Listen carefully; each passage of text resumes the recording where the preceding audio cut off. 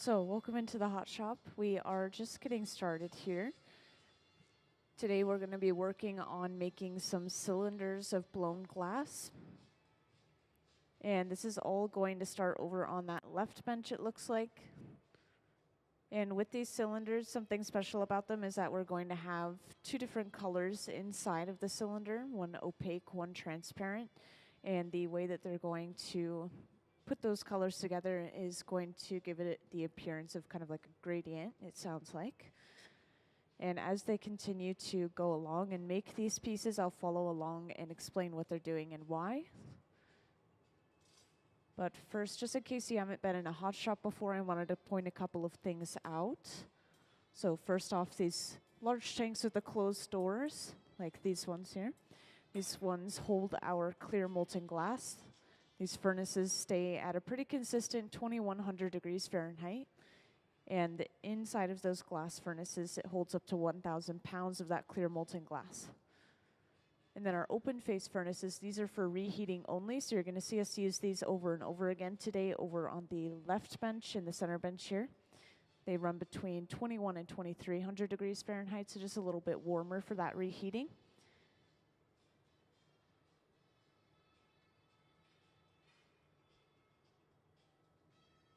And if you guys have any questions throughout the process, feel free to just grab my attention, such as raising your hand, and I'll come right over.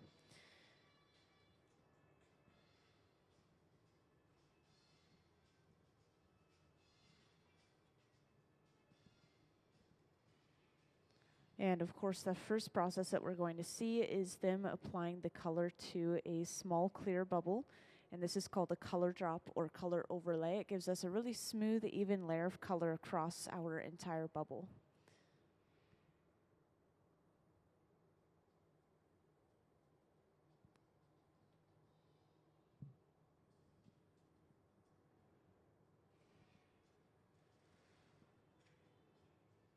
And it looks like we now have a view of that left bench up on the screen.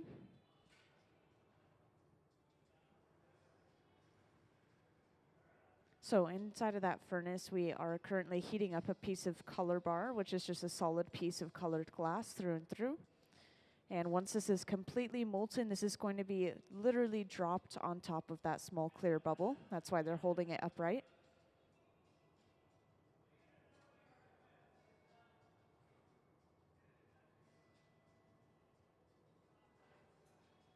And after dropping that color, this color will eventually be rolled back to completely cover up that clear bubble.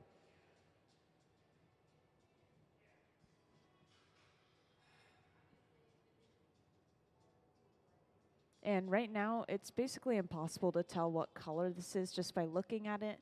Usually when they work with color, they set it up in a certain way so they know which piece of color they're grabbing. But for example, transparent colors such as blues and greens and purples, they are so rich that you can't even see through them. And so they all just look black. But as they thin out, we'll be able to see those true colors of the piece.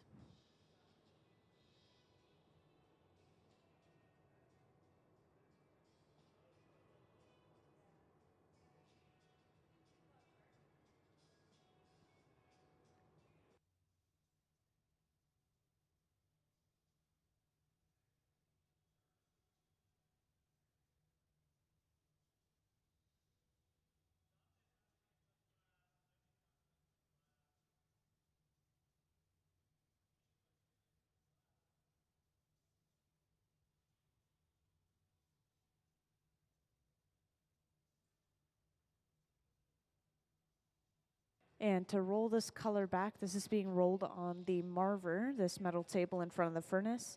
And we do have these throughout the hot shop, the largest one being at the center bench here for very large pieces of glass and very large bubbles.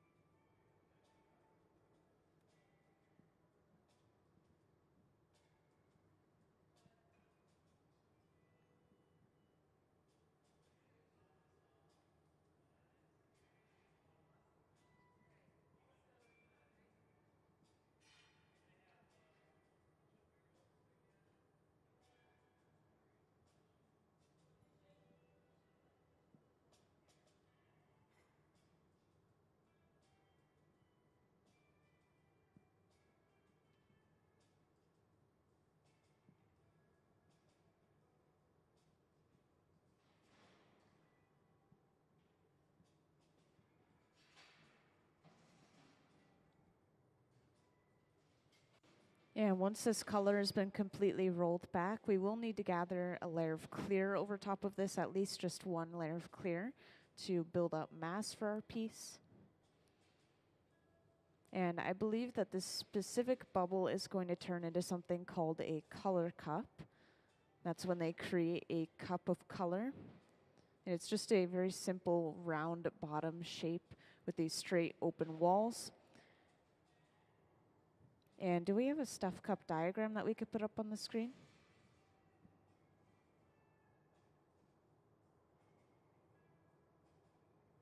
Thank you. So up on the screen, I just wanted to point out this diagram real quick.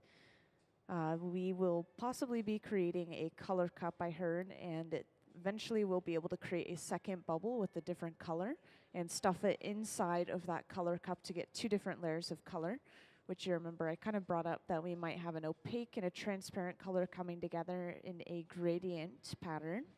And so this is how we would be getting those two layers of color together.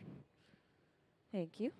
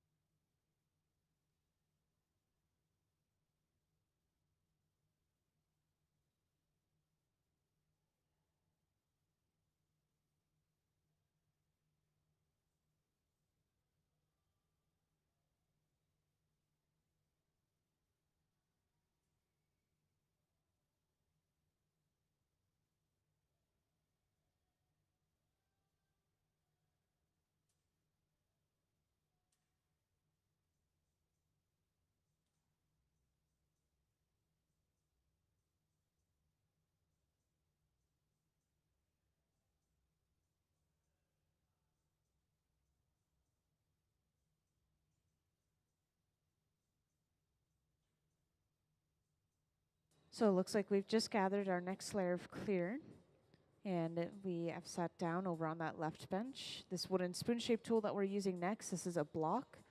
This will smooth and even out all of that fresh clear glass just to make sure that the bubble blows out evenly from inside.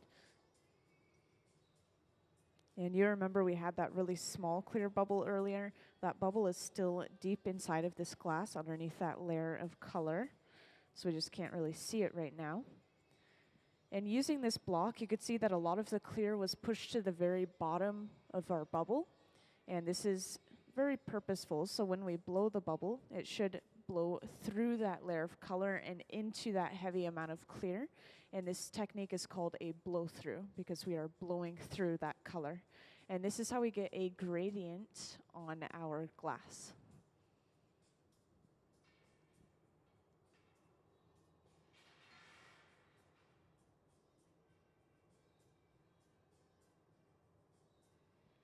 So while they were using the block, I think the pipe was being blown into at the same time, so the bubble has pushed through the color and almost all the way down to the bottom of the glass into that clear. And once this glass cools down a little bit more, you'll be able to see that gradient even better, but you can already see that gradient a little bit with a darker color being towards the pipe, and then the furthest area of the glass is actually going to be almost transparent.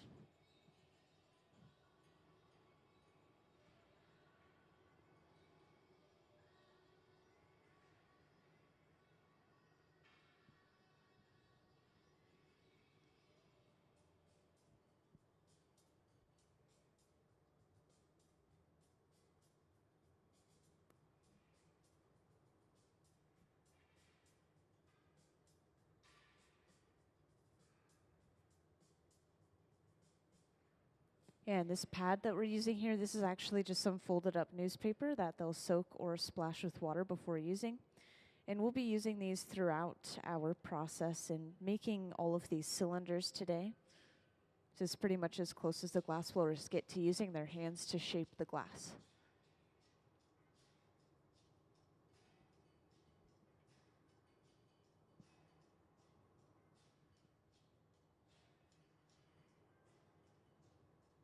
And once again, for those who just joined, today we're going to be working on some glass-blown cylinders, and we are starting over on that left bench. This glass bubble is specifically going to turn into something called a color cup. So we'll have a cup of colored glass with a round bottom, and eventually we'll create a second bubble of a different color and stuff it inside of this cup. And this will give us two different layers of color layered on top of each other. So these cylinders are pretty complicated. We're going to have those two layers of color. We're also going to have a gradient of color within those two layers. So it's going to appear as if it's fading from this opaque color to this really rich, transparent color.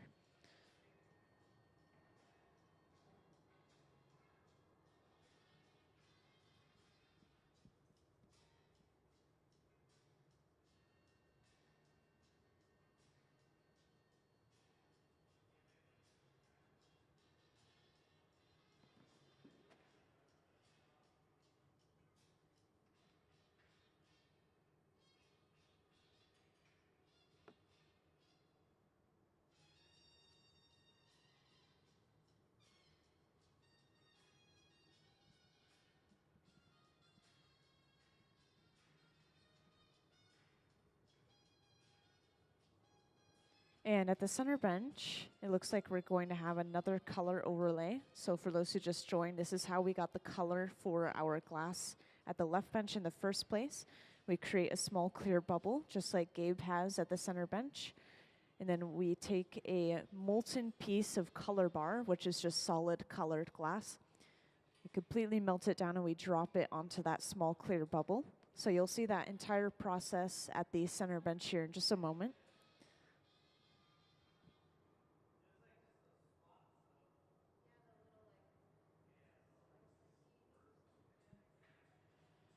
And I want to reiterate real quick that right now it's really hard to tell what color these pieces of glass are, because when the glass is hot, it's radiating light as well as heat just from how hot that glass is itself. And I like to kind of compare it to lava. So both of these pieces of glass are going to look orange just because it is radiating light. But as the glass cools down, we'll see that true color later on, probably when the glass is at around 1,000 degrees Fahrenheit.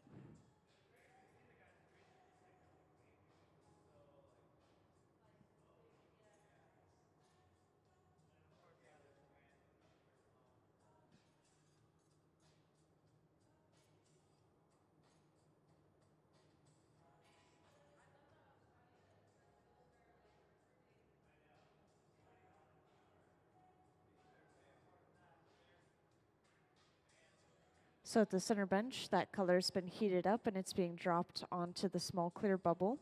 We also have a good view of this up on the screen. And as soon as we have the color on our clear bubble, this is eventually rolled back and pushed back to completely cover up that clear.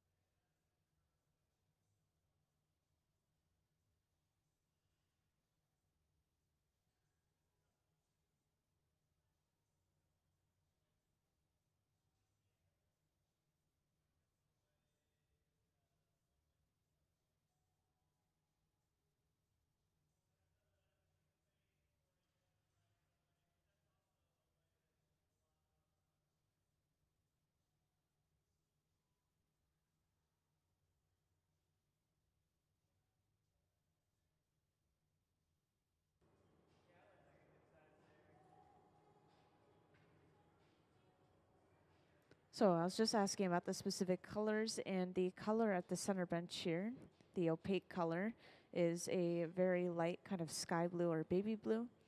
And then for our transparent color over on the left bench, it's a little bit harder to see, but it does look like it's ending up a sort of green or coppery blue color.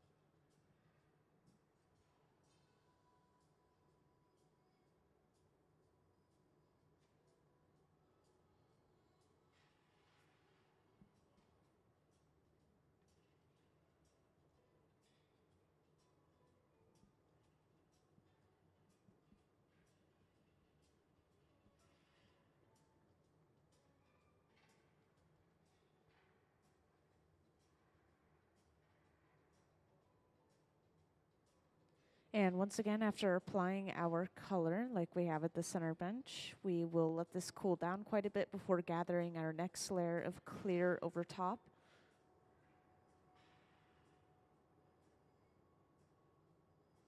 And over on that left bench, it looks like we've opened up the end of our bubble quite a bit. And we're going to open this up into completely straight walls using a pair of jacks, which are these two metal blades that you can kind of see in the background there.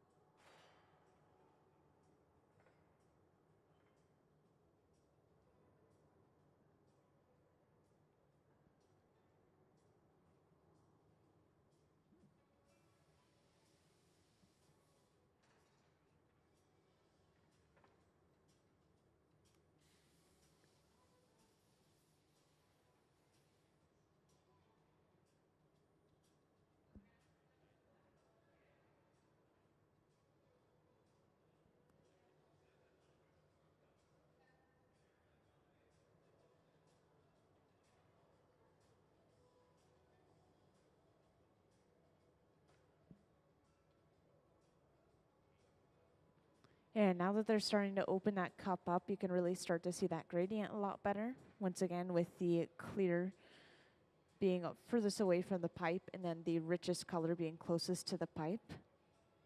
And I believe we'll have a gradient for this bubble at the center bench here as well. So right after gathering some clear, Gabe goes in with a block. And he's pushing most of that clear to the very bottom of the bubble. And once again, this is the same process that we used to get the color over on the left bench. And after pushing all this clear to the bottom, we will eventually blow that bubble out, and it should push through that layer of color and into that heavy amount of clear on the bottom.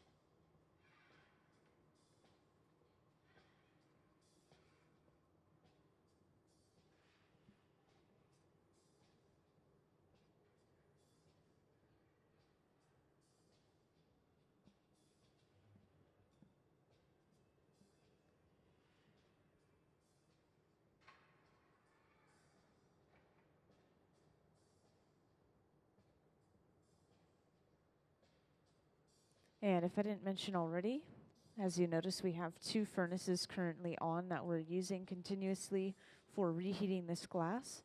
These two furnaces are pretty much the same temperature. There's not really a significant difference. We just have both of these on at the same time so we can work on two components for the same piece at the same time. So pretty much for convenience. And we can work at up to 3 benches at a time. If they really wanted to, they could probably work on a couple of small things at the same bench.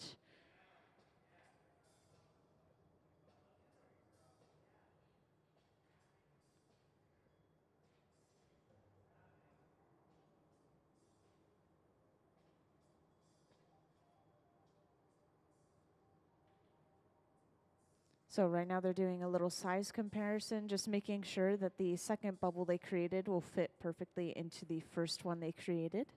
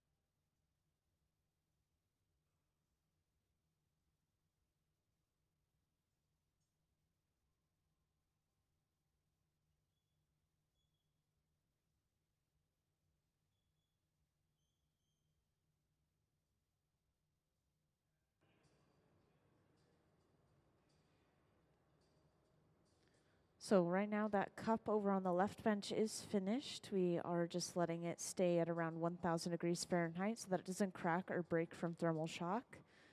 And we've just gathered one more layer of clear over top of that bubble that we created at the center bench. And this is just creating a fresh hot layer of glass on the very outside of that bubble so that it sticks to the inside of our cup really easily. And every now and then after gathering from our clear furnace, they will need to use a pipe cooler. So over at the right, Gabe is using a pipe cooler. This is just a trough of water that they set the pipe into. And it cools it down very rapidly so they can handle it closer to the glass again.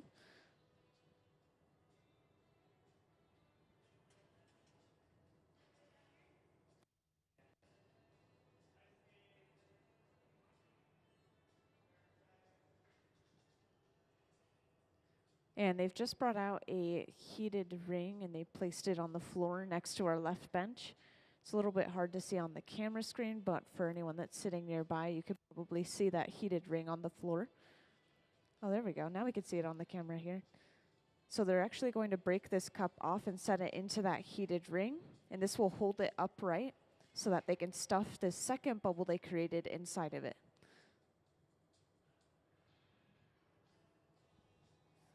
So now Gabe has just brought that bubble over.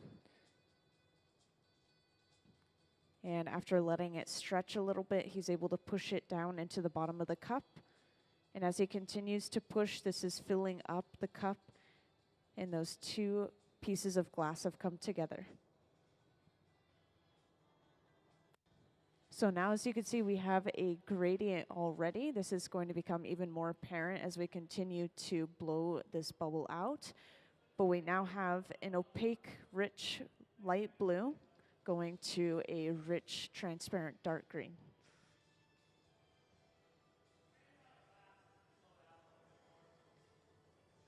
And once again, this is going to become a cylinder.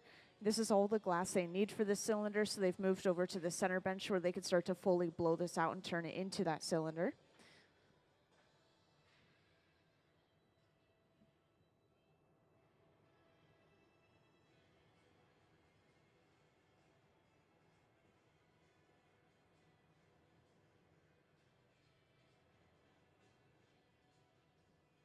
And to tie together all these cylinders that we'll be creating today, they will be following the same color scheme for each of them, but using different varieties of colors.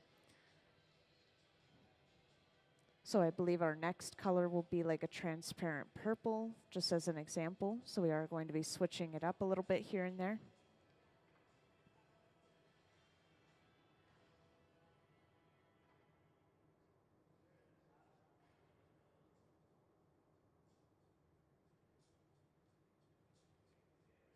And some of you may not have noticed this, but when they broke that cup off over at the left bench, there was a small hole in the bottom of the cup from where it was attached to the pipe. And so they were just closing off that little opening that was showing the second color underneath. So now we should have a pretty flush and smooth, rich, transparent green there.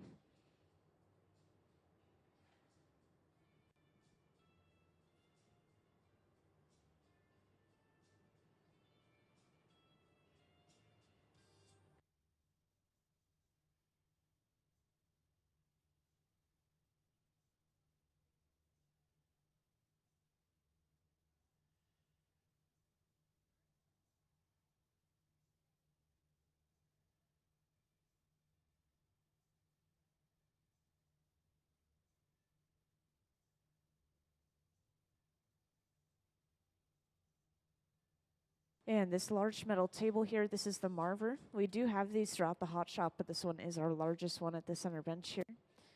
And they will use this to continue to shape the glass by rolling the glass on the Marver.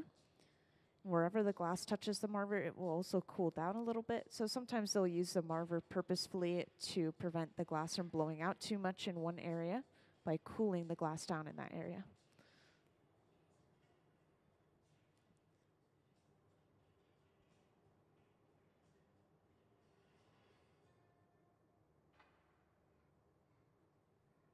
And for the few who recently joined at the center bench, we're working on making a cylinder of blown glass. And we have just started blowing this piece out.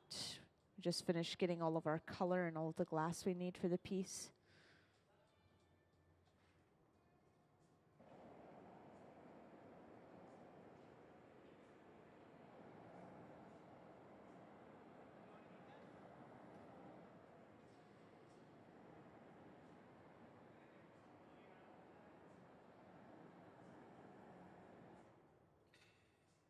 Now, this torch that we just used is actually running around the same temperature as the furnaces, between 21 and 2300 degrees Fahrenheit. But this furnace we can use, this torch we can use to heat up small sections of glass at a time, as you just saw. So we could focus some extra heat to one area, or we can balance heat out if one area is a little bit too cold.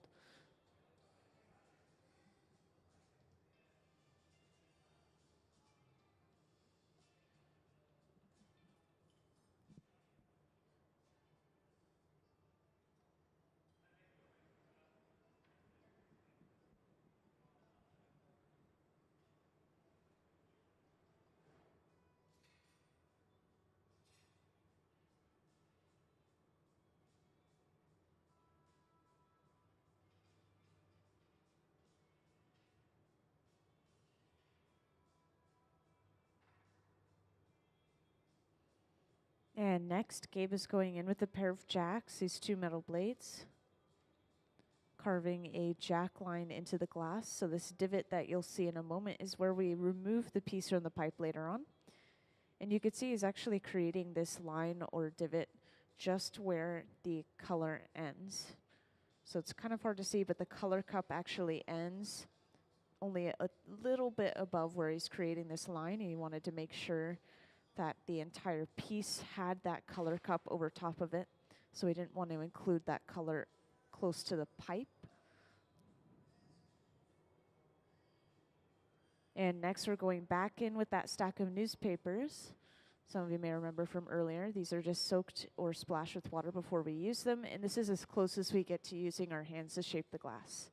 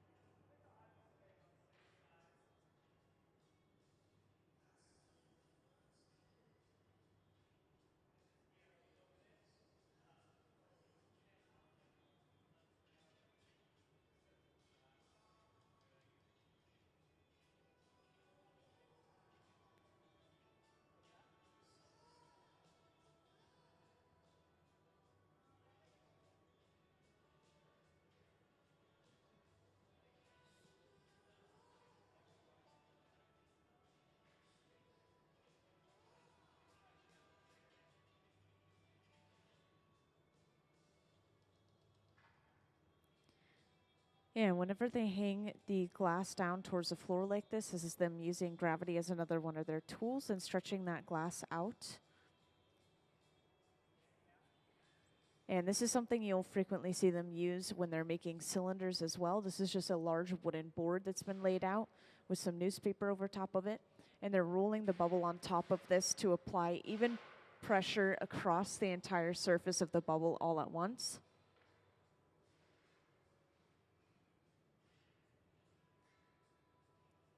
So this should give them perfectly and even straight walls for their cylinder.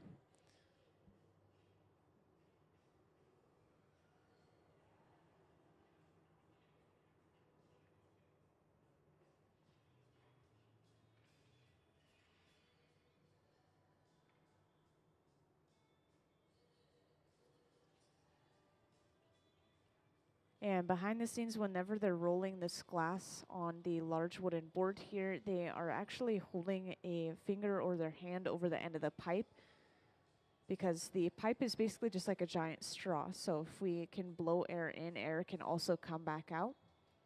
And we are applying pressure to the glass bubble right now, so the air could escape if we're not maintaining that pressure inside of the glass.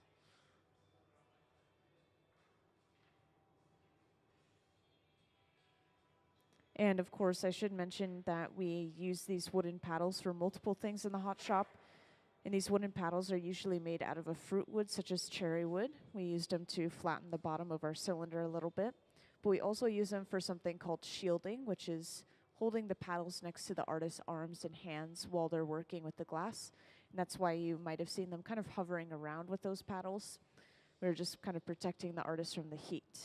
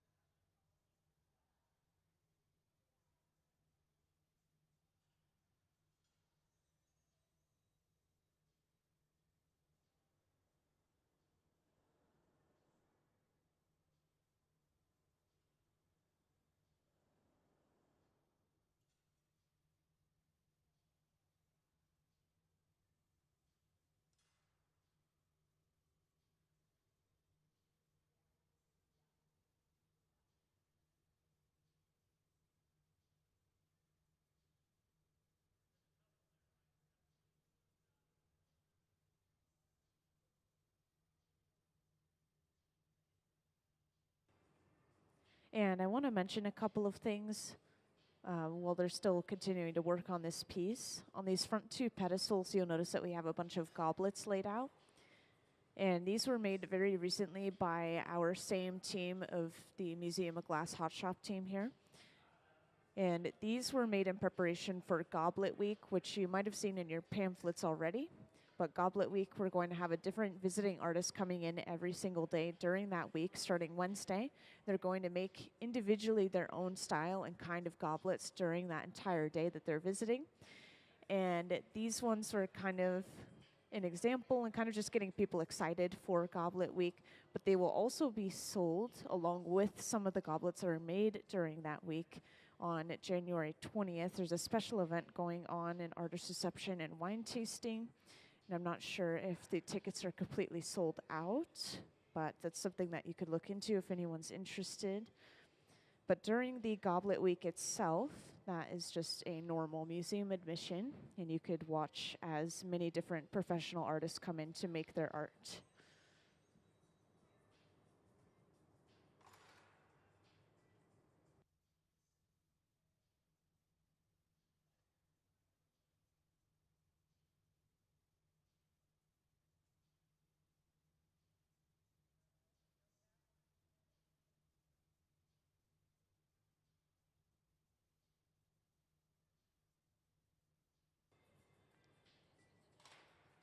So they've just flattened the bottom of this cylinder fully out by using a wooden paddle and also the jacks on the side of the piece. Once again, those two metal blades.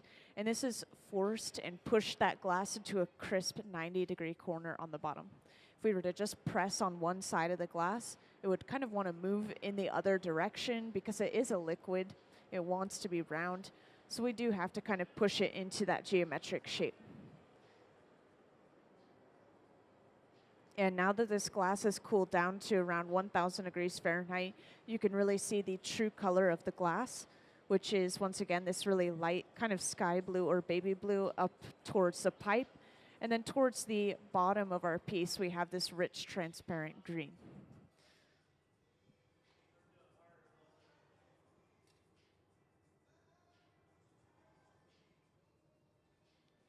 And now that the bottom half of our piece is complete, they're just keeping the entire piece warm overall as the punty is prepared. And the punty is just a second pipe with a little clear attachment on the end that will attach to the bottom of our cylinder here. And then we'll be able to break the cylinder away from the pipe that it's attached to right now. And this will basically flip the orientation of the piece. It'll give us access to the other side. We can open that cylinder up. And I know these torches are loud, so if I didn't mention already, I just wanted to point out the closed captioning on the screen. It's really helpful if you can't hear me in the hot shop.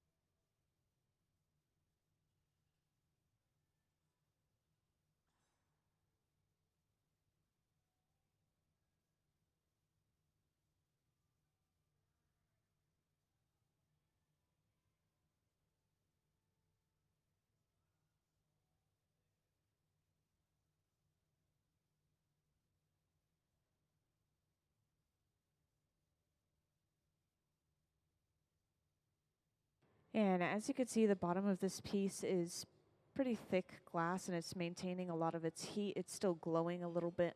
And this is why they were letting it cool down so much. And this is why they're torching the other side of the piece. We want to make sure the entire piece is remaining at around 1,000 degrees Fahrenheit. But we are trying to let that thick glass cool down to that around that same temperature at least. And it looks like the punty is finished, so this has just been brought over and placed onto the center of the bottom of our cylinder. And to break this cylinder away from its original pipe, usually they'll apply a little bit of water to the jack line, which is that divot near our first pipe.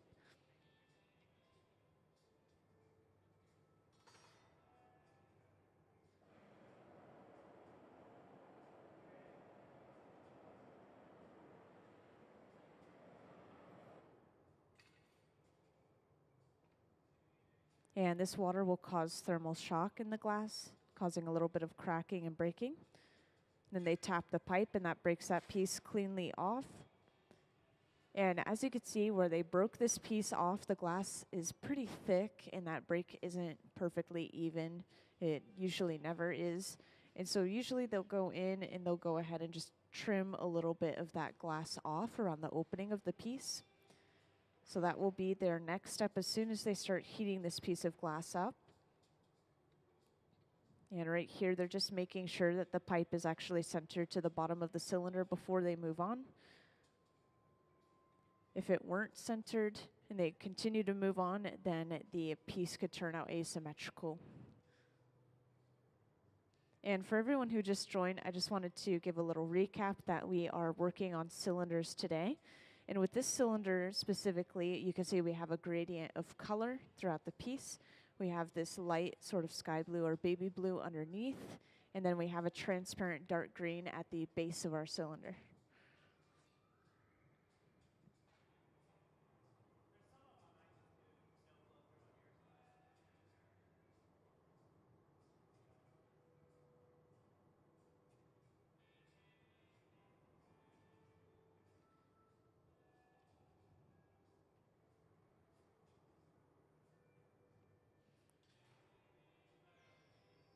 And for those who just joined, the furnace that we're using at the center bench here is one of our reheating furnaces. We have two on today, one at the left and one at the center bench. And they run between 21 and 2300 degrees Fahrenheit. And the glass is completely molten at 2100 degrees Fahrenheit. So whenever we're going into this furnace, it's making the glass a little bit more malleable. And we're trying to go for more of like a taffy or a putty texture. We don't really need it to be completely molten. Otherwise, we could lose the shape that we have. We could lose control over the piece.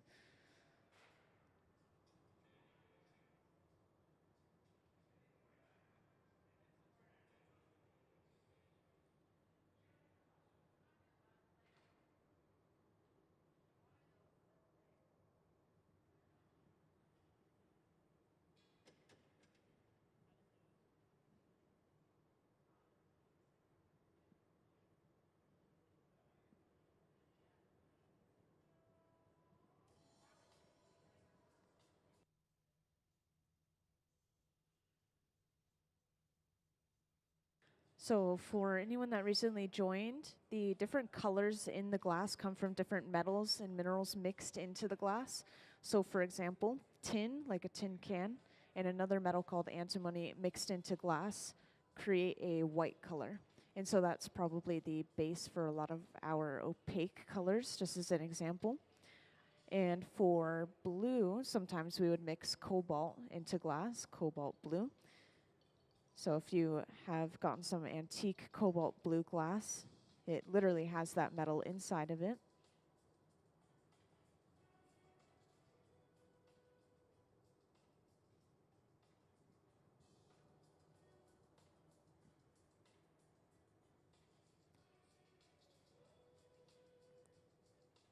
Now, this little thing that they're doing here is kind of hard to describe, but they've just taken the opening of this piece, they kind of cinched down, but not all the way, so they could still blow some air into the opening of the piece. And they've almost used it as a handle, and they were able to pull away from the pipe, and this has stretched that glass out. They're trying to thin the walls out a little bit, and them blowing into the piece again was able to help thin those walls out as well. And all of this glass is just going to be broken off here at the end. And this is one of our few scrap pieces of glass. There's usually very little waste when it comes to blowing glass in the hot shop.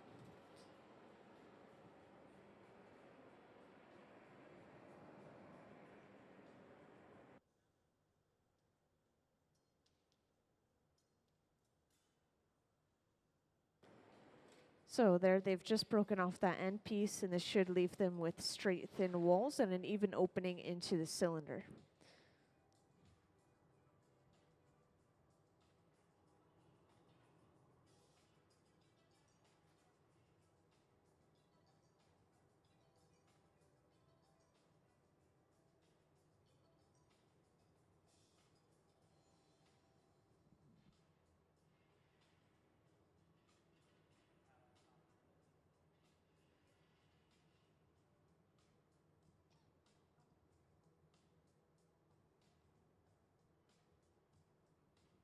And after heating this glass up one more time, they start to go in and open this up using a pair of jacks, those two metal blades once again.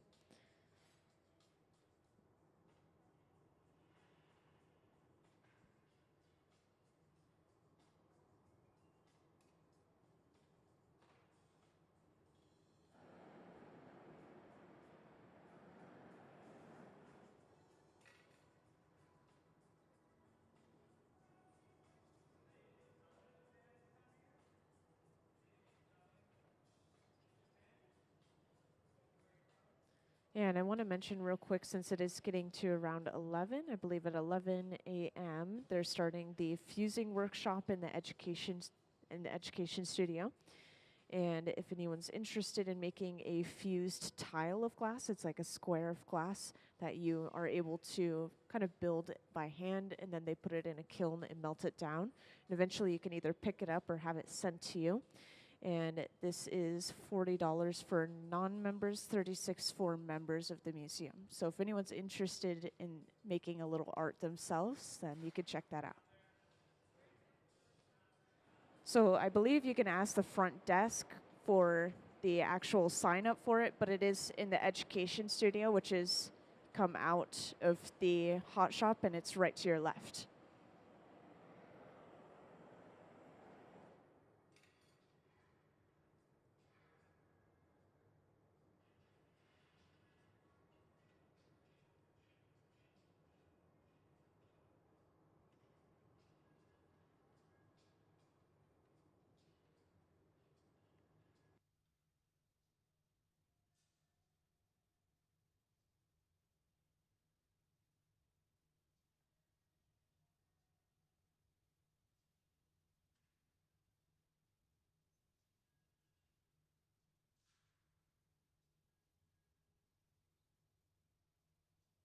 And once again, to make sure that this cylinder has completely straight walls, they're rolling this on our large wooden board again. And when they're rolling this, it's important to note that they're spinning the pipe really fast. And this is, I believe, to cause centrifugal force, the outward pulling force from that spinning. And it should be pushing it into that board and making sure that the walls don't fold in or collapse on themselves from that pressure.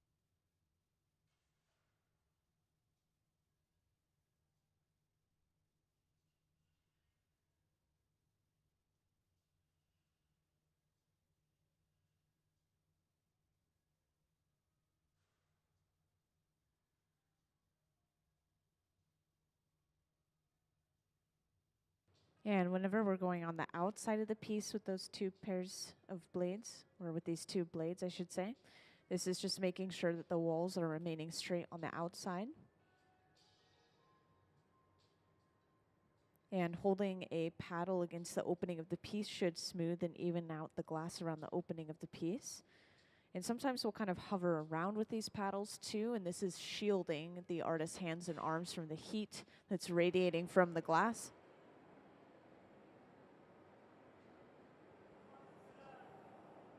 And just like earlier, we've started to torch the back end of our piece where the glass is connected to the pipe.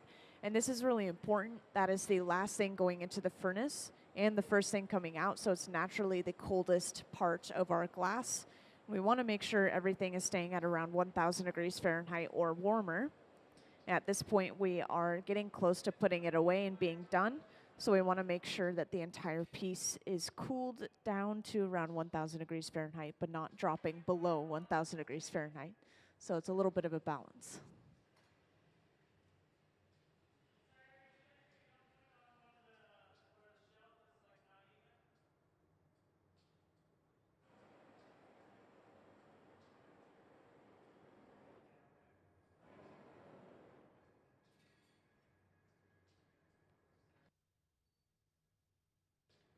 And to break this piece off, just like earlier, we apply a little bit of water to the end of our pipe, causing some shocking and cracking in that connection. And then we just tap the pipe, and this will be broken off into these Kevlar gloves. Looks like they'll also torch the bottom to get rid of leftover sharp ends that remain. And after torching the bottom, this piece should be ready to be put away inside of the annealer, the large black box over on the right wall. This will slowly cool this piece of glass down at least overnight so it doesn't break from thermal shock. And let's give them a round of applause for their first piece of the day. Thank you. And for anyone that missed the beginning of our process, we will get started on our next cylinder very shortly here, probably over on that left bench, starting with our color application process. And just a reminder, if anyone has any questions, feel free to raise your hand and let me know. I'll come right over to answer your question.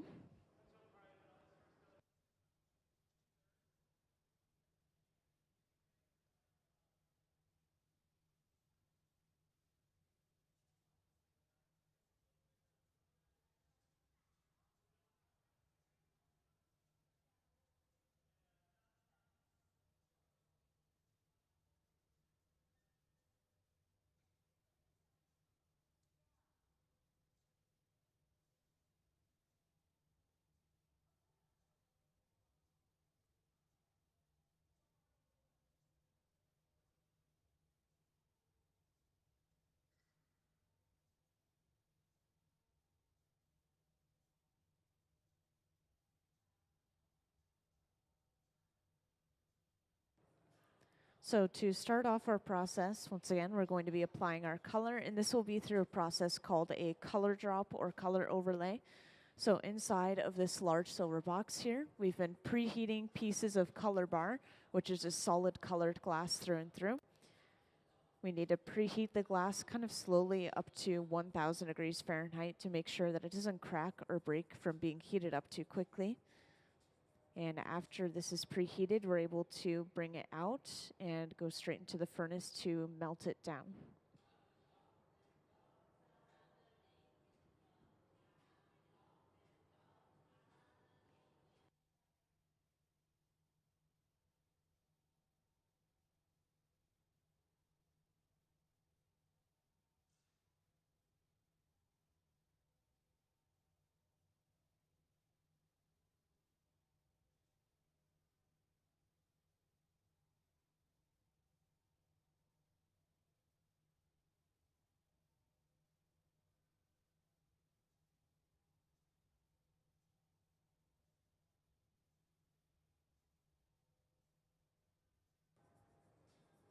So just there, you got a little glimpse of that piece of color bar just before it was melted down.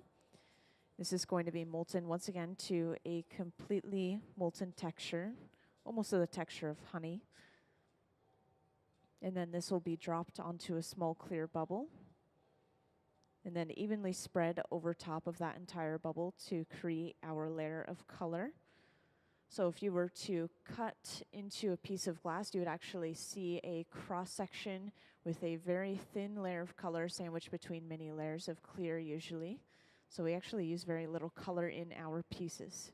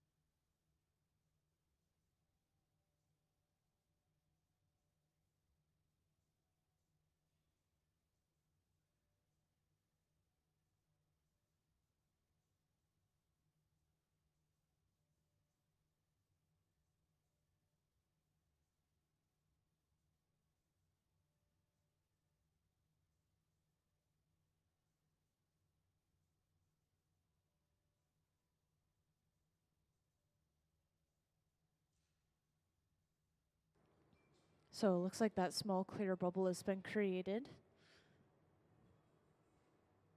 And this will be held upright as they drop that molten color on top.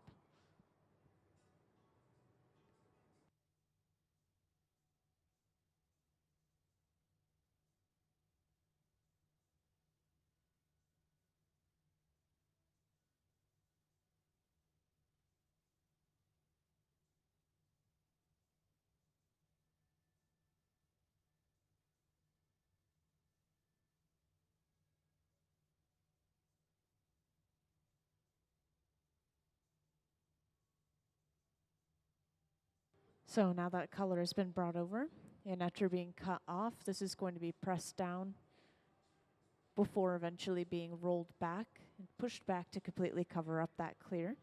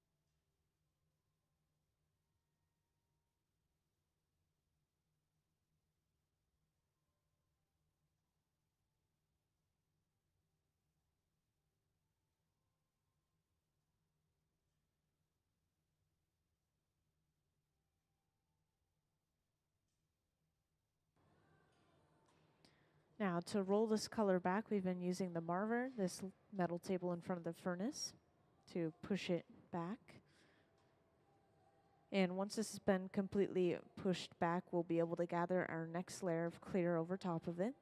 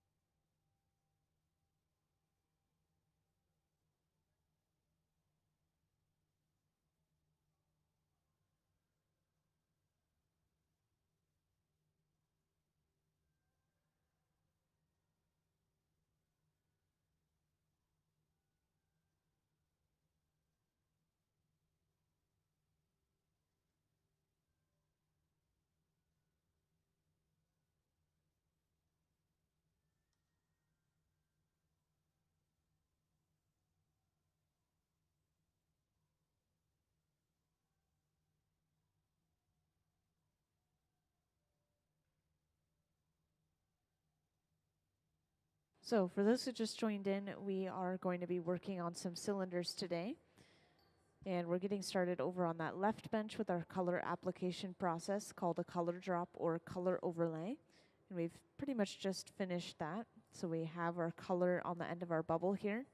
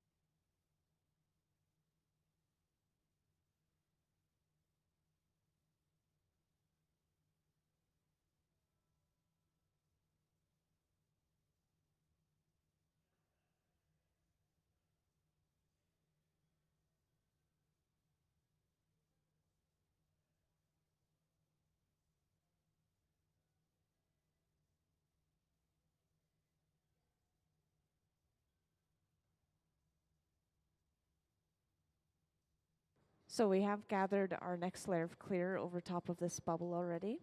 And then they blew the bubble inside of all of this glass. And this is pushed through the bottom of our color that you saw earlier and into that clear that we gathered.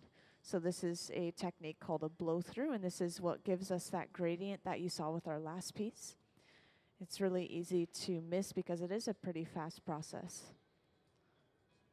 And next, this pad that we're using, this is just some folded up newspaper that we soak or splash with water before using. And that is as close as I've seen these artists get to using their hands to shape the glasses with this stack of newspaper. And at the center bench, they're actually going to be starting a second bubble, I believe. And this is going to be an opaque color versus the transparent that we have over on the left bench. And these two colors will eventually be layered together to give us a gradient of two different colors kind of coming together. So we'll have that opaque fading into a dark transparent color. And could I actually have the stuff cup diagram, please? Thank you. So up on the screen, this is something you'll see eventually in person in the hot shop. So they will take the color that they have over on the left bench, they're turning that into a color cup, which is this cup you see on the screen. And then at the center bench, they're creating a second bubble of a different color, and this will be physically stuffed inside of that first cup that we created to give us those two layers of color on top of each other. Thank you.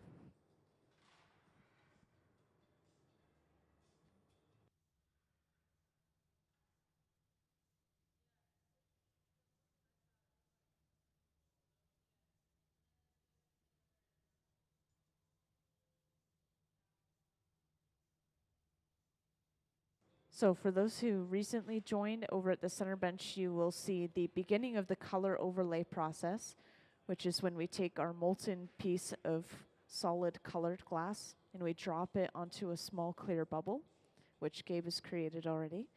And this will be rolled back and kind of smoothed out to create an even layer of color across that entire bubble.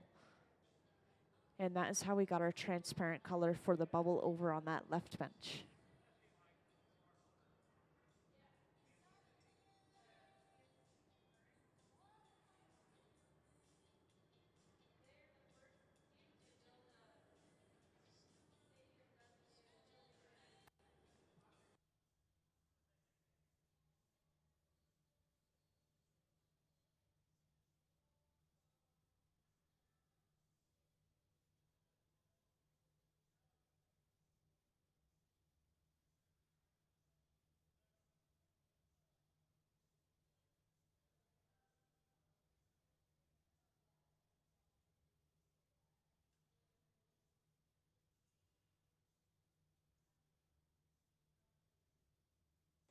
Yes, so over on that left bench, the transparent color that they've turned into a bubble, this is actually a transparent purple color. And at the center bench, I believe that this is also a light baby blue or sky blue, kind of like our last piece. And so we'll have that light blue underneath that rich transparent purple. And it looks like they've just finished heating that color up at the center bench. They're now dropping it onto that small clear bubble. And just as I mentioned, this is going to be slowly rolled back to completely cover up that clear bubble. And up on the screen or over on that left bench, they're continuing to work with our larger bubble of glass. They're actually going to open the end of this bubble up and open it up into a cup from there.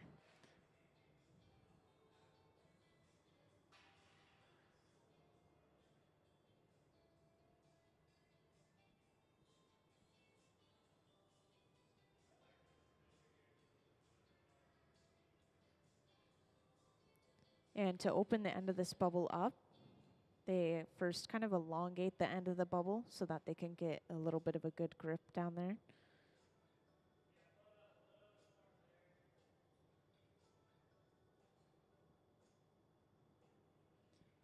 And when they're pulling the end of this bubble out, it's also kind of thinning that glass out, so it'll be a lot easier to break open the end of the bubble from there.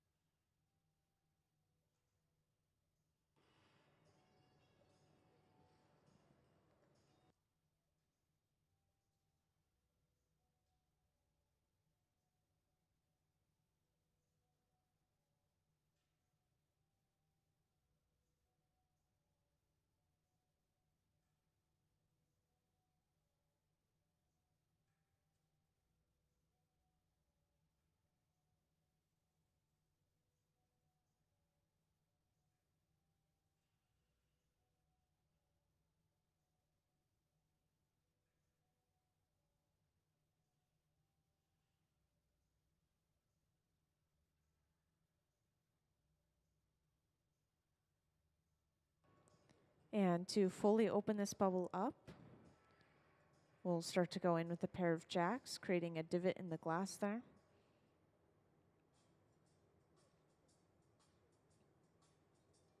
And when this divot is created, it's important that they don't cinch all the way down. They still want the air to be able to pass through into these two different bubbles that they've created.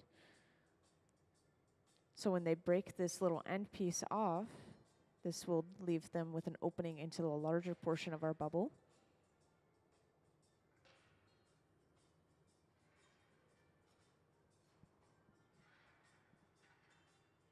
And now that they've opened this up, they'll be able to start going in and flaring this open to give them those straight, even walls that you saw with our stuff cup diagram.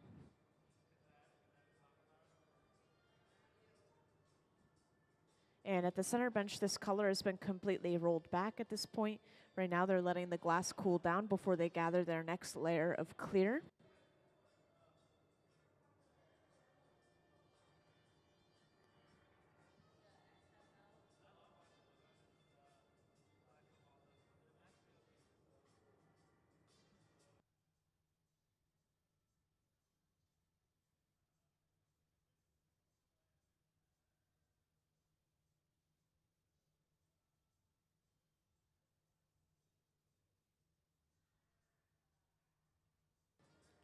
And after heating this up, once again, they're going in with that pair of jacks and opening this up into the straight-walled cup. And I'll point out our glass furnace again, this large tank with the closed door. This holds up to 1,000 pounds of clear molten glass, and it stays at a very consistent 2,100 degrees Fahrenheit. And this furnace actually runs 24/7 to keep the glass warm consistently, and it's always ready for us to use.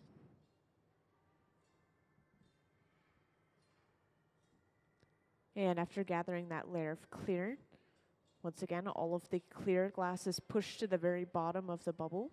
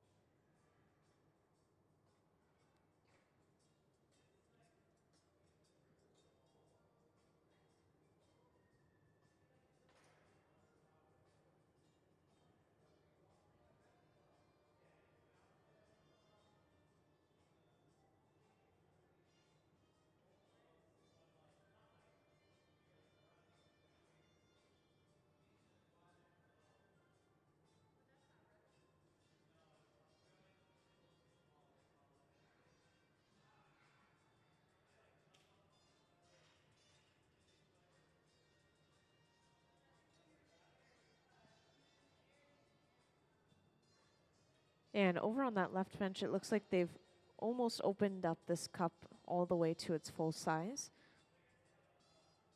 And once again, this bubble that they're creating at the center bench is going to be stuffed inside of that cup over on the left bench.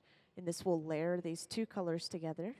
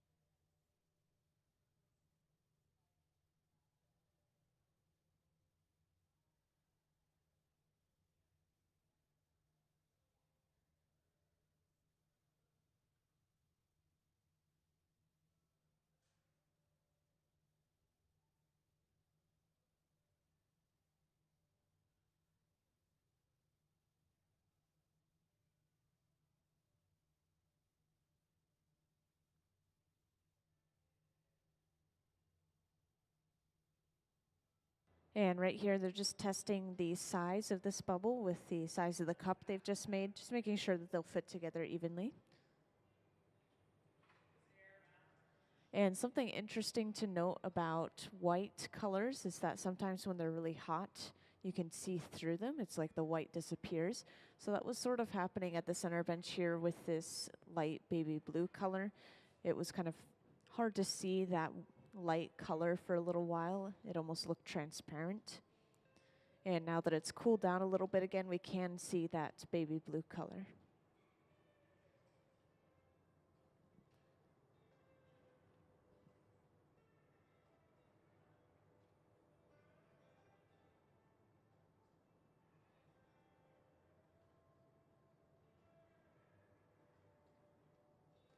And once again, before gathering any of our next layers of clear, we always let that previous layer cool down.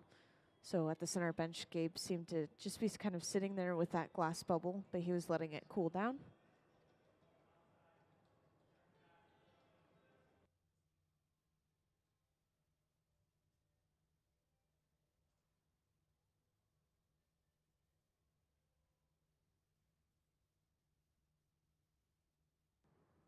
And Gabe has just gathered that next layer of clear, and he's hanging the glass bubble down inside of this large bucket. And this is called a strip gather. We're just getting a partial layer of that clear, and this is kind of superheating the surface of that bubble.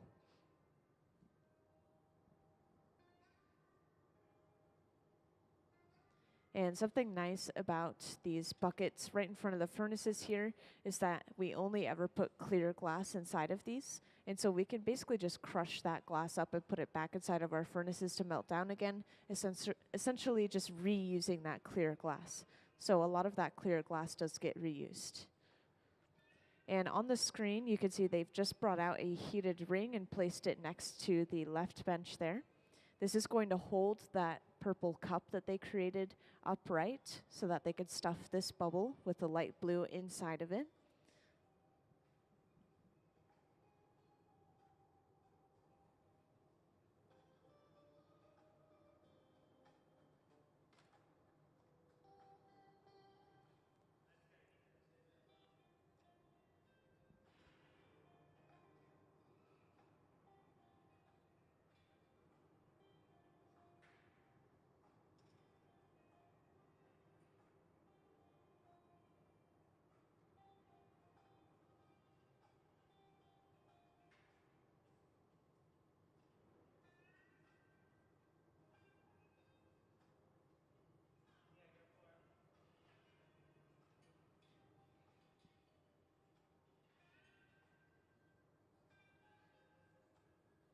And to break this cup off, looks like they're going to cut it with a large pair of shears, which is causing a little bit of shock.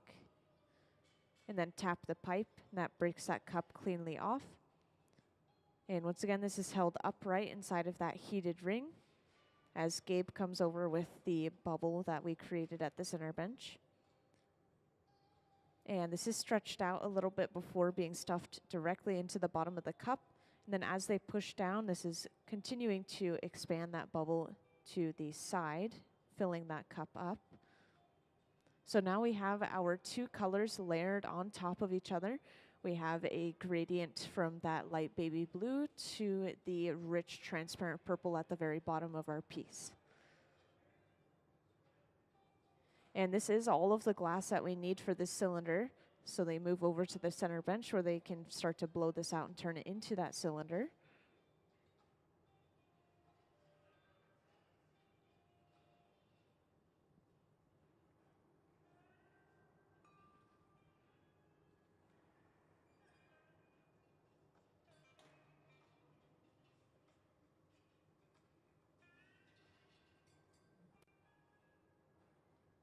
Now, as you saw, there was a little bit of an overhang with that cup over the bubble.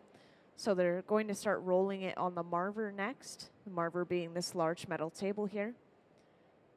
And the goal is to push that cup all the way down so that the glass is smooth and flush.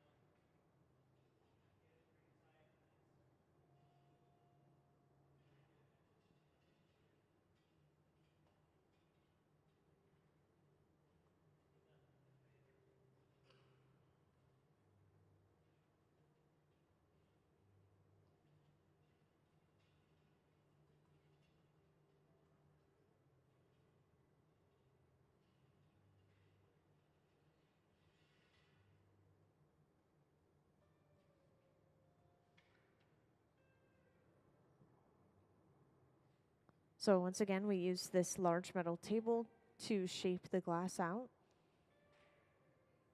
And of course, this table has a much higher melting point than the glass. Sometimes people ask why the glass doesn't stick to the table. This is because the table is pretty cold at this point. And so the two materials are not really going to want to stick together. To even get the glass to stick to the pipe in the first place, we have to heat the pipe up.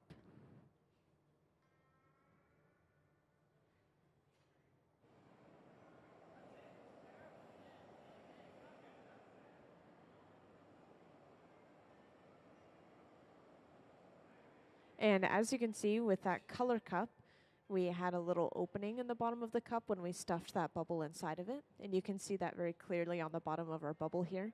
So they are going to get rid of that little clear window by just kind of cutting a little bit of excess glass off.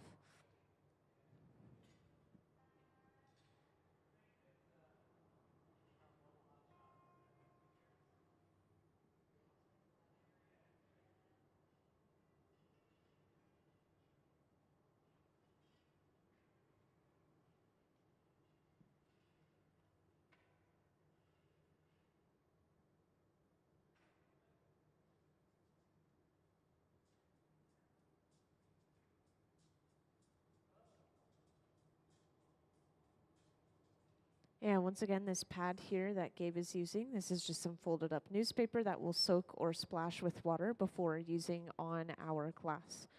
And at the same time, while he's working with the glass, usually you'll see somebody kind of hovering around with paddles. This is called shielding. It's protecting the artist's hands and arms from the heat of the glass that's radiating from the glass itself.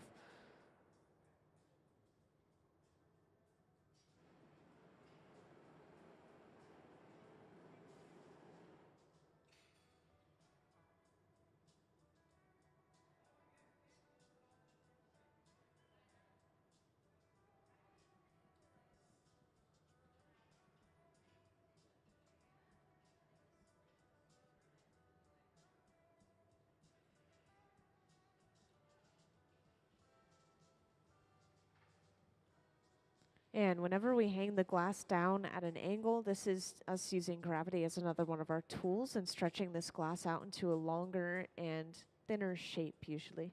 So this is going to give us a taller cylinder by doing this.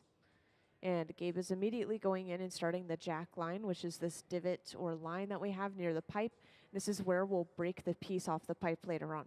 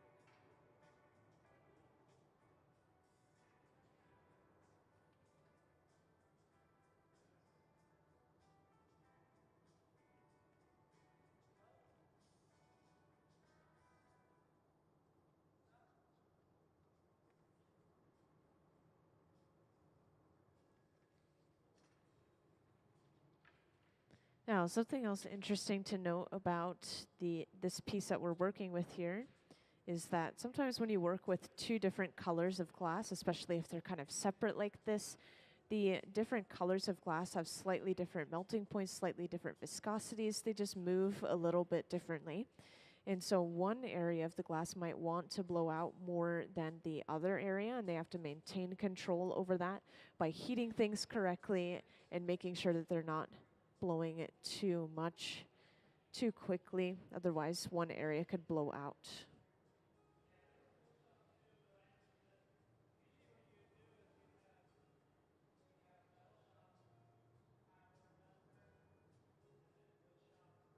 And next we've gone over to this large wooden board, and this is how we're getting the perfectly straight walls for our cylinder. This board is going to apply an even pressure across the entire wall of our glass all at the same time, and this is straightening this bubble out. And once again, just giving us these perfectly straight walls. At the same time, we are also pushing the bottom of the bubble against a wooden paddle to slightly flatten the bottom of our piece.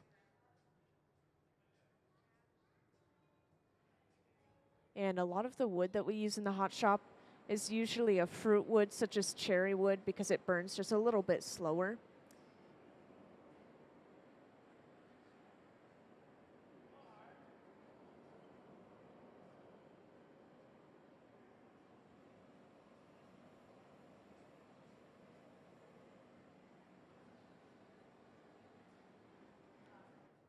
And this torch we'll be using on and off throughout the process of making all of our cylinders. It runs around the same temperature as the furnaces themselves, between 21 and 2300 degrees Fahrenheit.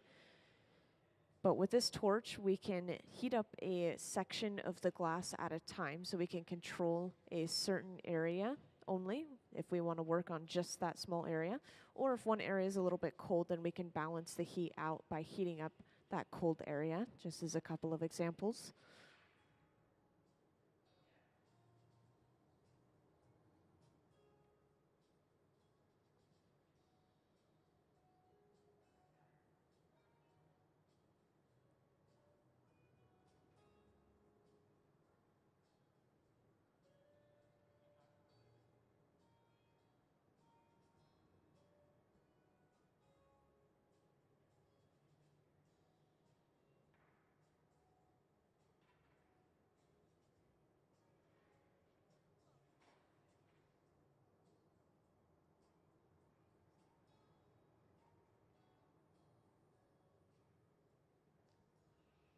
So once again, for anyone that's recently joined, at the center bench, we're working on making our cylinders. And today we have a common theme for each of these cylinders, which is going to be this gradient of color that you see. But for each of the cylinders, I think we'll be changing the colors up just to get a little variety.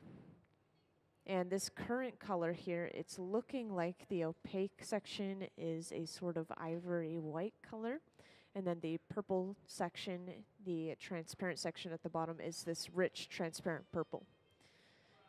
And right now it may look as if it's a red or an orange, but as the glass cools down, you'll be able to see that true color. It's just glowing orange from how hot the glass is, so it's radiating light and heat at the same time.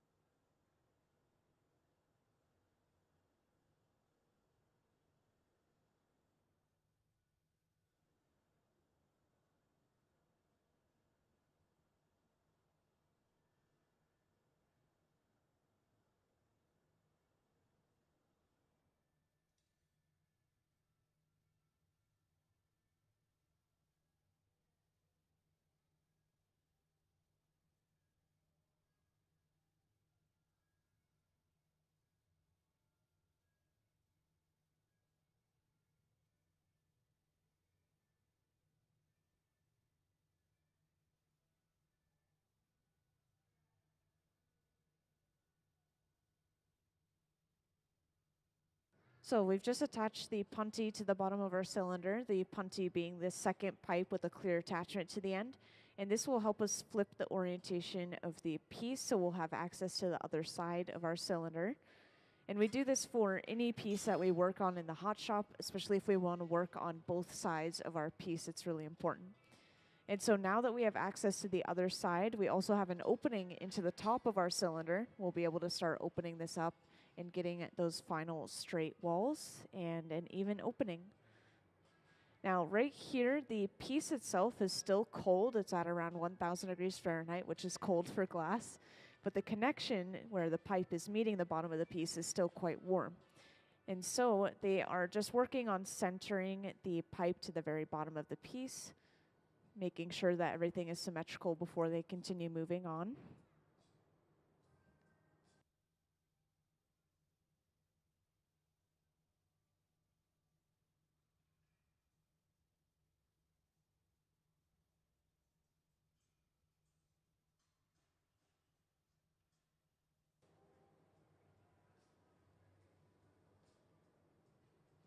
And I just wanted to double check, since there are a couple of new people in the audience here and there, that everyone knew that if you have any questions, feel free to grab my attention and I'll come right over. And I also want to share, since there are a couple of new people, that the temperature of the furnace that we're using here is probably between 21 and 2300 degrees Fahrenheit, like many of our furnaces in here. And there is no glass physically inside of this furnace. We only use it for reheating. So anytime we're going back into this furnace, we are making the glass more malleable, kind of like the texture of putty or taffy. We don't want it to be completely molten, otherwise we can kind of lose control of the piece or lose the shape that we already have.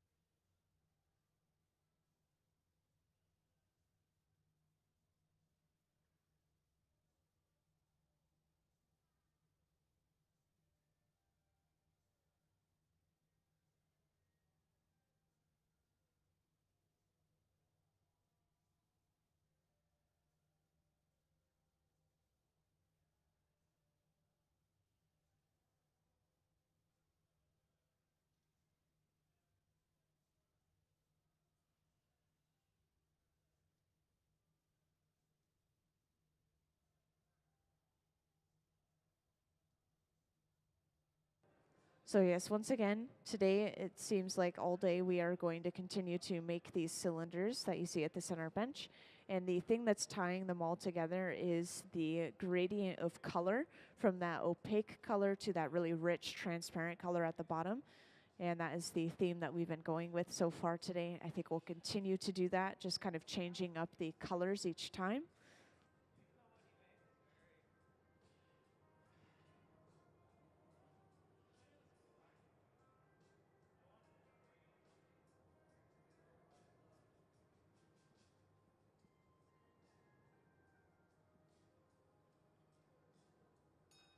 And next, after heating the opening of this piece up, Gabe has gone in with a pair of jacks.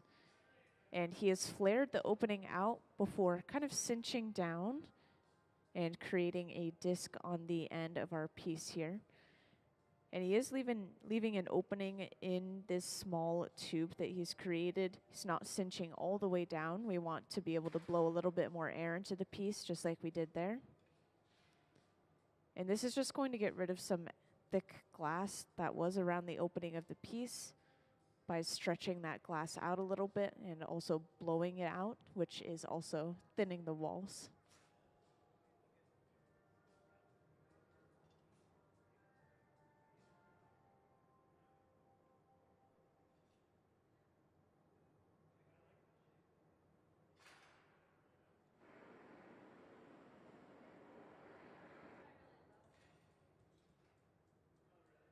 And this little bit of glass on the end was just used as a handle, so there's not really much use for it anymore and it's knocked off. And I like to mention that is the only waste that comes from making this item specifically, is just this little bit of color. We can't really reuse the colored glass in our hot shop because it is sandwiched between many layers of clear as well, so it's been diluted. And on top of that, we can't throw it into our clear glass furnace because that could start to muddy up with all the different colors going in. But we do reuse our clear glass, which some of you guys saw earlier. So any clear glass that we have left over, it usually goes into this bucket next to the furnace with the closed door. And then we'll be able to break that apart and dump it back into the furnace to melt down again.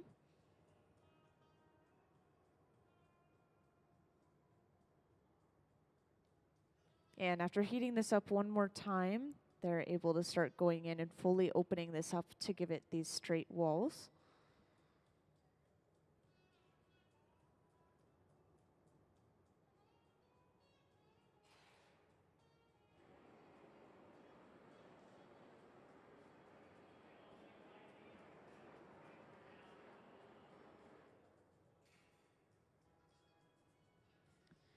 And I'm sure some of you guys have been curious about the pieces that we have on display, so I just want to mention real quick that these were made in preparation for Goblet Week, which you could see inside of your museum pamphlets that have been handed out to you. And during this Goblet Week, we'll have a different visiting artist coming in every single day. They'll be able to make their own versions of their goblets, and then eventually all of these goblets, or some of them, will be sold during a very special event on Saturday, January 20th, where they'll raffle some of them off, they'll sell some of them, there will be a wine tasting. It's a pretty large event. But the most important thing is the Goblet Week itself and just watching the artists create their own art. They'll have some of their work on display, I believe. So if anyone's interested in seeing some visiting artists coming up, there will be a new one every week, once again, starting Wednesday. Sorry, new one every day, starting Wednesday.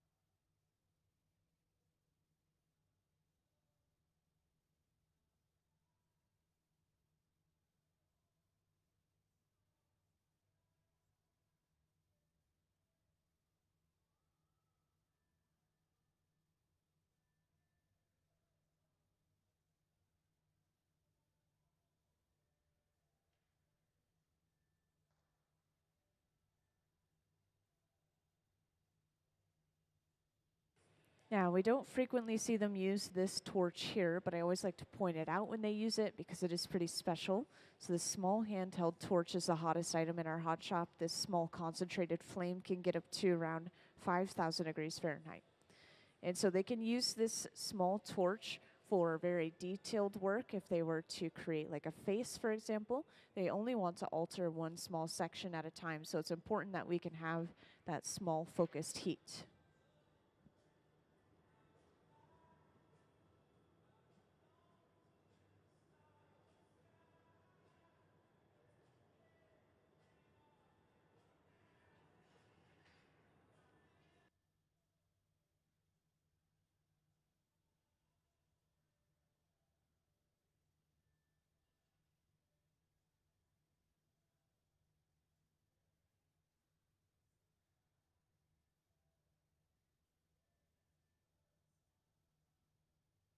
And after heating that lip up, they're holding a paddle just to the opening of the piece.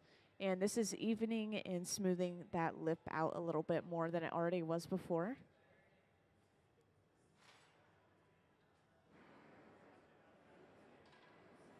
And once again, just to make sure that all of our glass is staying at around 1,000 degrees Fahrenheit, we always go back in with this large fluffy flame and we're heating up any areas of the glass that are cold. And you could tell that it's cold when you don't see any movement and you don't see any color. They have to make sure to not let it drop below that temperature, otherwise we risk thermal shock.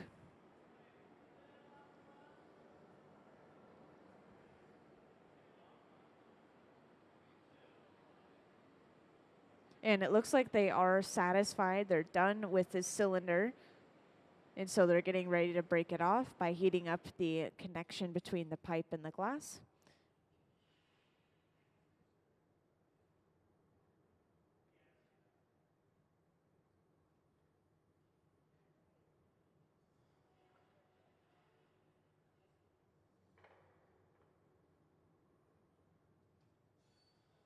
And just like earlier, to break this piece off, we apply a little bit of water to the end of our pipe, causing some purposeful shocking and cracking in the glass. And then all we have to do is tap the pipe, and that should break this off cleanly into these Kevlar gloves, allowing the artist to hold on to the piece as the bottom is torched. This will get rid of any leftover sharp ends that remain. And then finally, to put this piece away, this is being put inside of the annealer, the large black box over on the right wall. And this will slowly cool this piece of glass down at least overnight so it doesn't break from thermal shock. This process is very important. And let's give them a round of applause for finishing their second cylinder of the day. Thank you. And once again, we are going to get started on the next cylinder very shortly here. We are going to continue to make these cylinders throughout the day. And I want to mention one more special event happening today. So if you guys are interested in making your own art, we do have a fusing workshop going on today in the education studio. Make a small tile of fused glass. So you physically handle the glass yourself and put it together. Then they melt it down and you're able to pick it up at a later date. It's $40 for non-members, $36 for members of the museum. And that should be going on right at this moment, really. If anyone's interested, you can ask the front desk for more details. And if anyone wants to see the beginning of the next cylinder, that's going to start over on the left bench, which you should be able to see up on the screen. So if you're already seated down, no worries. This will start with our color application process.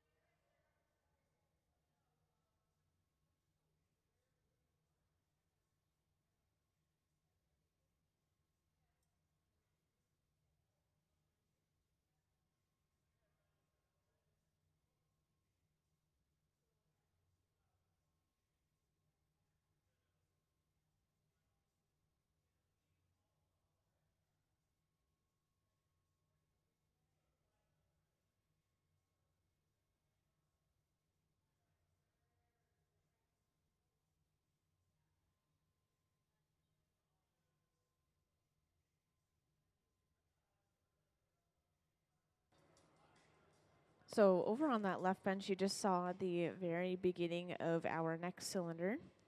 And that coloring process that they just went through is called a color overlay. They just melted down a piece of solid glass color, and they dropped it onto a small clear bubble. And this is being rolled back to completely cover up that clear bubble using the marver, this metal table in front of the furnace.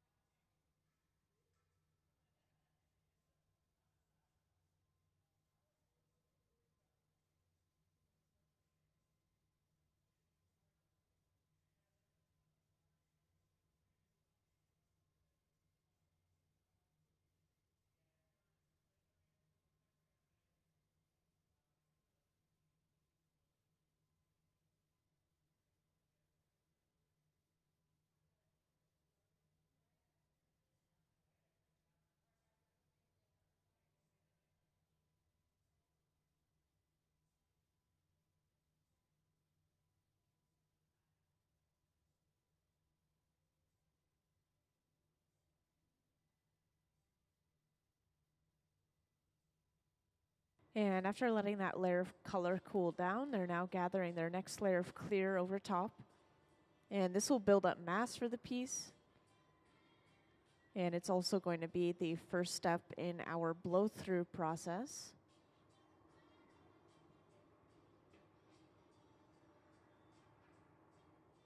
So right after gathering that clear, they pick up a block, this wooden spoon-shaped tool. They start pushing all of that clear to the very bottom. You can kind of see that layer of separation between the color and the clear inside of that glass.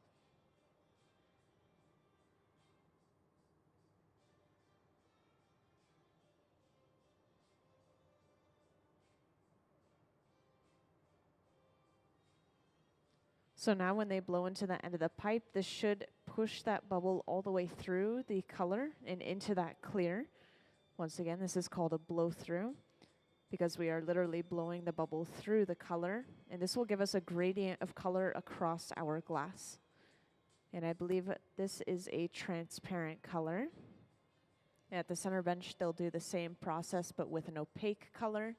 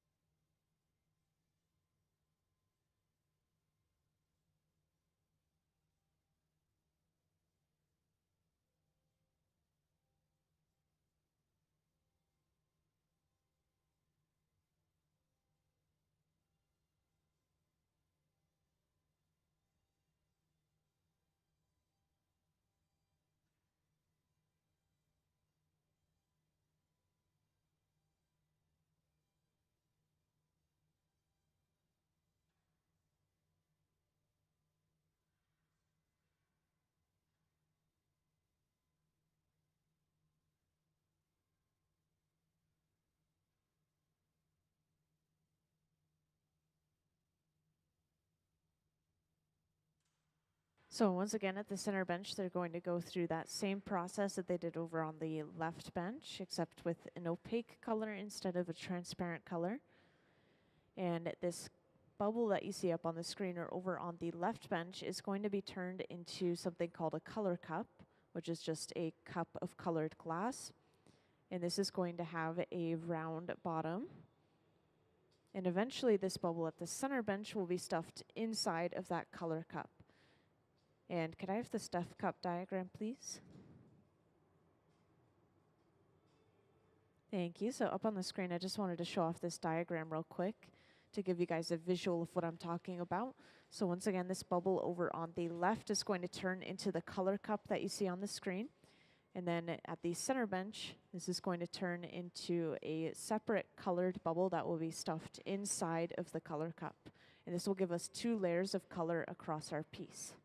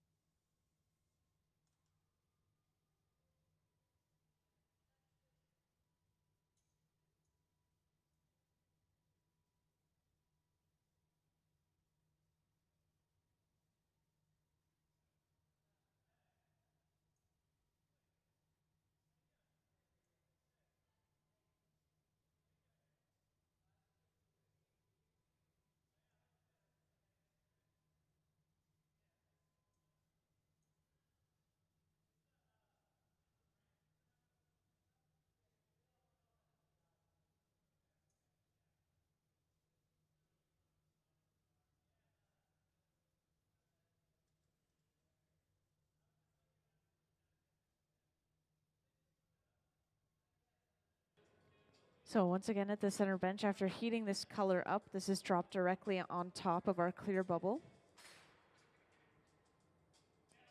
And this is going to be slowly rolled back until the color completely covers up that clear bubble. And for those who just joined, this is called a color overlay or a color drop, this little process that's happening at the center bench. And this is how we got the color for our bubble over on the left bench.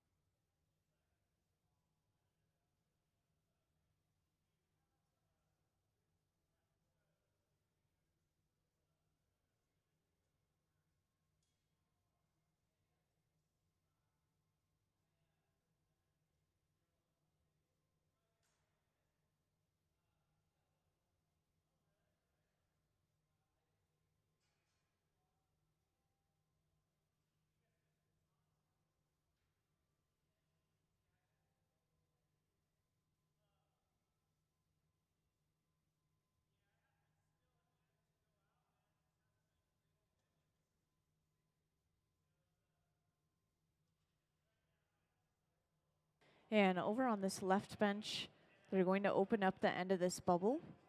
And the way that they're doing this is by creating almost a section of that same bubble on the very end. And once they've sectioned off a little section of the bubble, they can just break it off, and that will open up a little hole into the bottom of the bubble.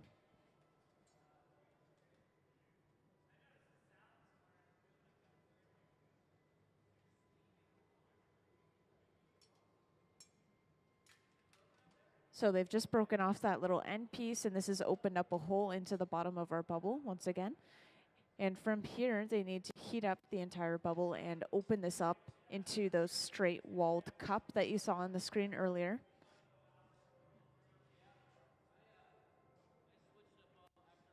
And at the center bench, Gabe is continuing to roll this color back using the marver, this large metal table. And once this color has been completely rolled back, we'll gather at least one more layer of clear over top of it.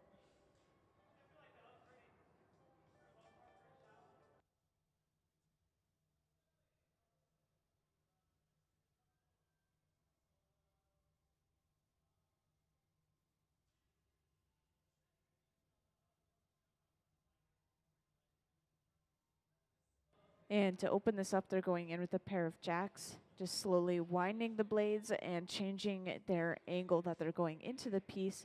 And this is slowly opening that bubble up.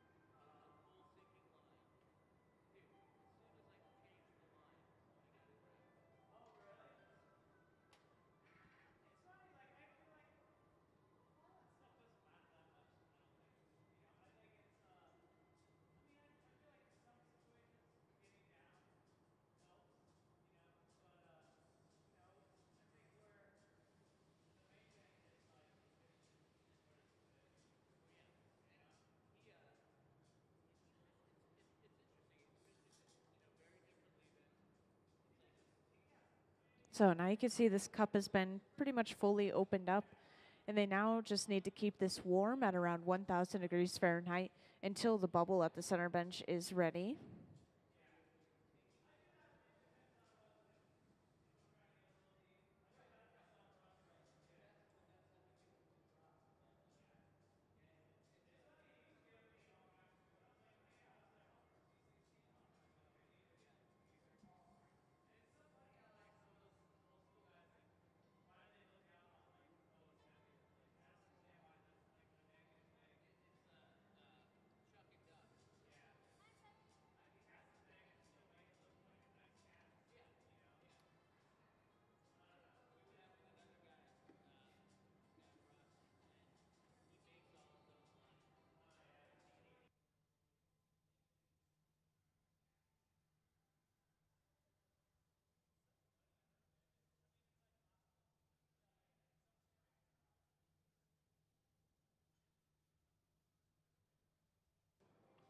And it looks like the color at the center bench has cooled down enough that Gabe is gathering that next layer of clear.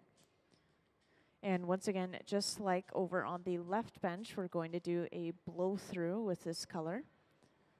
And to do that, Gabe will go ahead and take a block, this wooden spoon-shaped tool, and he's going to push all of this clear that he just gathered to the very bottom of the bubble. And you'll be able to see that clear layer of separation between the color and the clear that's all on the bottom.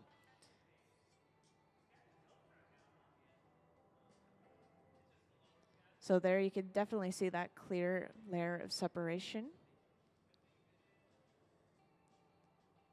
So now when we blow into the end of the pipe, this is going to push the bubble from inside of the color and all the way into that clear in the bottom. Once again, this is called a blow through because it will be physically pushing through that color and breaking it apart to give us a gradient of color.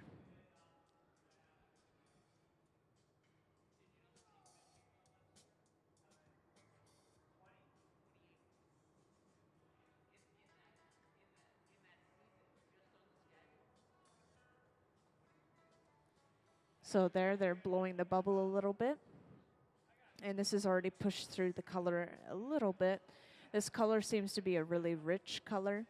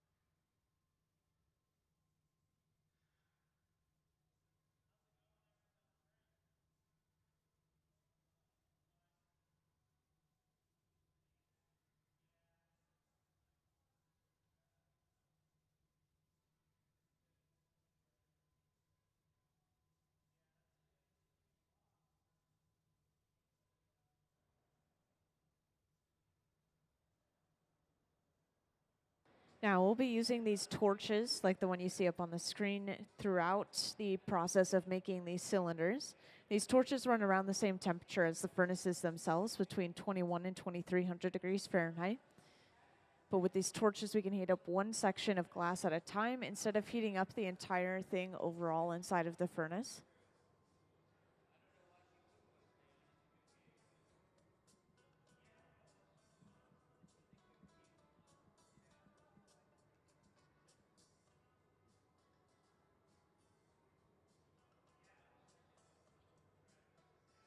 And at the center bench, we are letting this glass cool down once again. We'll gather one more layer of clear over top of this, and then we'll be able to stuff this bubble inside of the cup that we've created over on the left bench. So we are getting pretty close to getting all of the glass we need for this entire project.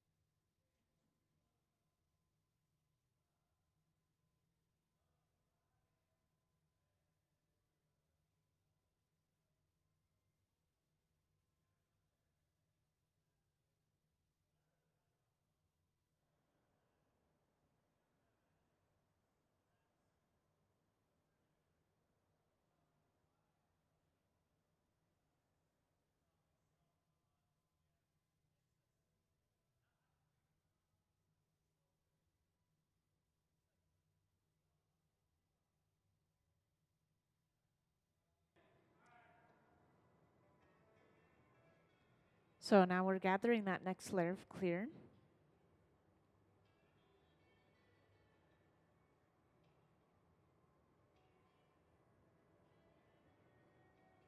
And this specifically is going to be a strip gather. That means that they're going to let a lot of that excess glass drip off the end of the pipe. And any glass that goes into this bucket specifically is going to be able to be crushed up again and then put back into the furnace to melt down, basically just reusing that glass.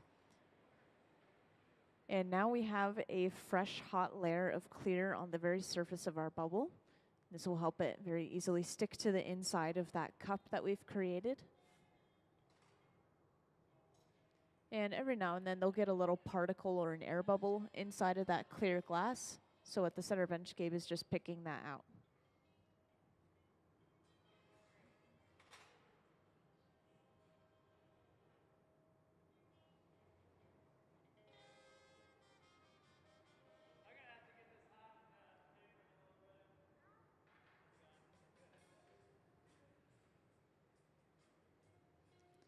And every now and then, especially after gathering clear from our furnace, we will have to use the pipe cooler.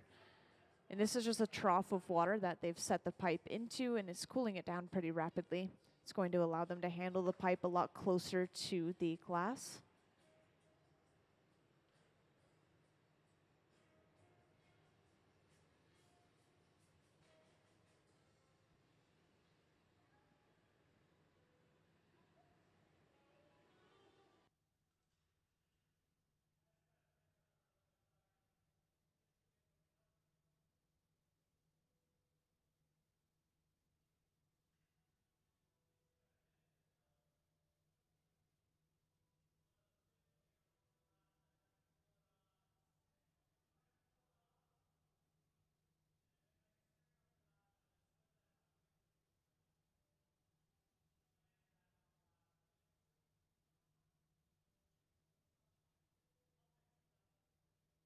Yes, so specifically these glasses on the two front pedestals here are actually all goblets that they've been making very recently.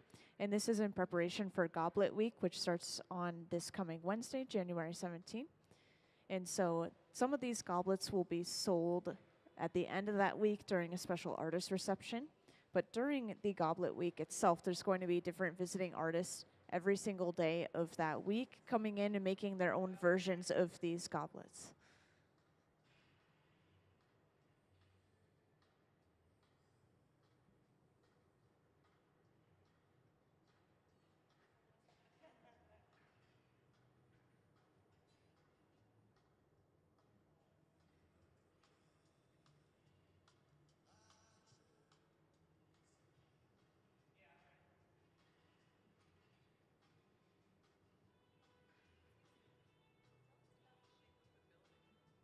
So the cone that we're inside of is actually based off of these old wood burners we used to have along this waterway. So this cone that we're inside of is kind of paying tribute to those. And they were called beehive burners or wigwam burners. We just didn't really have a use for those burners anymore since we now use up every little scrap of wood. We don't need to burn them. And as you can see, they've just broken this cup off the end of the pipe. They placed it upright into a heated ring. And they've now stuffed our second bubble inside of it. And as soon as we have these two pieces of glass assembled together, you'll be able to see that nice gradient of the two colors coming together.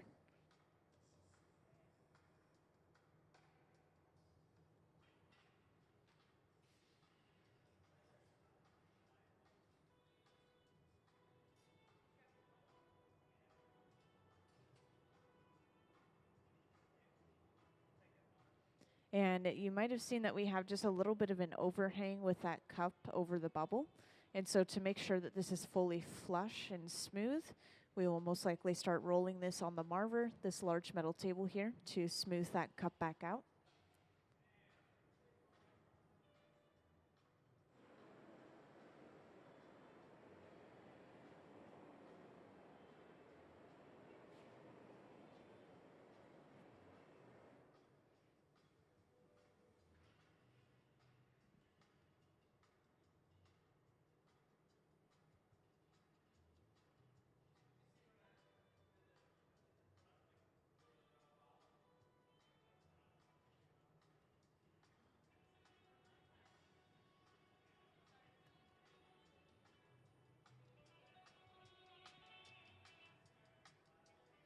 And this is all of the glass that we need for our cylinder, so we will move over to the center bench and start blowing this out as soon as that cup is flush to the rest of our bubble.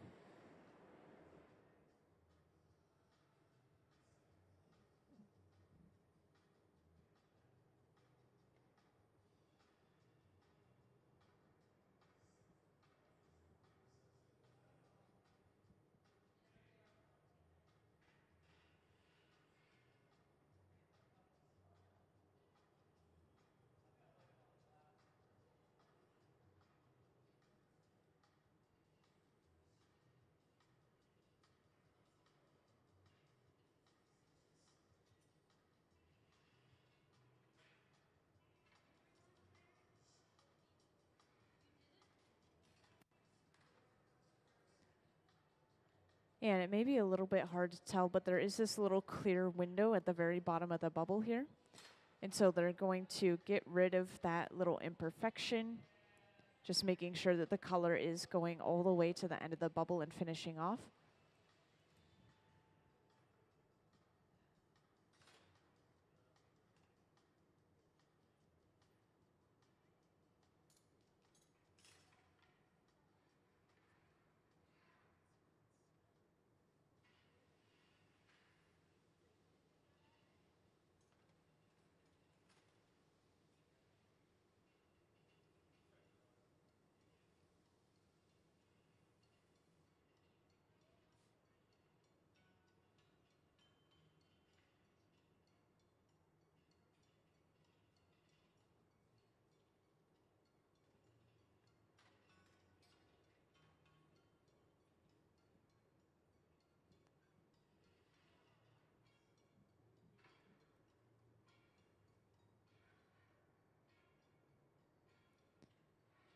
And this pad that Gabe is going in with is actually just some folded up newspaper. And they'll usually soak or splash this as water before using it. And this nozzle, I think they've used a few times here. This just blows some compressed air, so it's cooling down the glass a little bit faster than if we were to just leave it alone.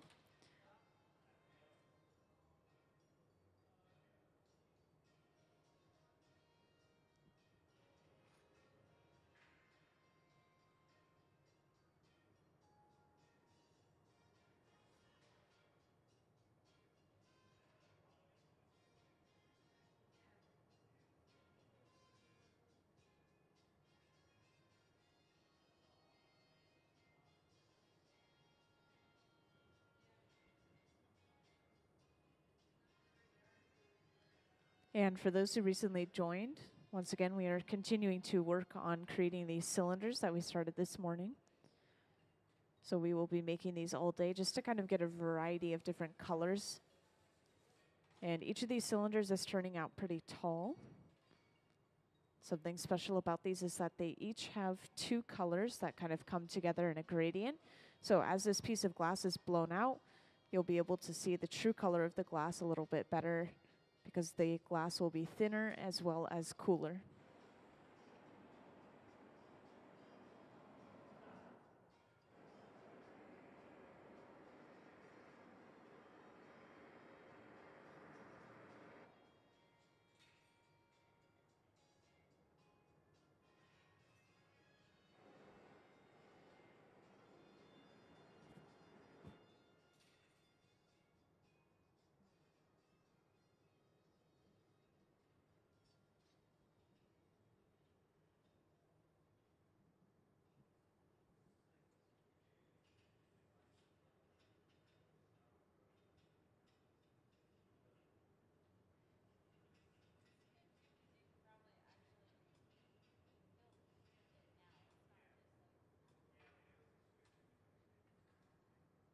And after heating this glass up one more time, Gabe is going in with a pair of jacks, these two metal blades, and carving a jack line into the glass.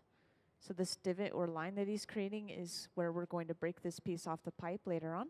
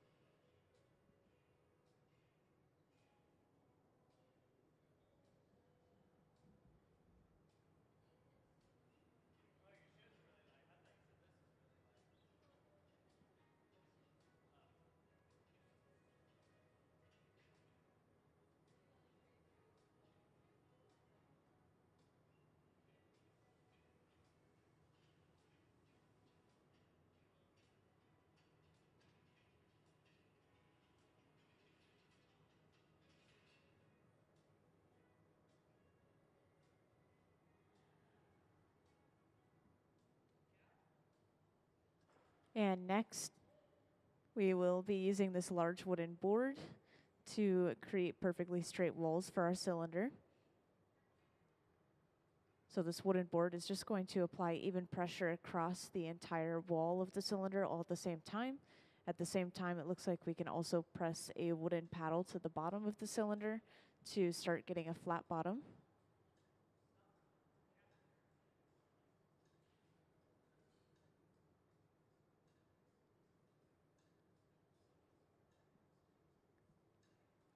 Now, whenever we're working with the glass, the pipe is just like a giant straw, so we can push air into the bubble to expand our piece. But if we were to apply pressure to the glass bubble itself, kind of like we were right here, that can actually push air back out of the pipe and kind of deflate the bubble a little bit. And so behind the scenes, usually when they're doing things like that, they will hold their finger or their hand over the end of the pipe. This is called capping. Just making sure that that air doesn't escape the piece.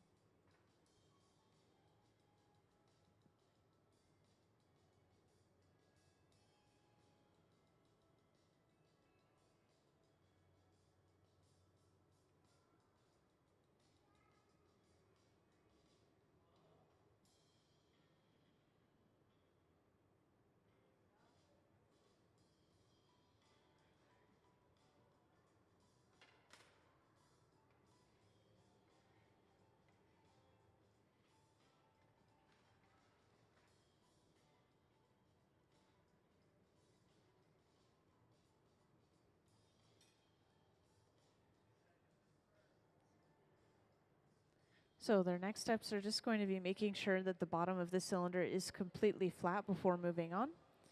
And once they flatten the bottom of the cylinder, that means that the lower half of this piece is done, and they're not really going to alter it very much after that point, the bottom specifically.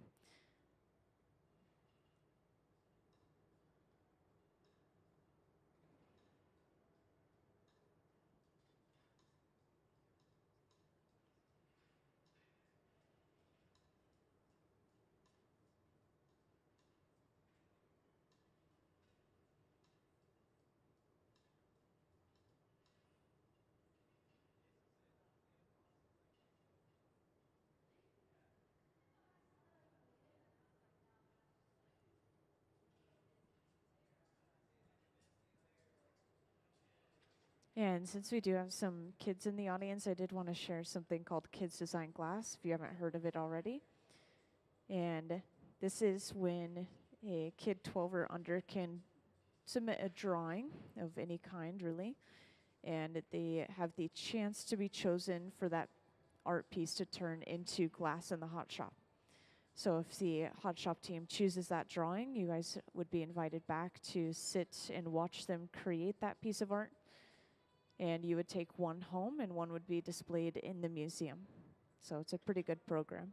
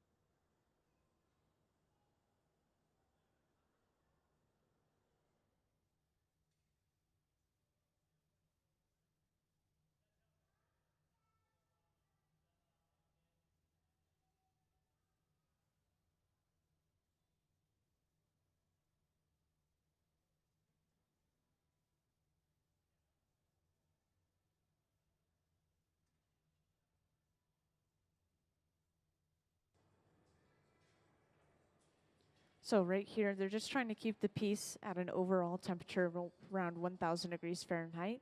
They don't want it to drop below that temperature, otherwise we could get some thermal shock, which would crack and break the glass. But right now, the bottom of the piece, with all that thick glass that they were just altering, is very, very hot. So they're trying to keep the rest of the piece warm while allowing that glass at the bottom to cool down. And while they're keeping this at an even temperature, we are creating the punty over on the left bench. The punty is just a second pipe with a clear attachment on the end that will attach to the bottom of the cylinder here to be able to break the cylinder away from the pipe that it's attached to right now. And this will basically just flip the orientation of the piece. It'll give us access to the other side so we can finish it off.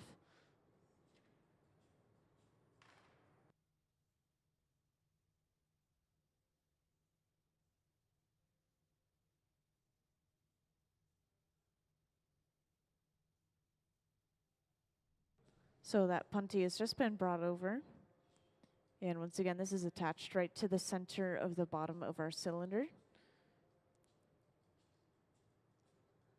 And then to break the cylinder away from its original pipe, all we do is we apply a little bit of water to the jack line, which you remember is the divot near our pipe.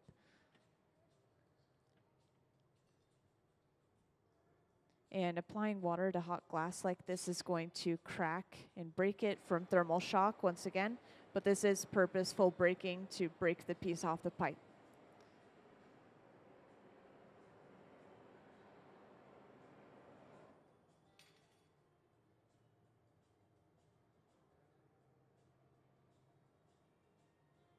And after applying the water, they tap the pipe, and that breaks that piece cleanly off. And when they broke that off, you could kind of see how thick the glass is around the opening of our cylinder. And as well as just noticing that the break isn't always perfectly even. And so pretty soon here, we'll start to just cut some of that excess glass off around the opening of our cylinder, which we now have.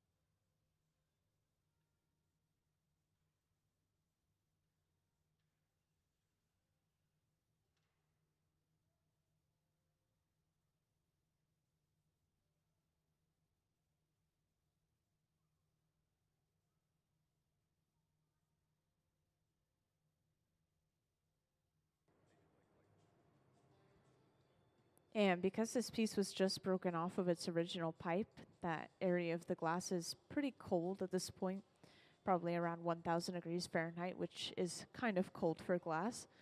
And so they will take a little while just heating this up in the furnace, just the area that they want to edit. They just want to open up this cylinder to give it straight walls.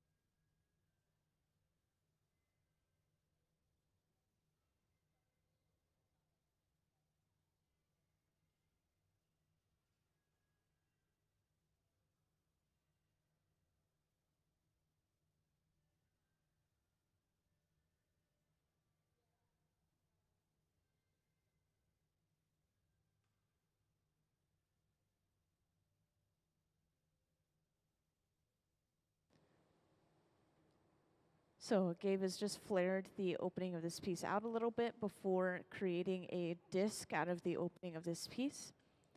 And this is basically going to be used as a handle to allow them to blow more air into the cylinder itself, as well as possibly stretch that neck out, kind of thin that glass out even more.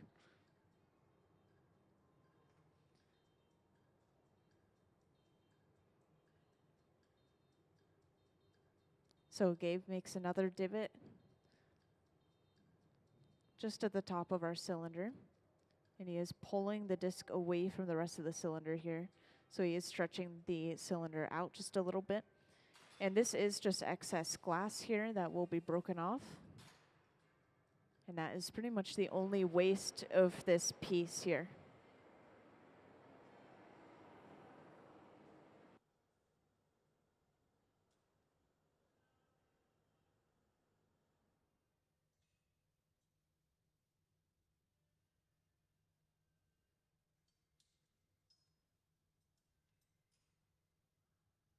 So to break that piece off, as you saw, they were able to just hold on to that connecting point and then tap it off. And you saw it took them a couple of tries with that second piece, and that's because it was actually still kind of soft in the center. And so it was holding on to the cylinder itself. It wasn't fully cooled off yet.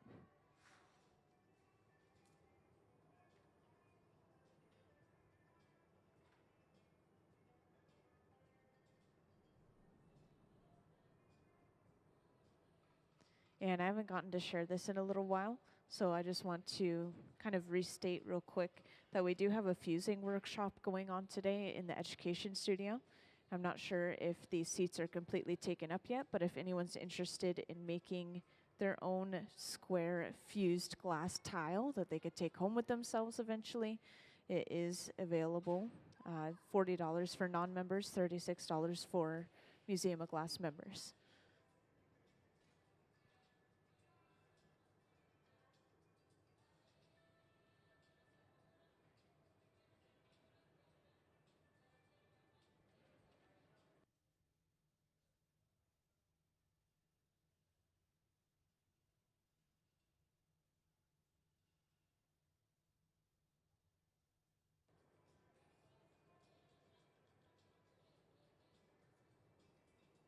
And just to make sure that the cylinder's walls are staying straight, Gabe is continuously going in with a tool on the outside of our glass, this time using that stack of newspapers that we've been continuously using. And once again, the back end of our piece where the glass connects to the pipe does get cold a lot faster than the rest of our piece, so we will continue to torch this connecting area throughout the process.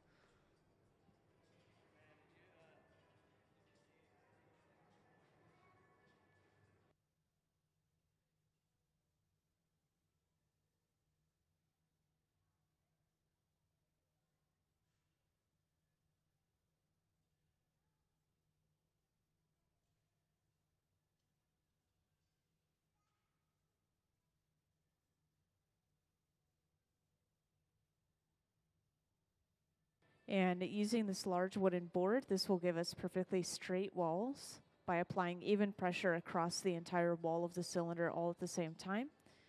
And whenever they are rolling on this wooden board, they're usually spinning pretty quickly, and this is creating centrifugal force, the outward pulling force from that spinning, and hopefully pushing that glass into the board to straighten the glass out.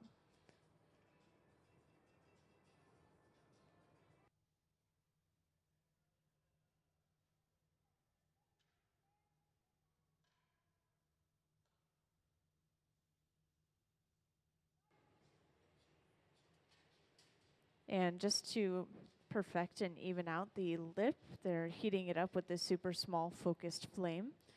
And this little handheld torch can actually get very hot. It can get up to around 5,000 degrees Fahrenheit. So we can use it for very small details in our glass art just by heating up a small amount at a time.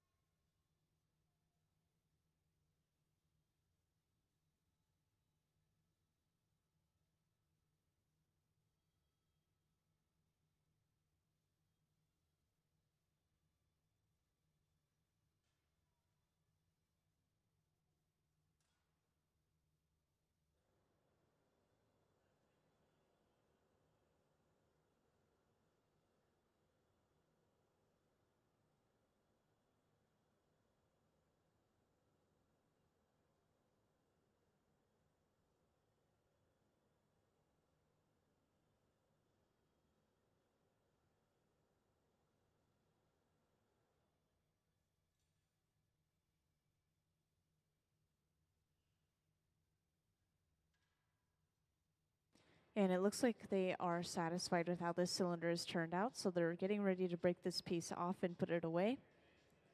And you can especially tell when we're getting ready when you see somebody start to get suited up in these Kevlar gloves, and that usually happens over on the right side of the hot shop. Should happen in a moment. But to prepare to break this piece off, they'll always torch the back end of the piece, which is where the glass is meeting the pipe once again.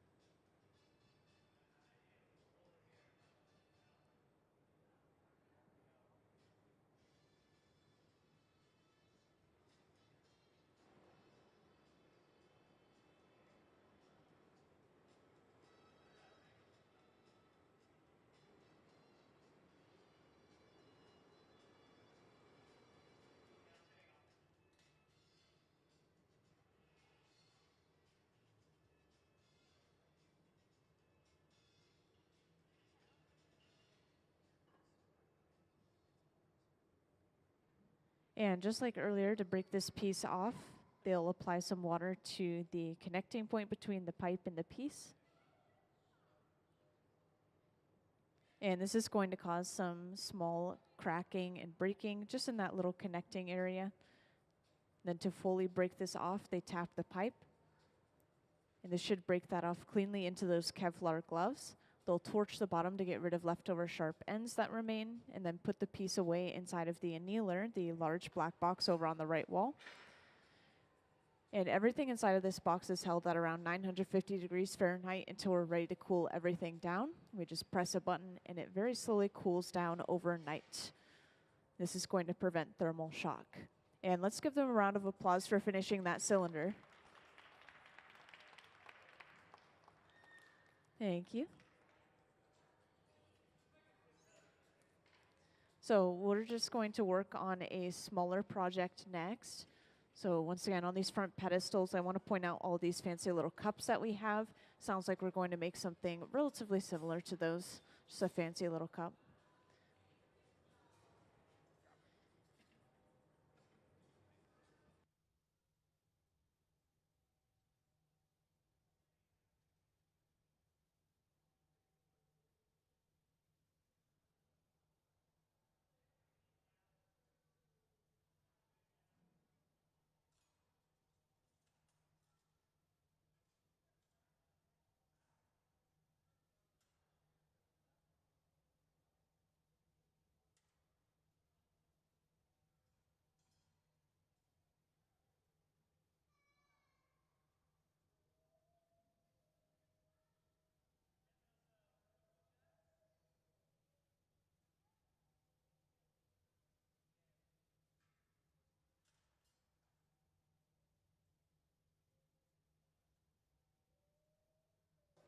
So the center bench Gabe isn't actually working with this piece of glass. He's just cleaning his tools using this piece of glass. And this will hopefully just get any excess wax off of the tools, especially if those tools aren't meant to have wax on them. We do wax some of our tools purposefully to make sure that when they're getting really warm that they're not going to stick to the glass that we're working with.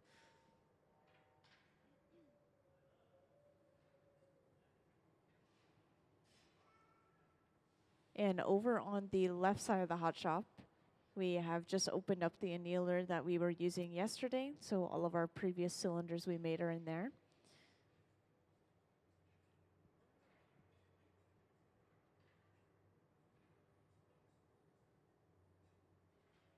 Yeah, so once again, this is an overnight at least cooling process. The thicker the glass, the longer we cool it down. And so this is the first glimpse of the final result that we're seeing here from yesterday.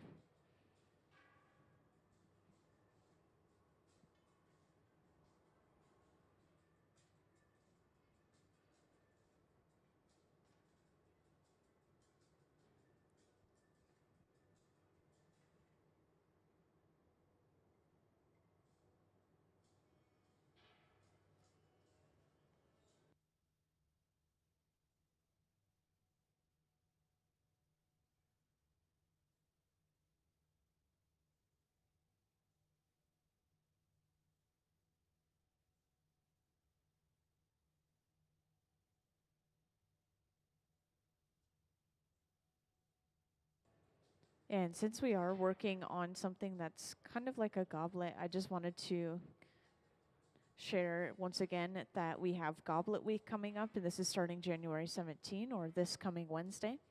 And starting Wednesday through Saturday, we're going to have a different visiting artist coming in every single day, making their own completely different style and version of goblets all day during that day. And once again, this is going to continue through that entire week that the museum is open.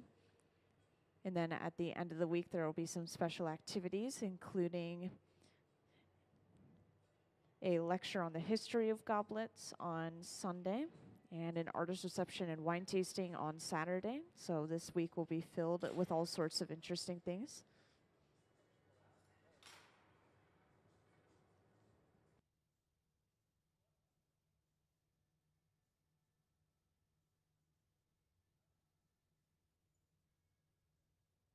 So at the center bench, we're creating what is called the bowl for our goblet, or for our fancy little cup. So this is going to be the drinking portion of our cup.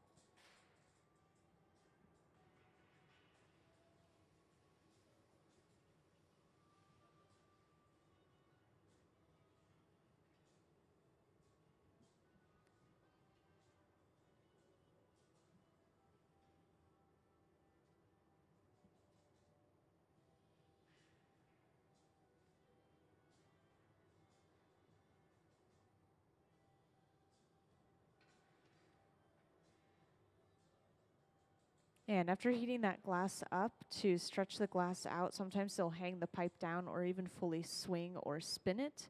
And this is basically just using gravity as another one of our tools to give us a longer shape, or basically using that centrifugal force, the outward pulling force, to get that shape.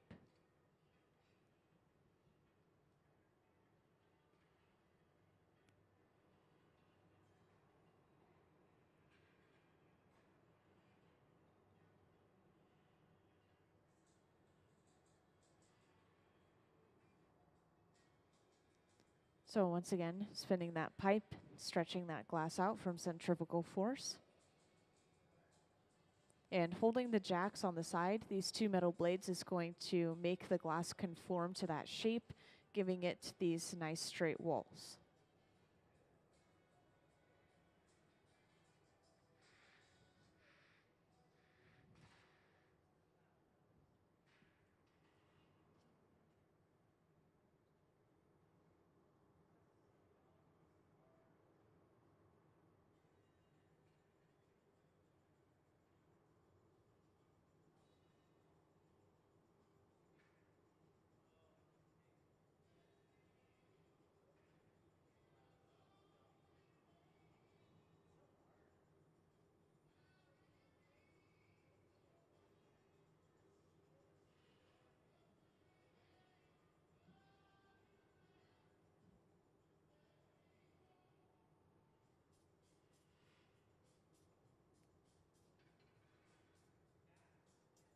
And right now it's really hard to see the heat inside of this glass because the glass is so thin, but we've just concentrated the heat in the very bottom of this glass in order to flatten it out.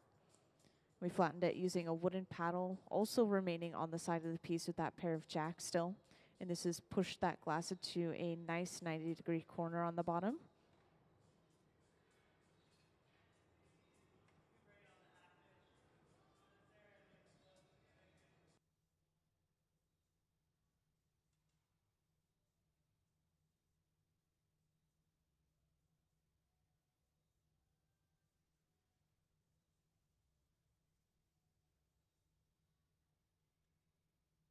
And of course, over in the back left of the hot shop, this is where we're getting all of our clear glass today, one of our glass furnaces.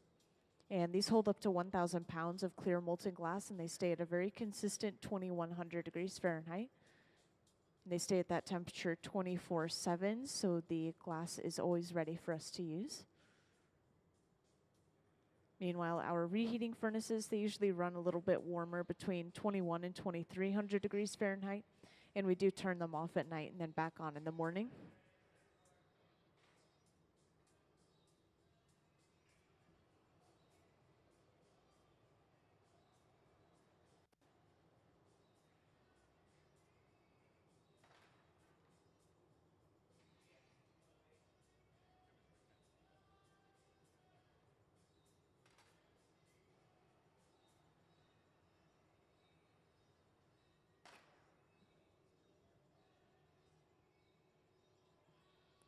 And we've just brought over a couple of bits of clear glass. And these coming together will create something called the avulio, which is basically just the connecting point between the bowl, the drinking portion of our goblet, and the stem, usually. Now, from this point, we could just immediately create the foot of the goblet. We don't really have to have a long, fancy stem for every glass. And usually they'll do this if they are making a quick cup.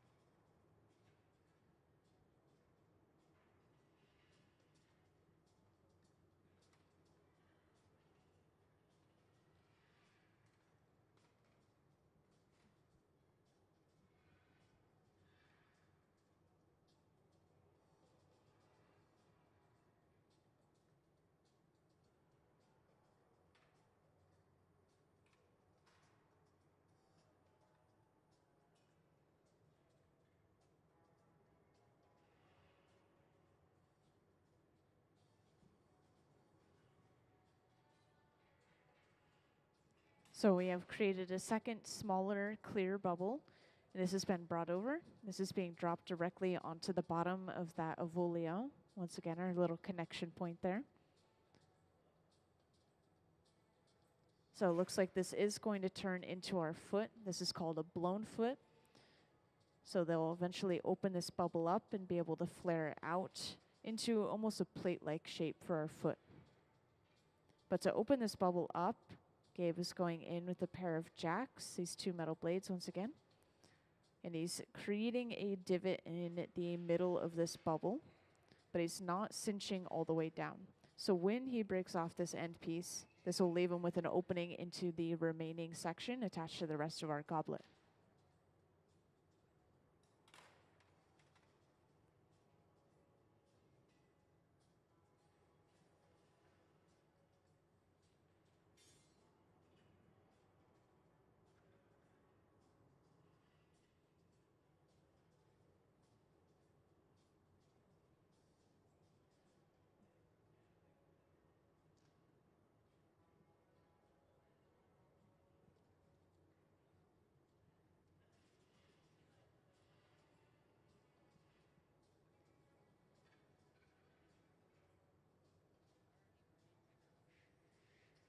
And to open this bubble up from that small opening, Gabe is going in once again with that pair of jacks. He's able to slowly flare this out. And since this glass is so thin, it is heating up very quickly, but it's also cooling down very quickly, which is why he's back and forth in between the bench and the furnace so frequently here. Once again, going into the furnace to make it more malleable, kind of like a taffy or a putty texture.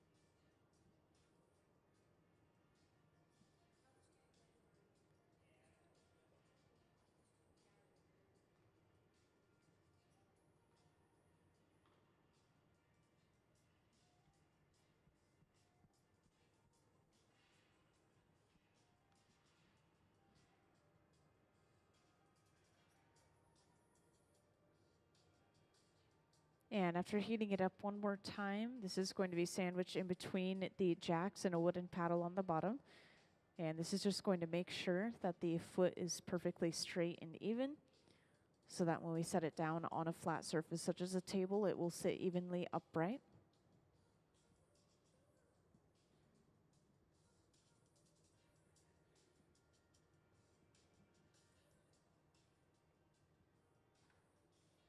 And once they've finished with the foot, they have to do something that some of you may remember from earlier, which is attach a punty to the center of the bottom of our piece, and then we'll be able to break this piece away from its original pipe. And for those who didn't see it earlier, the punty is just a second pipe with a little clear attachment, and that's being prepared right now.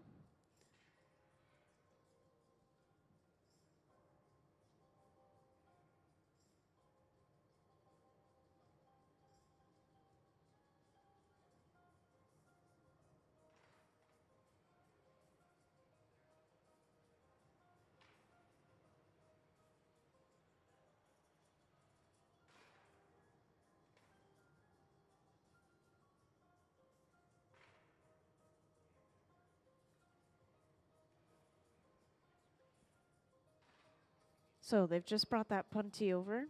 Once again, this is attached to the very center of the bottom of our foot. And once this connection is secure, they'll go ahead and break the cup away from its original pipe. And once again, the purpose is to just get access to the other side of the piece. So now we have basically flipped the orientation. We have access to the top of our cup. We can start to open this up.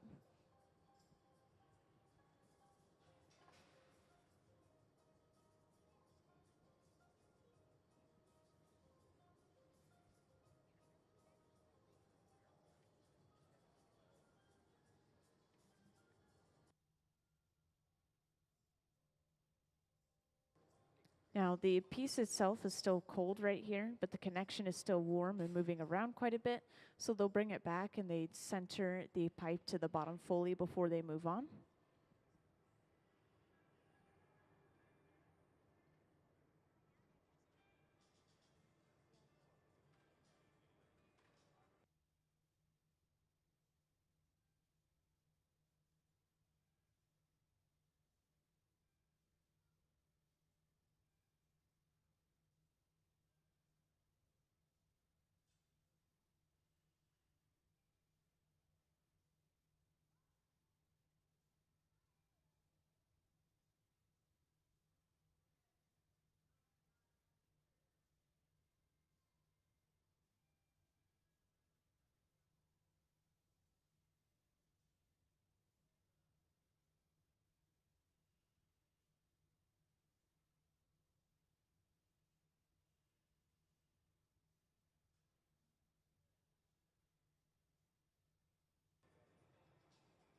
And after heating the front of this piece up, Gabe goes in with a pair of tweezers. He's pinching and pulling the opening away from the rest of the piece. And all of the glass he just pulled out is just going to be trimmed off. It's all excess glass. Whenever they break the piece away from its original pipe, that connecting area usually has some pretty thick glass, and the break isn't always perfectly even, so this should have evened everything out for them.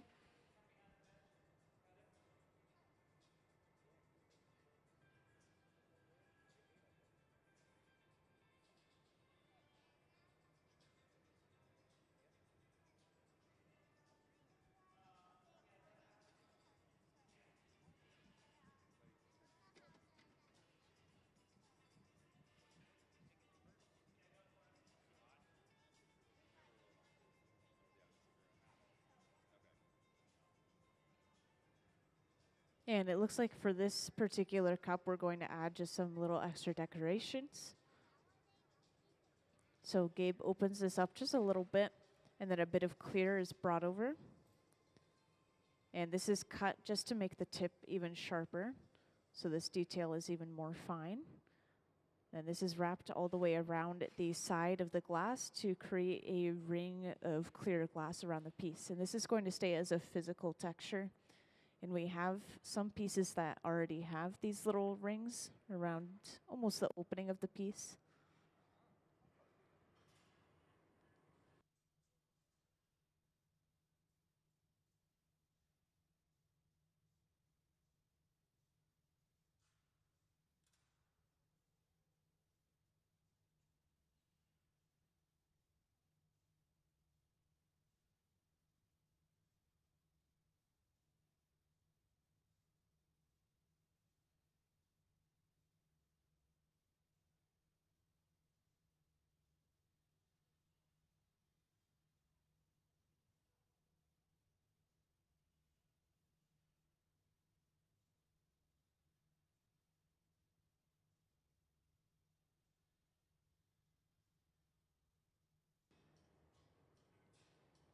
And from there, they were able to fully flare this piece open, having added that decoration. And it looks like this piece is complete. So once again, in preparation for breaking a piece off the pipe, they'll usually torch this connecting area where the glass meets the pipe, and then they'll go ahead, apply a little bit of water to that breaking point, and then break the piece off.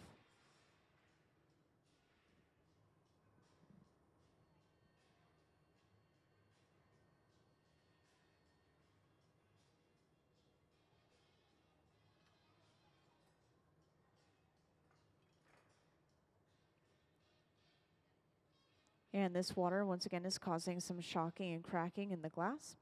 This is knocked off onto a heated fork and then carried over to the annealer, the large black box over on the right wall. This will slowly cool this piece of glass down at least overnight so it doesn't break from thermal shock, starting from around 950 degrees Fahrenheit. And let's give them a round of applause for that cup.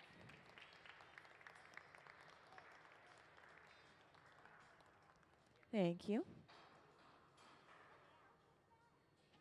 And if anyone has any final questions, feel free to ask them now, but we will be gone for about an hour starting from now. and then we'll blow glass until 5 p.m.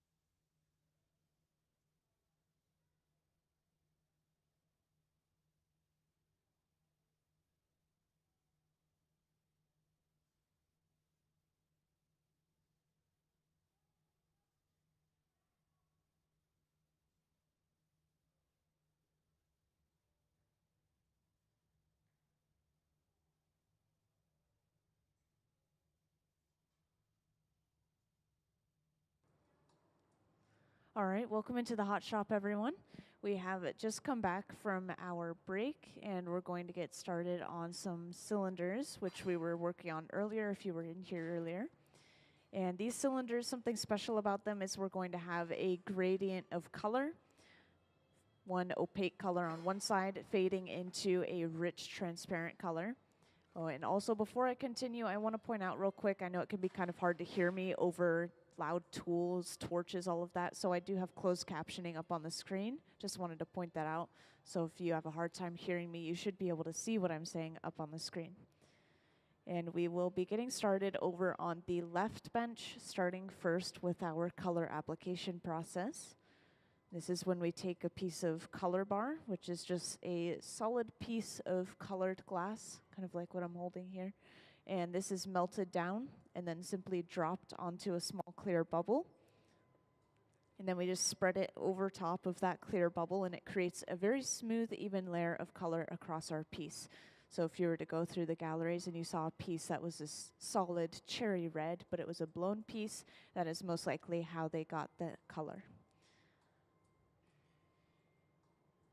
And I want to point out a couple of furnaces real quick as well. So first off, our glass furnaces, you'll see us gathering large amounts of clear molten glass from these. These are the large tanks with the closed doors. This one we're not using today, but this one we will. And they hold up to 1,000 pounds of clear molten glass each, and they stay at a very consistent 2,100 degrees Fahrenheit. So it is always ready for us to use. It runs 24/7. And our other furnaces with the open faces are used for reheating only, so they run between 21 and 2,300 degrees Fahrenheit, just a little bit warmer. And we do turn those off at night and on in the morning. So you can see up on the screen, that is our left bench over there. And we're starting to heat this piece of color bar up until it's completely molten. And once again, this will be dropped onto a small clear bubble. And I should also point out, it's really hard to tell what color the glass is that we're working with. Once they start blowing this piece out and the glass cools down to around 1,000 degrees Fahrenheit, that's when we would be able to see the true color of the glass. And they've been switching it up every time today. It's been a different color. This one on the screen, this is going to be a transparent color though. So this will be at the base of our vessel most likely.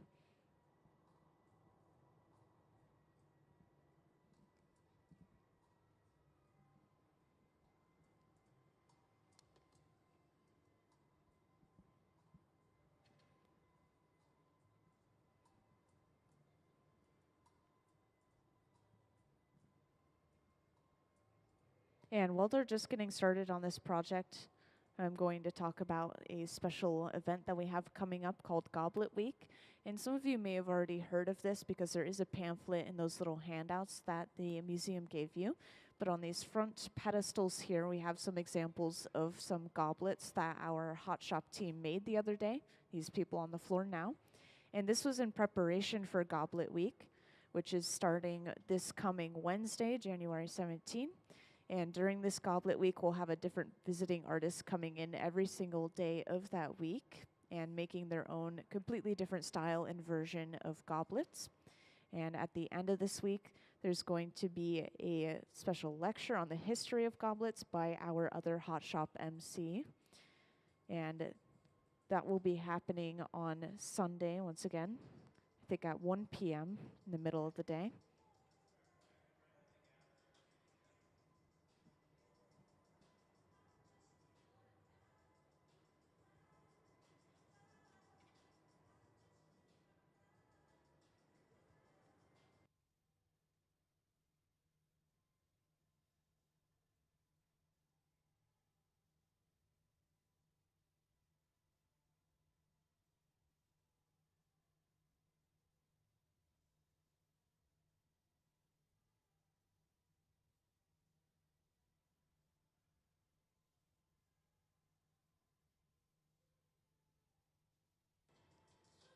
So as you can see, a clear bubble has been created, and this is held upright as that color is brought over and dropped directly on top of that clear bubble.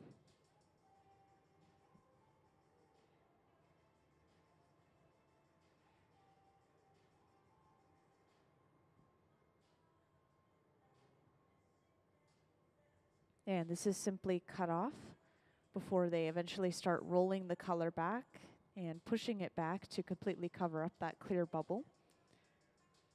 So whenever we're applying color to glass, it's not like we're mixing the color in with the glass, it's more of like we're overlaying it, hence the name color overlay. So if we were to cut this open and look at the cross section later on, we would be able to see that really thin layer of color sandwiched between many layers of clear.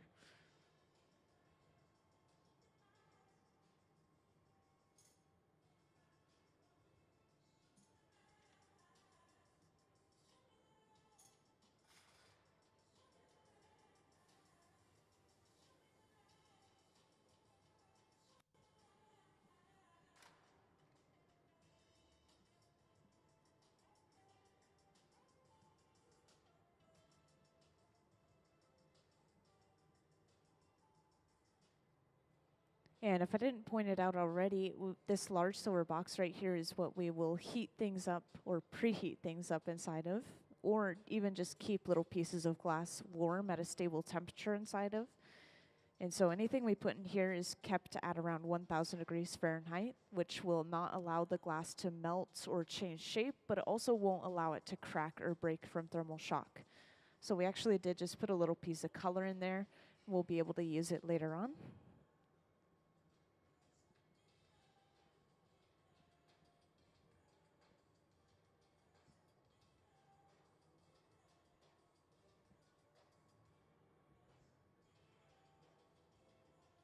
And to push this color back, we're using the marver, this metal table in front of the furnace. And we do have these throughout the hot shop so that we can use them at every single bench, the largest one being at the center bench here, which you'll see us use later on. And once this color is completely pushed back over the clear bubble, we will gather our next layer of clear over top of this as well.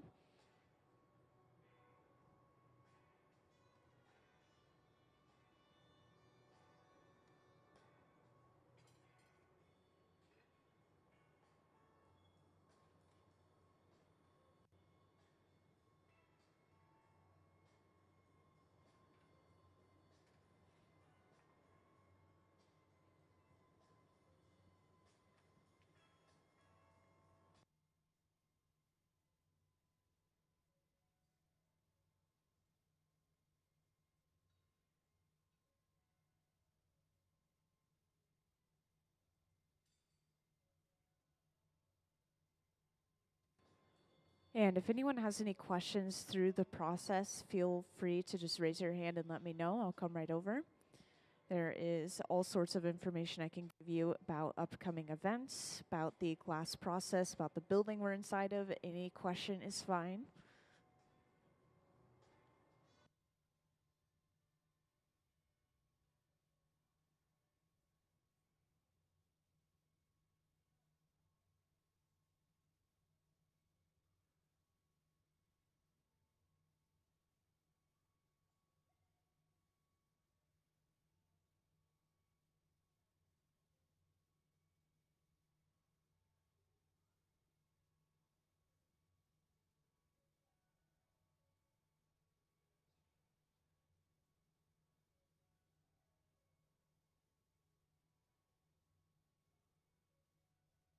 So I get this question a lot, so I want to share with the whole audience.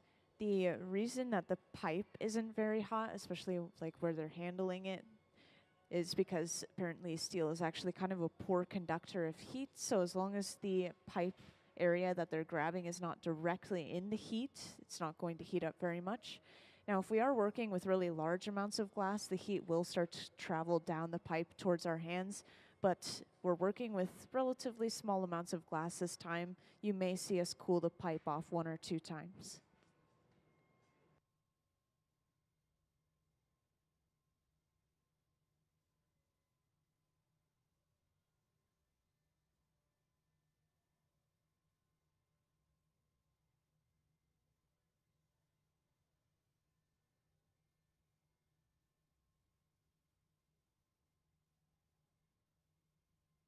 So whenever we're applying color to glass, we usually sandwich it between multiple layers of clear.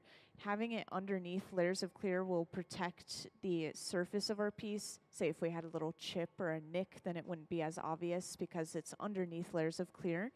And then of course we don't want to make a piece out of pure colored glass because colored glass is actually usually made pretty rich and colored glass is very expensive. So we do use relatively small amounts of it within our piece and just kind of stretch it out as much as we can.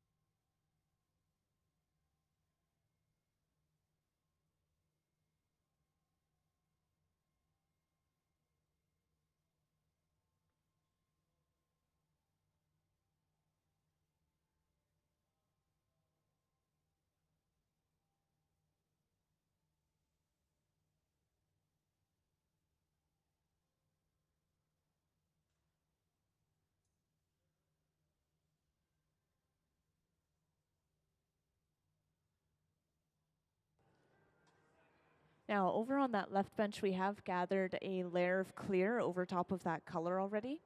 And I wanted to point out for both of these bubbles that are being created at both of these benches, we are applying a special process called a blow through. So after gathering that clear glass, you'll notice that they used a wooden spoon-shaped tool and they actually pushed a lot of that clear to the very bottom of the bubble. Some of you may have seen that layer of separation between the color and the clear glass.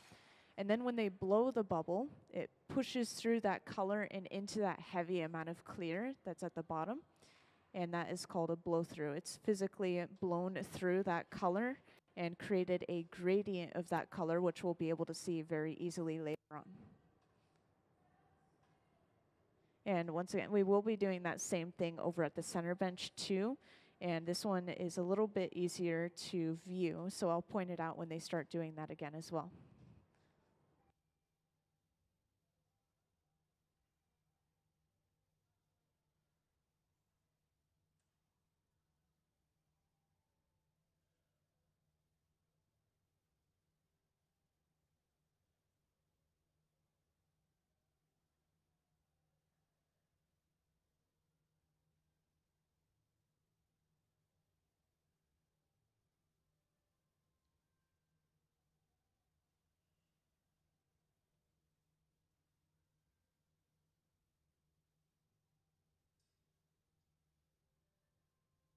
So at the center bench, we've just applied some color to our second bubble. This one is going to be our opaque color versus our transparent, which we created first.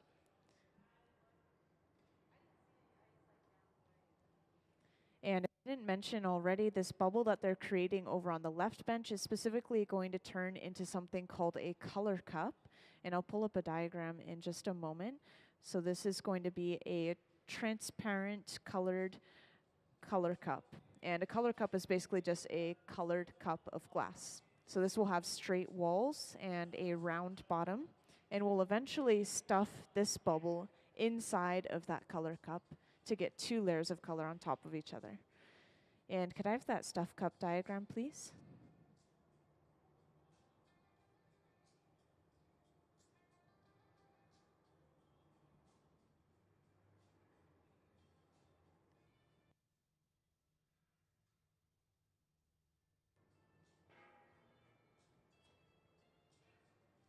Could I have the stuff cup diagram, please? Thank you. So up on the screen, there is a diagram. I just wanted to point it out. This gives you a very good visual of that process I just described. Once again, this is turning into a color cup over on the left bench. And then this bubble that we're creating here will be stuffed inside of that color cup to give us a gradient from this opaque color to a dark transparent color. Thank you.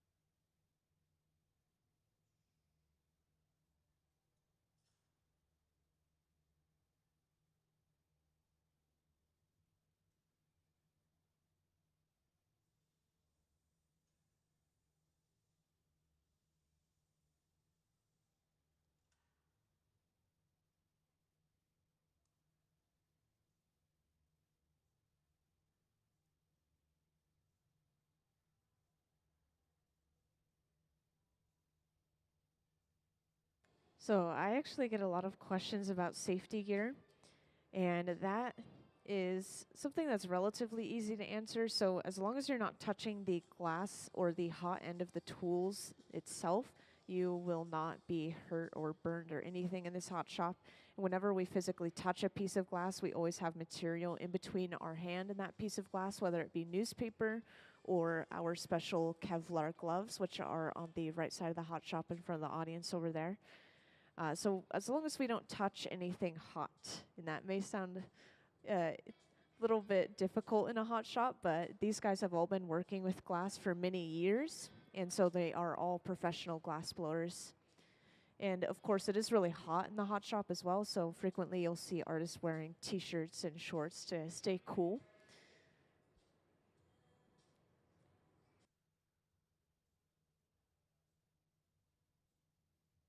Well, that piece of glass is very light, and it will feel even lighter now that it's blown out than when it was solid as well. I would say maybe 5 pounds of glass.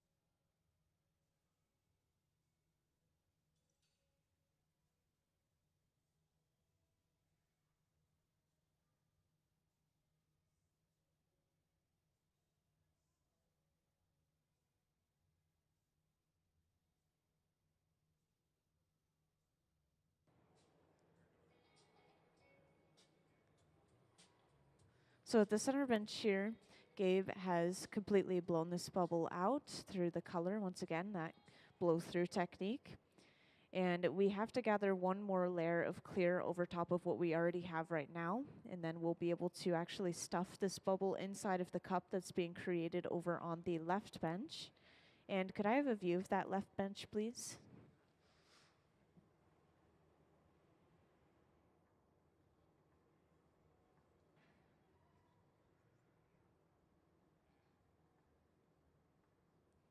Could I have a view of the left bench, please?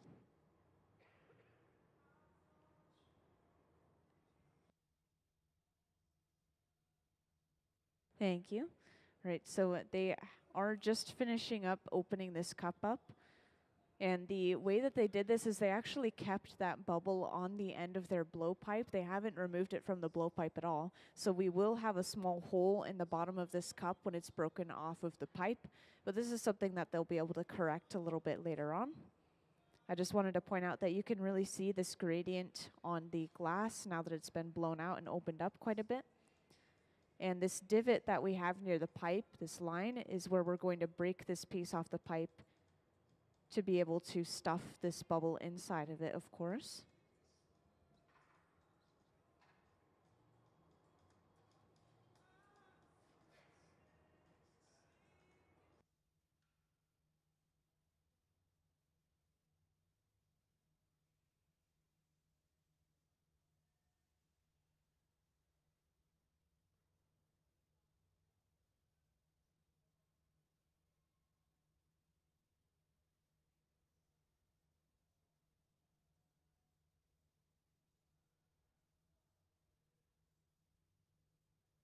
So this right here is called a strip gather. They've just gathered their next layer of clear and they're allowing a lot of it to just drip right back off the end of the bubble.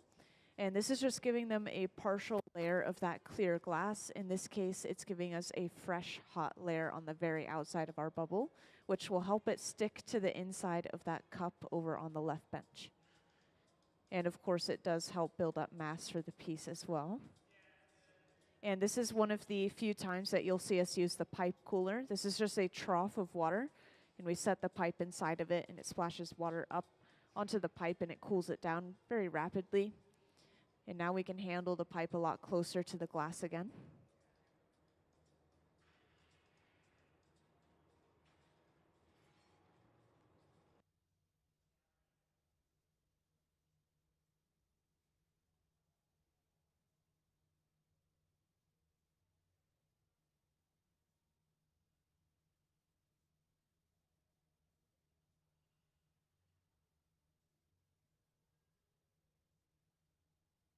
And now over on that left bench, it looks like they are breaking that color cup off the end of the pipe. And this is being placed upright into a heated ring. And it's important that it's held upright, so that allows us to stuff this bubble inside of it. And this is allowed to elongate a little bit before they finally touch down to the bottom of the cup and start pressing downward. And this is going to slowly fill this cup up from the bottom to the top. And once we have that color cup on our bubble, that is all the glass we need for this piece. So we move over to the center bench and start getting ready to blow it out and turn it into a cylinder.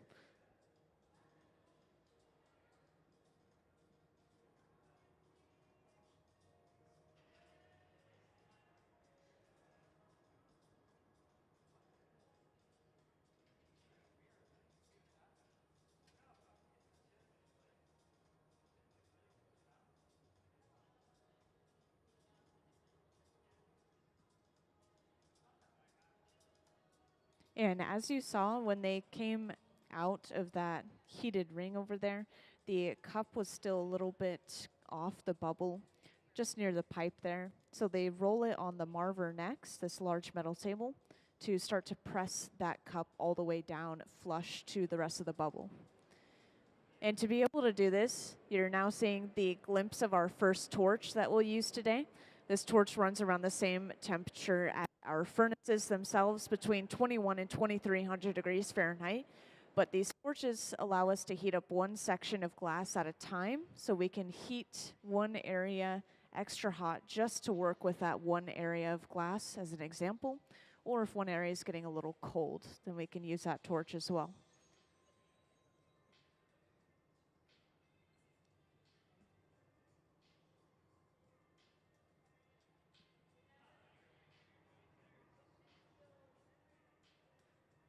And we'll continue to use this large fluffy flame throughout our entire process of making these cylinders. So you'll see it constantly lit behind the bench. And this is just so they can grab it at any second if they need it and immediately use it.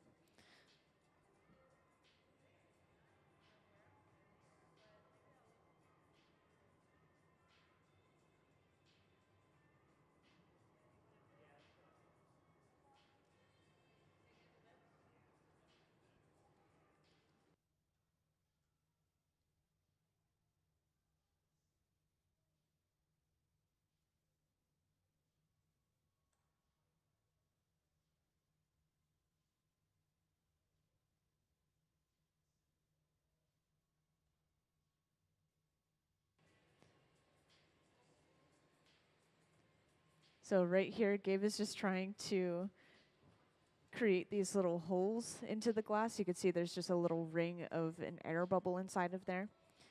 So he's hoping to drill into that air bubble and allow the air to escape before he continues on in this process. Otherwise, we will be left with a large air bubble.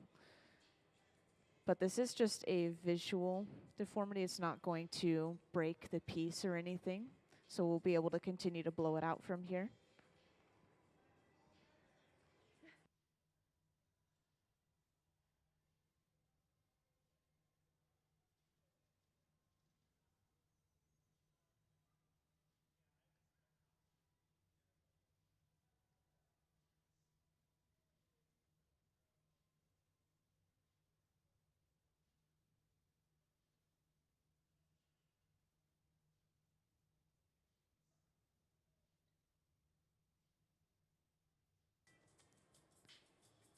So to continue pressing that air out of those little holes that were created, this is being ruled once again on the marver.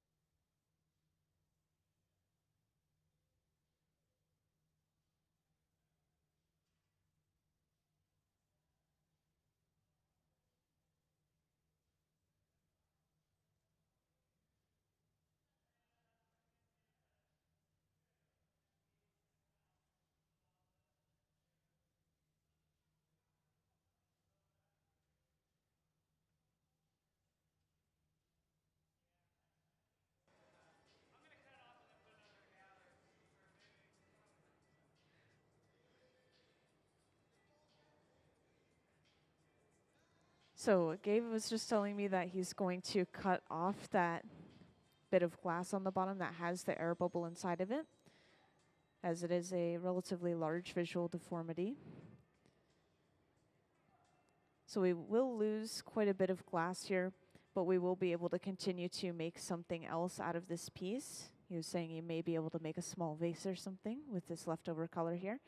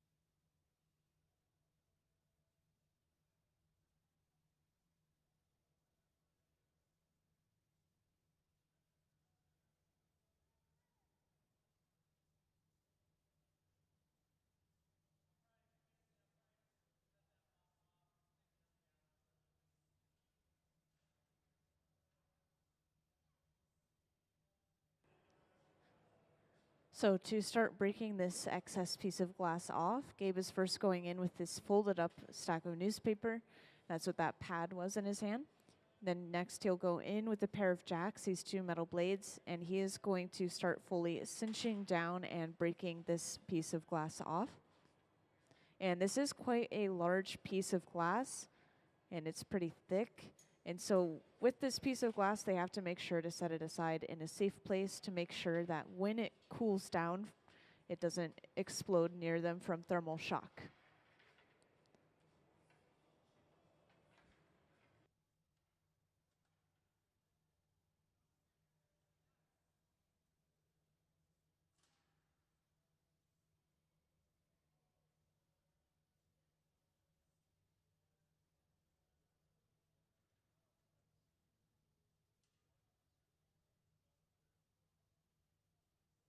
So usually when you see a glass blowing team, you'll usually see like teams of 3, if not more. I very rarely see under teams of 3. You can kind of make it work with 2 people, but to work on your own is very, very difficult. You need someone to blow on the end of the pipe. You need someone to sit down at the bench and physically work with the glass with their hands, and they're called the gaffer. They're kind of like the glass blowing team leader, by the way, the person who sits at the bench. Then, of course, you need another assistant usually to shield and protect your hands and arms from the heat, as well as heat the piece of glass up for you. So there are many different jobs and things that they have to do, even as glass blowing assistants.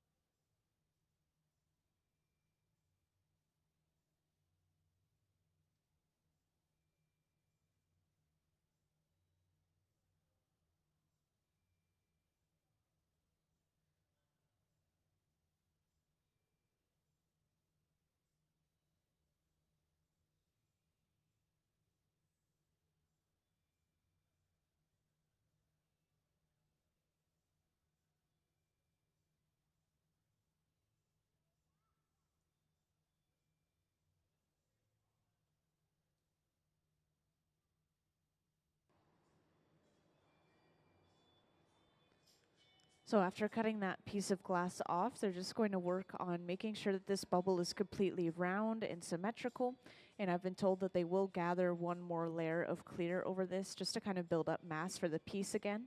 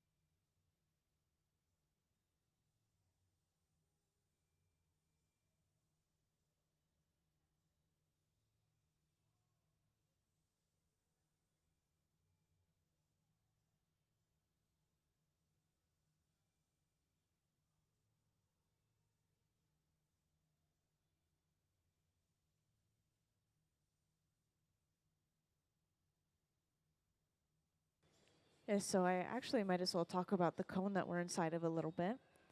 So this cone that we're inside of is based off of these old wood burners we used to have along this waterway here. They were called wigwam burners or beehive burners.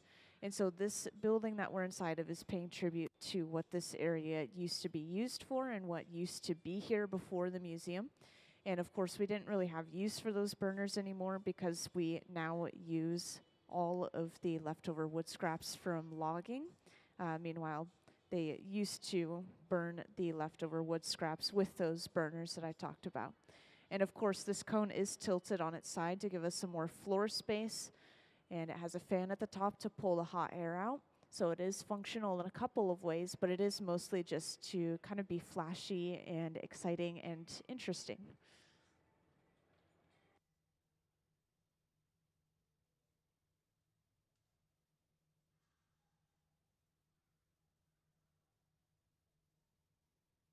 And once again, we have gathered our next layer of clear.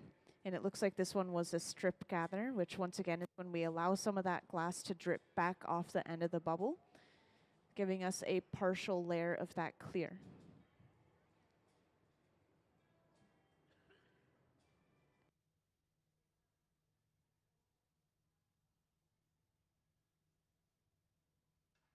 So specifically this bucket that they've been dumping the excess clear glass into, we will reuse all of the glass in that bucket since it is all clear.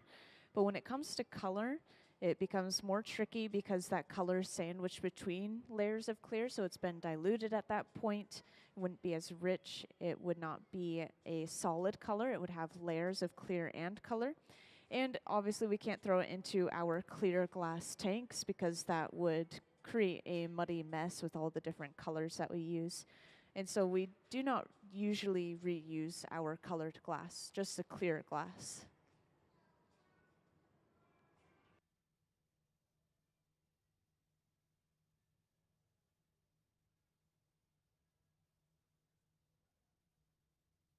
So the colors in the glass come from different metals and minerals mixed into the glass. So I'm sure some of you have heard of cobalt blue glass. So they've literally taken cobalt metal and mixed it into the glass to get that rich blue. And apparently white is tin and antimony, tin like a tin can. And one of the most expensive colors we use is gold chloride, which creates this cranberry pink, cranberry red color. And that comes from gold, which is why it is expensive.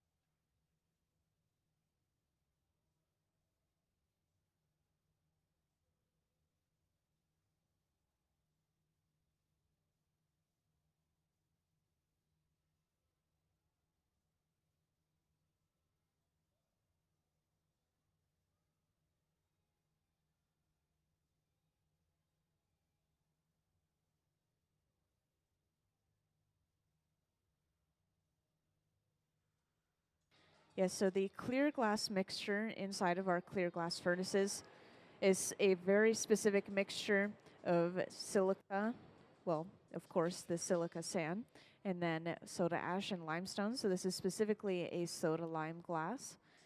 And we have to use this very specific mixture every time. If you mix multiple kinds of glass together, like maybe if you were to recycle bottles and mix it with this glass, it would cause a reaction between them that can either simply crack the glass or it can even violently explode away from each other.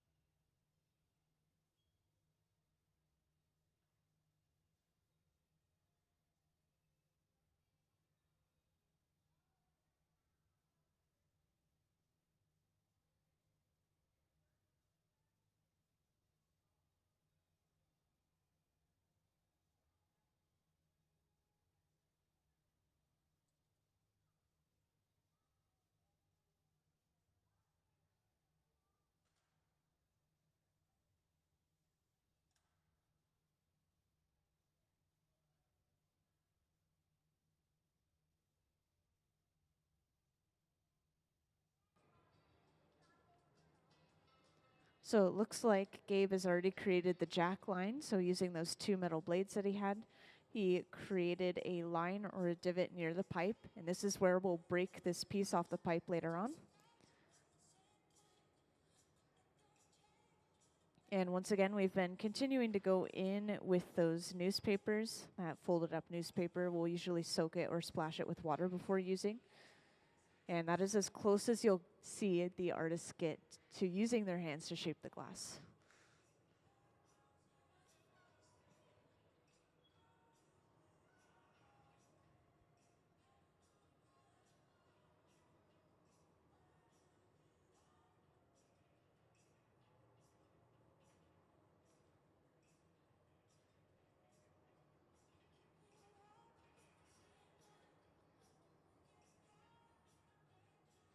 And whenever we hang the glass down towards the floor, this is us using gravity as another one of our tools. This is stretching the glass out, creating a longer, narrower bubble.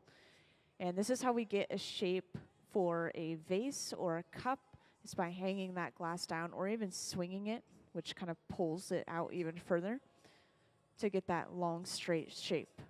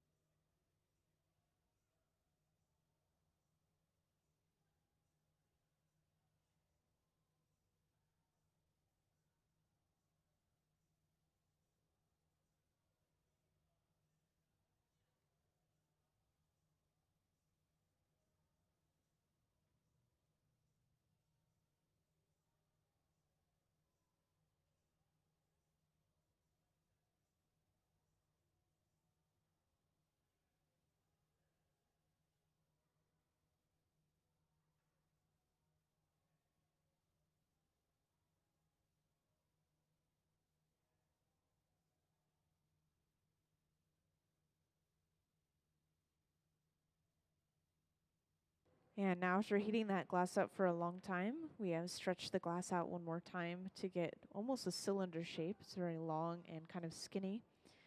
And next, Gabe was able to cinch a waist into this piece using that same stack of newspapers and just squeezing down at the center of the bubble to get that waist shape.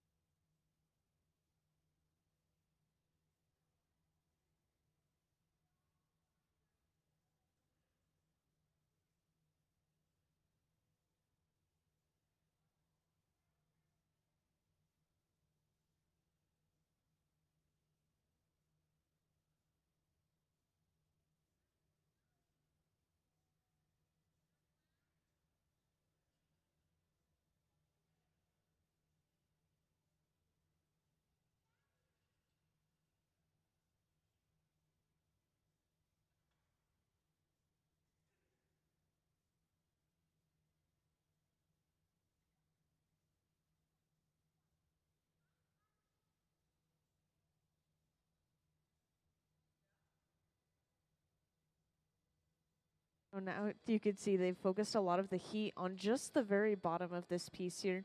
And this is going to allow them to start to flatten the bottom of the piece using that same wooden paddle that they've been using for shielding the artist's hands and arms.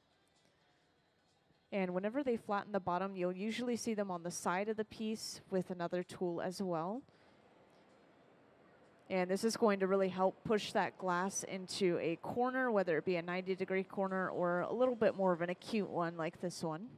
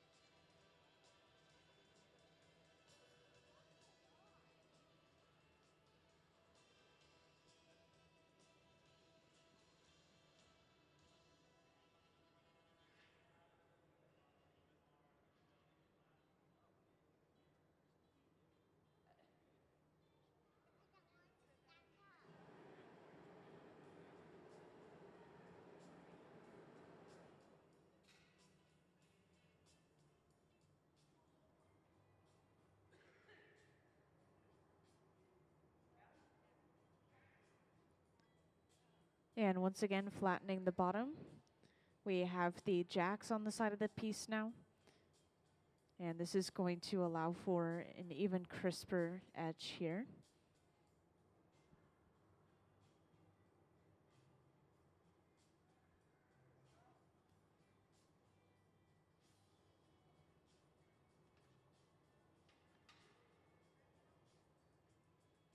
Now, right here, the bottom of the piece is still really warm, so they're going to allow just the bottom of the piece to cool down while keeping the rest of the piece warm. We want everything to be at around 1000 degrees Fahrenheit.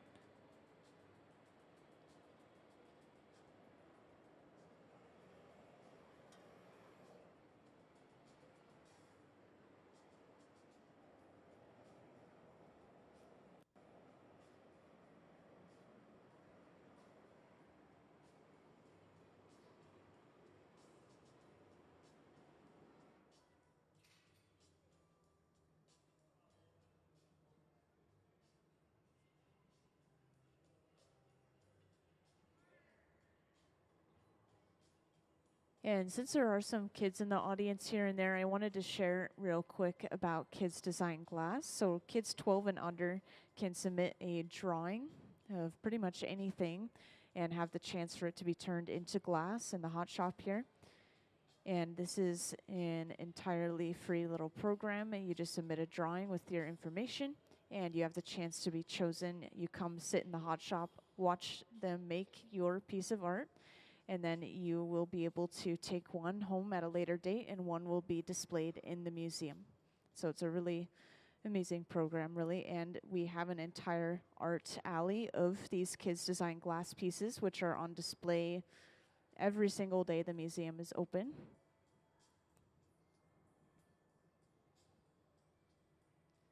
And for anyone who's local, who has kids 12 and older, there is something that I would argue is even cooler. So there's a program called Hilltop Artists where kids 12 and older can blow glass. And this is through Tacoma Public Schools. So there's a middle school and a high school that have a hot shop in the back. And it allows kids to blow glass after school club, during school electives. So it's a really great option.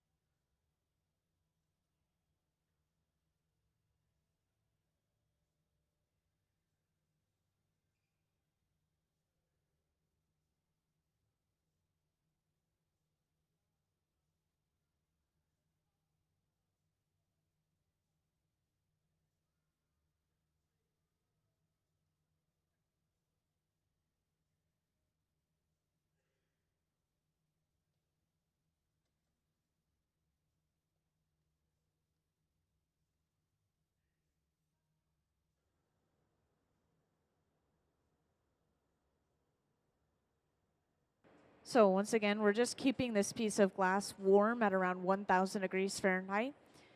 And this is being kept warm while they create the punty, which is just a second pipe with a clear attachment on the end. And that is being prepared over on the left bench. This will be attached to the center of the bottom of our vase. And it will allow us to break this vase off from the pipe that it's attached to right now.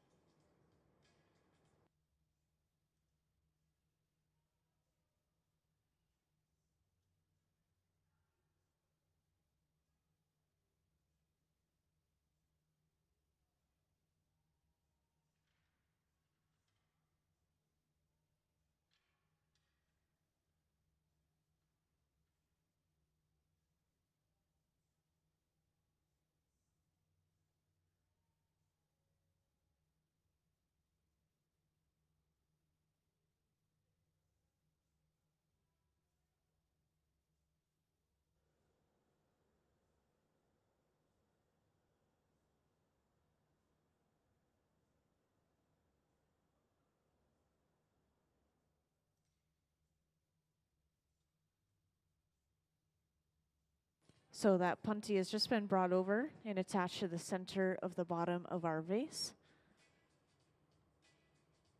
And once this connection is secure, all they have to do is apply a little bit of water to our jack line, which you remember is the divot near our first pipe.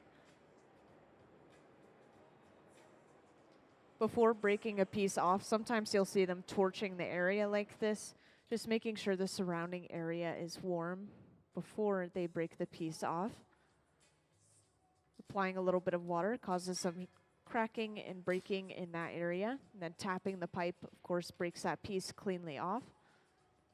So now we have access to the top side of our vase as well as an opening into the vase, so we can start to open it up and flare it out from here.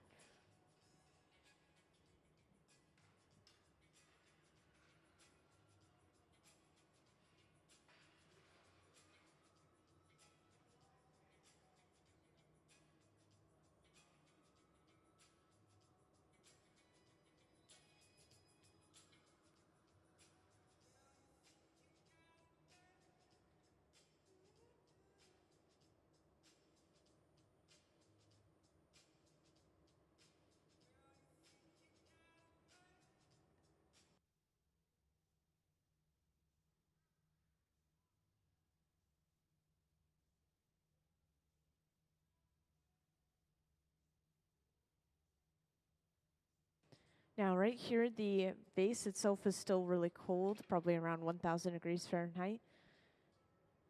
And that connection to the pipe is still really warm. And so they were just making sure that the pipe was very, very centered to the bottom of the piece to make sure that the piece remains symmetrical throughout the process. And when they were pulling that piece back out and kind of working with it there, you could see that that breakage was pretty uneven around the opening. And so they are going to trim some of that glass off to make it even again.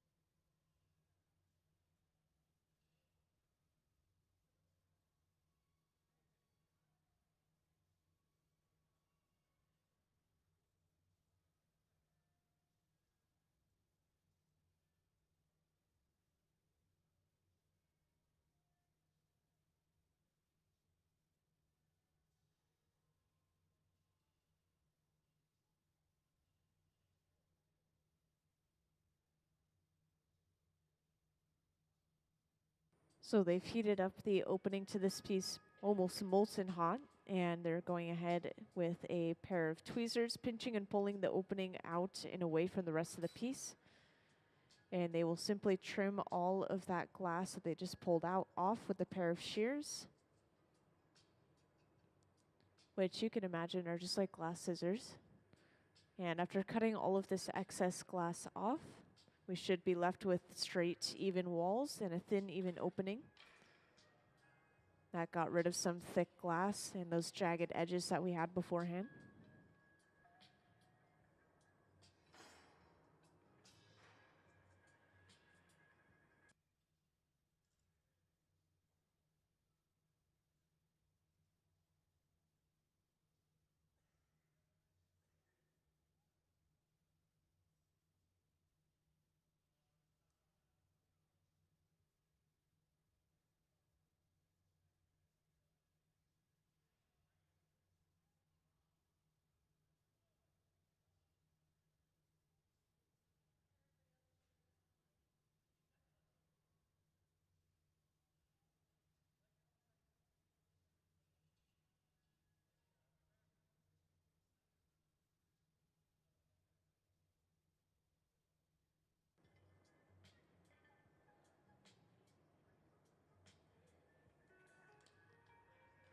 And it looks like next we're going in with the Sophietta. This cone-shaped tool will block off the opening to the piece, and it allows them to blow a little bit more air into the piece, even though it's already been removed from that hollow pipe that it was attached to previously.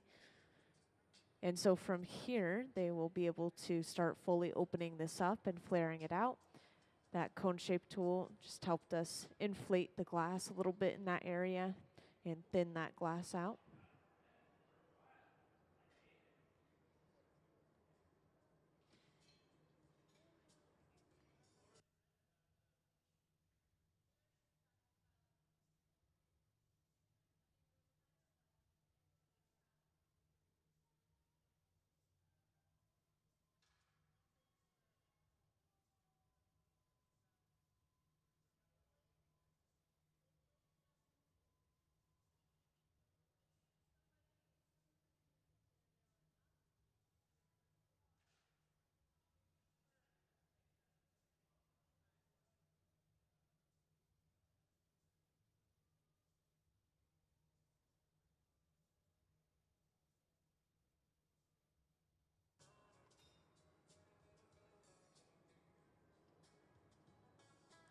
And to open this up, we're going back in with that same pair of jacks, those two metal blades.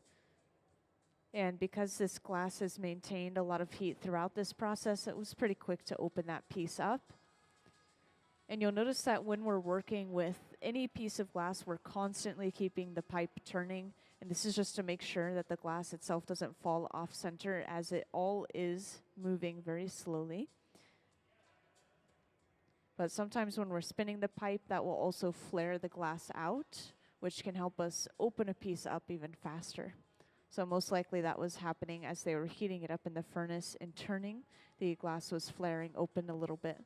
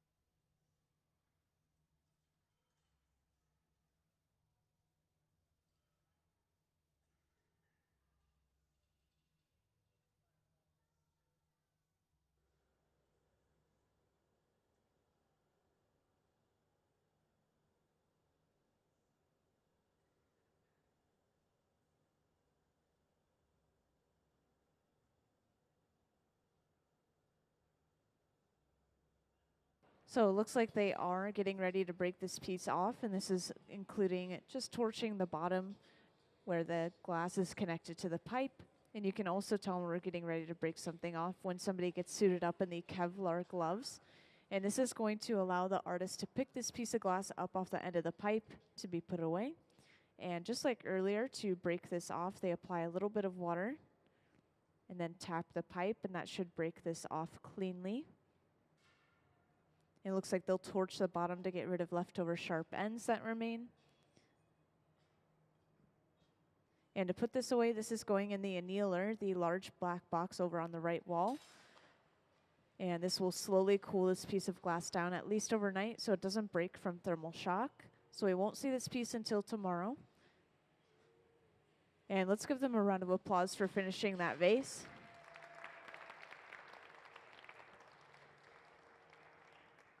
Thank you. Now we will continue to just hop right into the next project, which will be a cylinder next, which this was supposed to be a cylinder, I'm sure some of you remember. And I want to remind everyone, just in case you didn't already know, I think that there are still seats available. There's a fusing workshop today, $40 for non-members, $36 for members. And you can make a fused glass tile that you can eventually take home with yourselves. So if anyone's interested in making some of your own art, that is happening in the education studio. You can ask the front desk about it.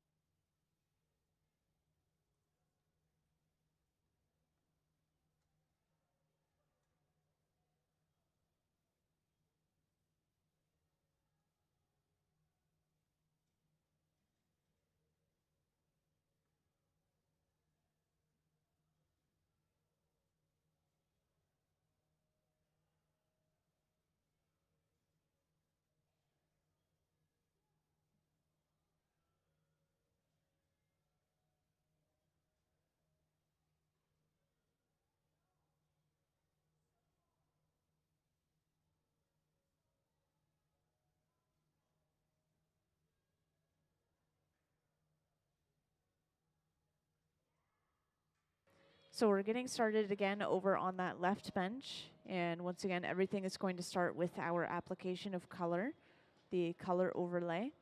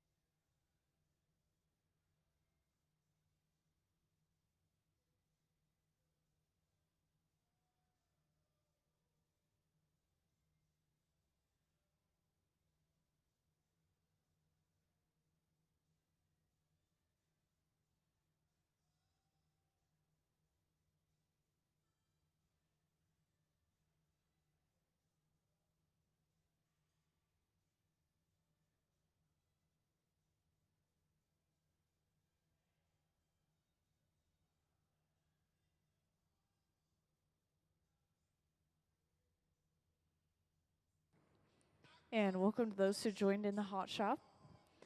Today we have our Museum of Glass hot shop team. They are specifically making these cylinders today. And it looks like this is all starting over on the left bench. We've already applied our color to this bubble. The color is inside of this glass. And we have done another technique called a blow through.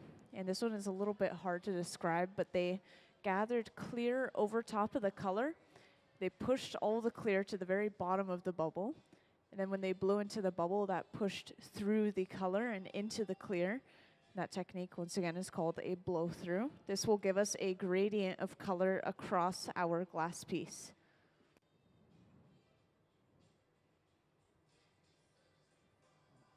And we're going to be doing the same thing at the center bench as well. The color at the center bench will be an opaque color. The color over on that left bench should be a transparent color.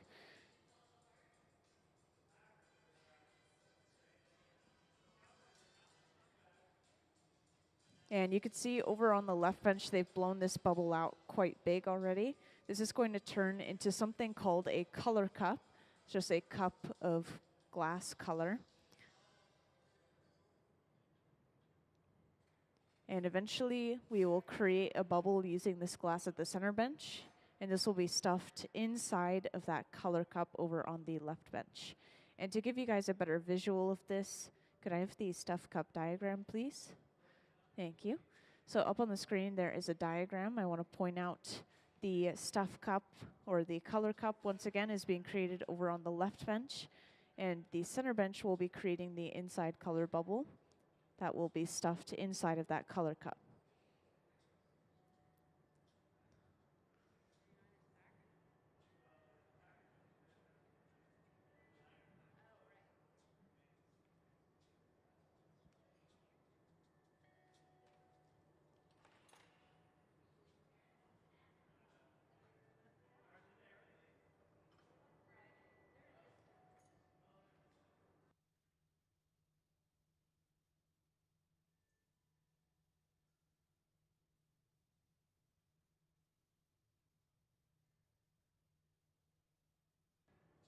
So if you missed how they got the color over on the left bench, once again, they're going to be doing it at the center bench again.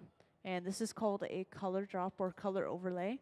They quite literally drop that molten color on top of that small clear bubble.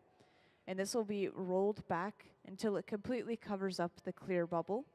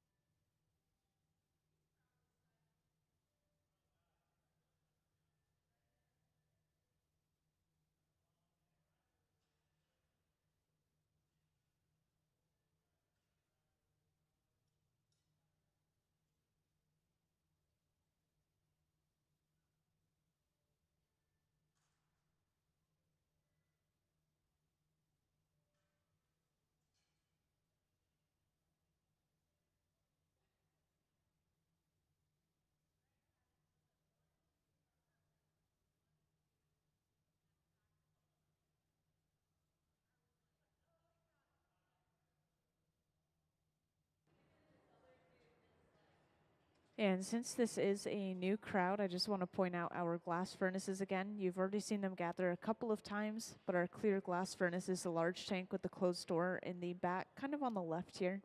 We do have a second one, but we're only using this one on the left today. And this glass furnace holds up to 1,000 pounds of clear molten glass, and it stays at a very consistent 2,100 degrees Fahrenheit. And at that temperature, the texture of the glass is viscous and sticky, a lot like honey. So all we would need to do is stick our pipe into the glass and turn, and it gathers a ball of glass on the end. And that's how all of our projects start in the hot shop. And our open face furnaces are used for reheating only, and they run between 21 and 2300 degrees Fahrenheit, so just a little bit warmer. And we do shut these ones off at night and back on in the morning. Meanwhile, our glass furnaces, once again, they stay running 24/7 to make sure that glass is always ready for us to use. Now, up on the screen, you could see over on the left bench, they're starting to pull the end of the bubble away, kind of out and away. They are actually going to break a hole into the end of this bubble, and so to do that, they need to kind of stretch that glass thin right there.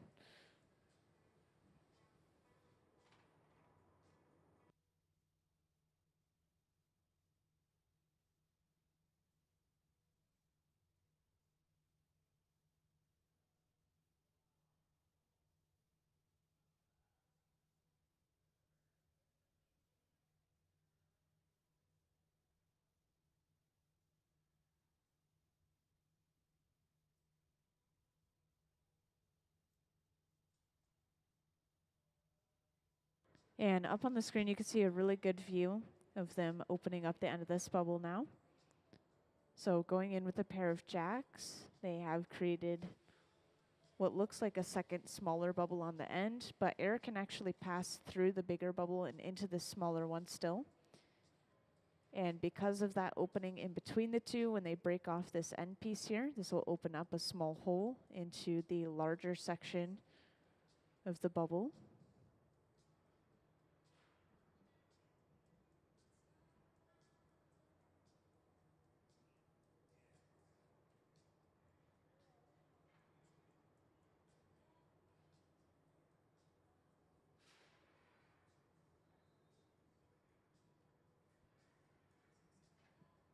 And at the center bench, Gabe has just gathered one more layer of clear over top of this color. And he used a block, this wooden spoon-shaped tool, to push all of that clear to the very bottom. And this is the first step to our blow-through, which once again is going to give us this gradient of color that you see with our first bubble.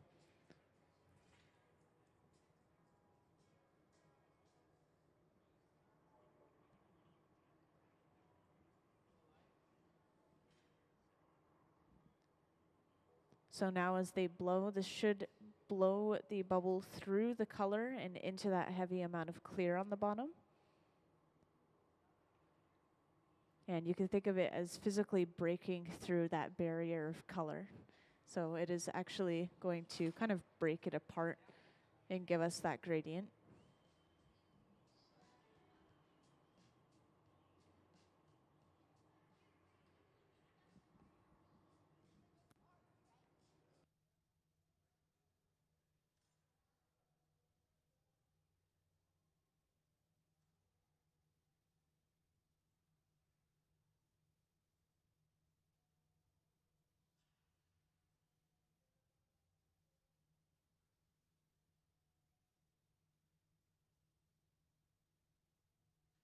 And after opening this bubble up over on the left bench, they're going in with a pair of jacks and slowly widening this.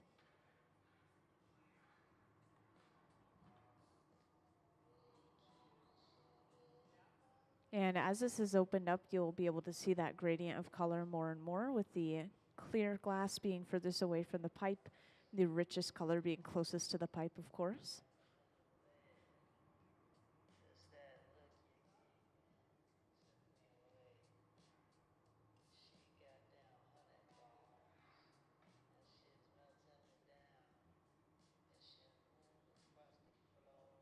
Now at the center bench, Gabe has blown this bubble out a little bit and started to shape it into a long, sort of tapered shape.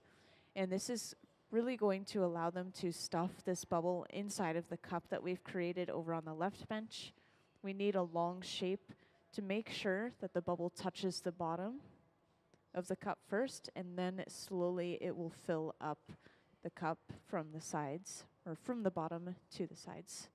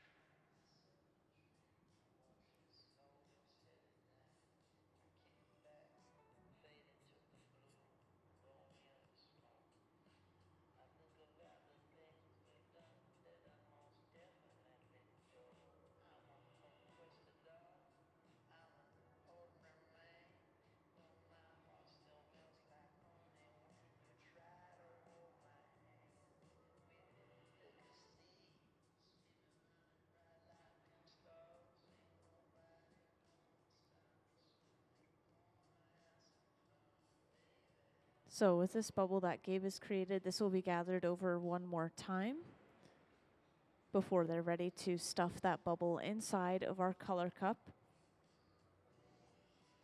And this is usually a strip gather, which is when they let some of that glass drip off the end of the pipe and into this bucket here. It's just giving them a partial layer of that clear glass. And any clear glass that's going into this bucket will eventually just be crushed back up and put into the furnace again to melt down, basically just reusing that clear glass.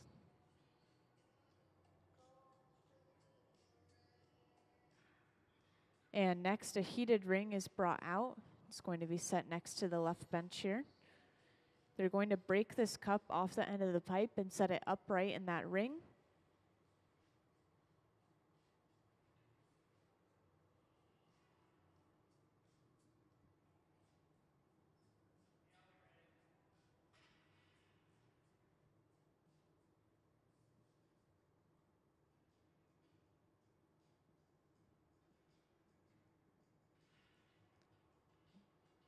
And to break this cup off, they're going in with a pair of shears and just cinching down tightly at that connection before tapping the pipe. That breaks that cup cleanly off. And this is held upright in that ring, allowing Gabe to come over with that second bubble and stuff it inside of that color cup. And this is touching down at the very bottom of the cup first. Then as Gabe is pushing down, this is continuing to fill that cup up.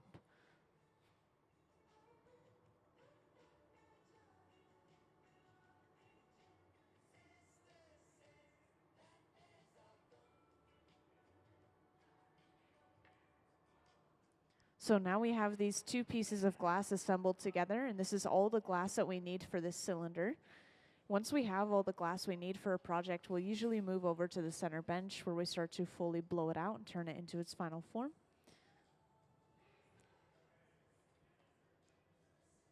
And you can see after stuffing that bubble in the cup, we do have a little bit of an overhang with that cup. So next we will start rolling it on the marver, this large metal table here at the center bench. And this will start to push the edges of that cup all the way down, making it flush with the rest of the bubble.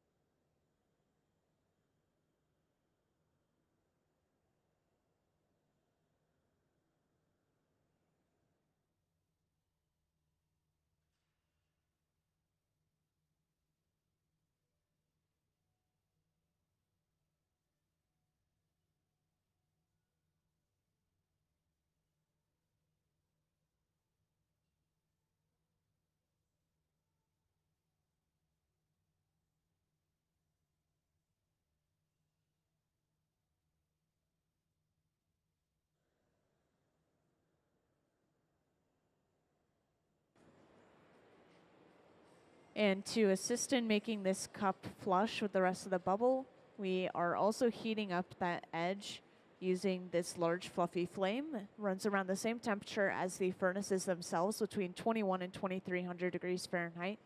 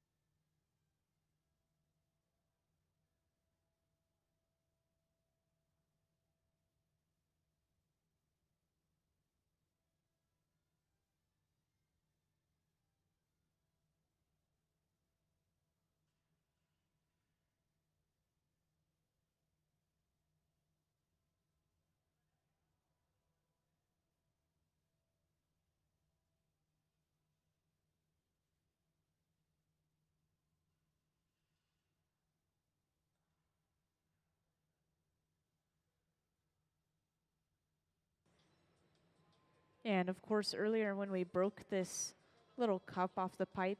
You remember we had a small hole in the bottom of that cup. And so that inside bubble actually pushed out of the cup a little bit, creating this bump on the outside of our bubble here. So they're just going to cut this excess little bit of glass off, and they should be left with a nice, smooth, even layer of color on the outside of the bubble.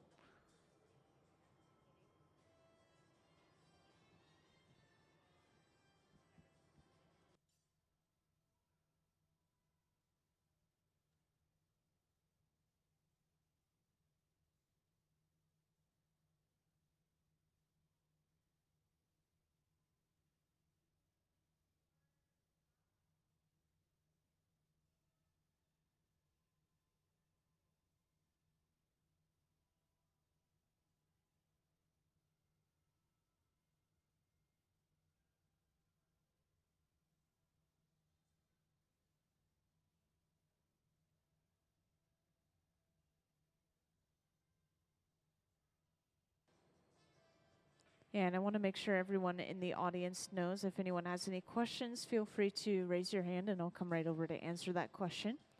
And for those who just joined in, right now we're currently working on making a cylinder, a blown glass cylinder, and this should turn out pretty large. It'll be a pretty tall and skinny cylinder. We're just getting started on blowing it out.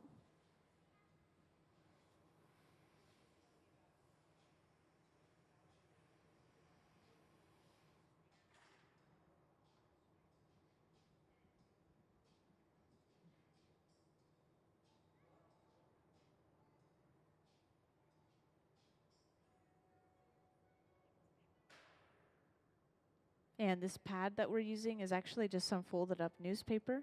They'll usually splash it or soak it with water before using. And this is as close as the artists get to using their hands to shape the glass. And once this glass has been blown out quite a bit, you'll be able to see the true color of the glass easier and easier, such as right now, that opaque color seems to be almost a peachy color. And then I believe this transparent color on the bottom was more of a purple color.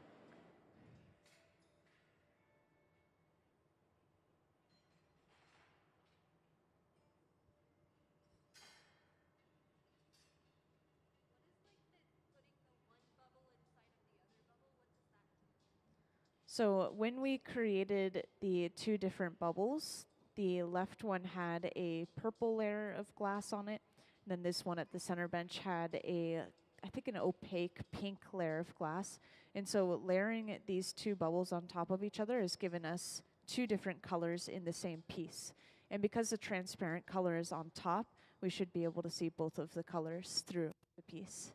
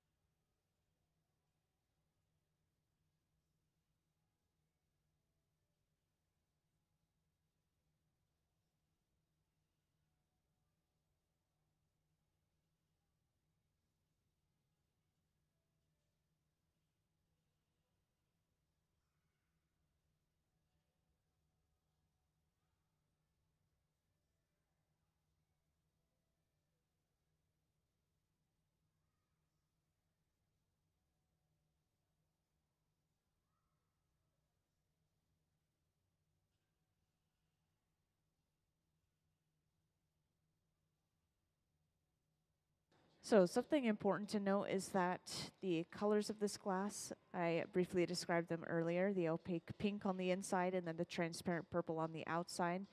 You can't really see either of those very much when the glass is hot like this. Everything is just going to be glowing this bright orange color because it's radiating light as well as heat.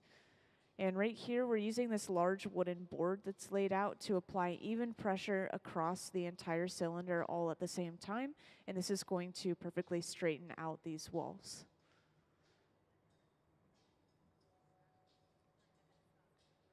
And behind the scenes, we also have to keep our finger or our hand over the pipe sometimes to make sure that the bubble isn't collapsing on itself, because the pipe is actually like a giant straw, so we could push air in, but air can also come back out if we are messing with the bubble, like squishing it or rolling it in this case.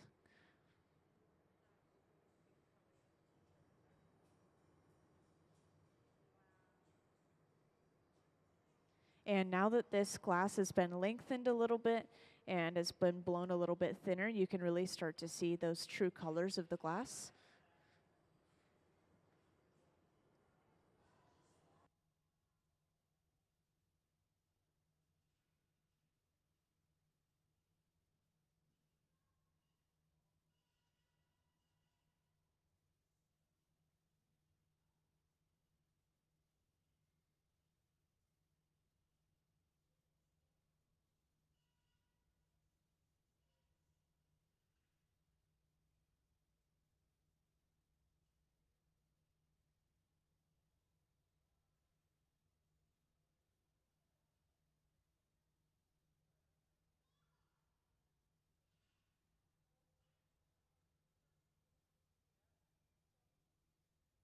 So whenever we're heating the glass up in the furnace, we can only heat up the bottom of the piece to the entire piece. So if we want to heat up just the back end of the piece where the glass is connected to the pipe and we don't want to heat up anything else, we'll usually use these torches here. Or if one area of the glass is getting a little bit cold but we don't want to heat up the entire thing, same thing. Or if we just want to work on one little section of the glass, they can use it to apply extra heat and just leave the rest of the glass cold. So it's just for focused or more detailed work on the glass.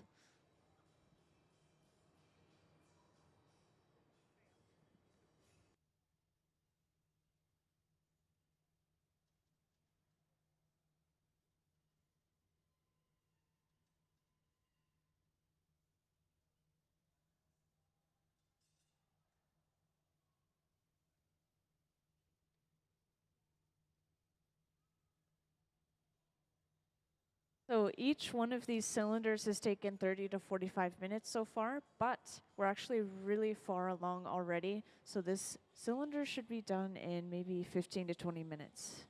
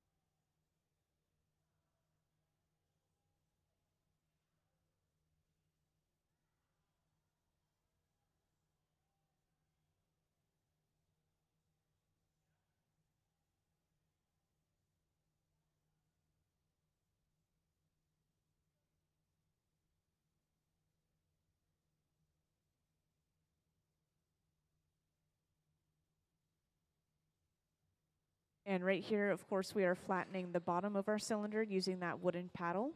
And we were also remaining on the side of the piece with a pair of jacks, those two metal blades. And this has pushed that glass into a nice 90-degree corner on the bottom of our piece. And when this cools down a little bit, you can see it's still glowing at this bright orange color. They will be attaching a second pipe to the bottom of our piece. And this allows them to break the piece off of the pipe that it's attached to right now.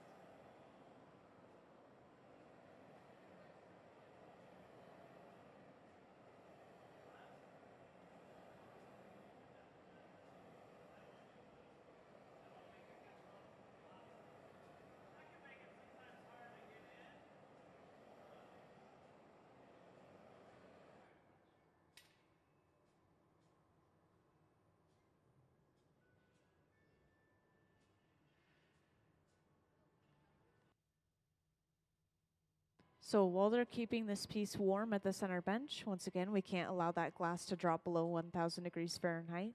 Over on the left bench, Sarah's preparing the punty, which is the second pipe that we attach to the piece to get access to another side of the piece. And you can see that the bottom of this piece, the glass there is really thick, and so they do have to let this cool down for a decent amount of time and continue to just heat up any other areas of the glass that are cold.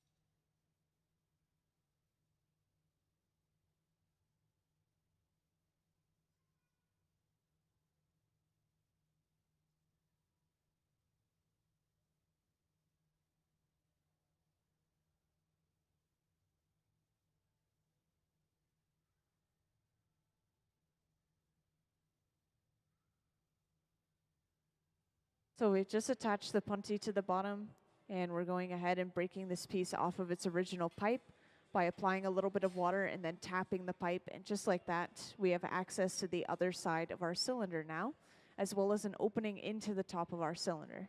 So from here, all we have to do is heat up the front of our piece, the top half, and we can start to open this up and get those nice straight walls.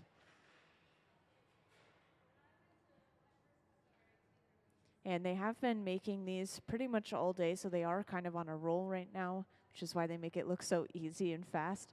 But they all have been working with glass for many years.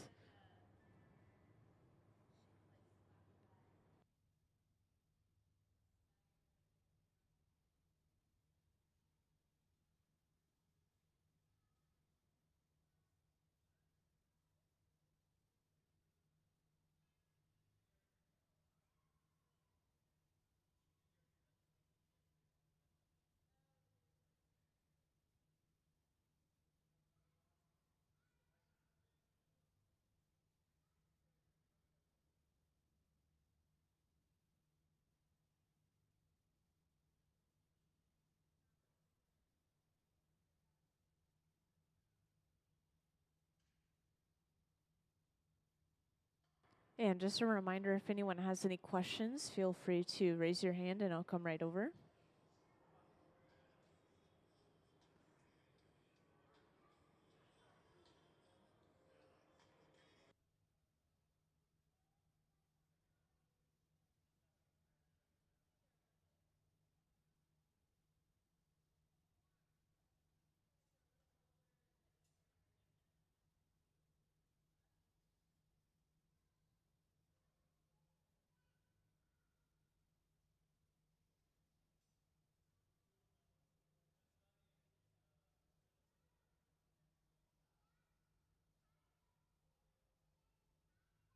So if we were to cut this piece of glass open and look at the cross section, we would be able to see all those different layers of color and clear layered on top of each other to make this entire piece.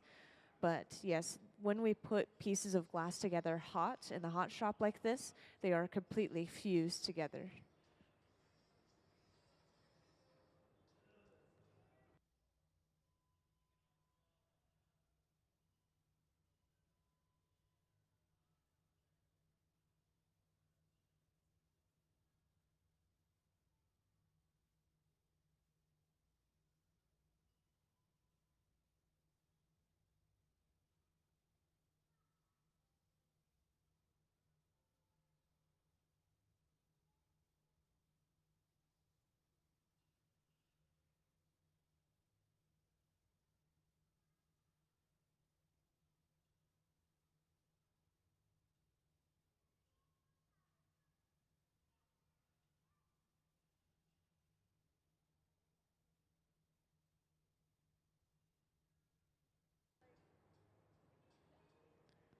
And after heating up just the front end of the piece, Gabe was able to go in back with that pair of jacks, and he's flared the opening outward before turning that flared out piece of glass into a disc.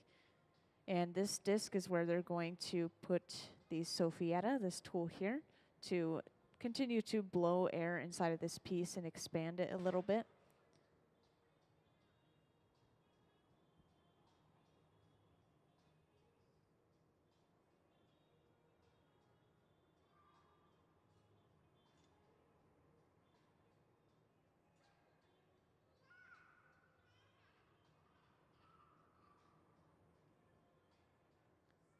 And this second divot that's been created, this is where we're going to break this little piece of excess glass off. This nozzle blows some compressed air, cooling the glass down more rapidly than if we were to leave it alone.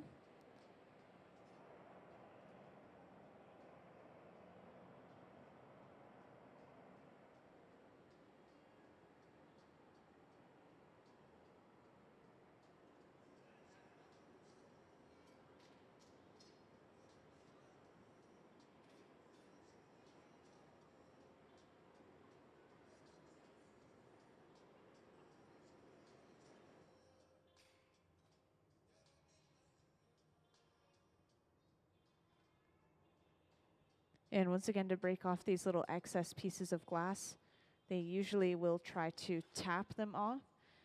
Now, this area of the glass is still really hot, so the inside is actually kind of gooey, I like to describe it. So the outside is solid, the inside is still trying to physically hold itself together like taffy or putty. And that's why it took a couple of tries to break it off. The outside was breaking, but the inside was hanging on tight.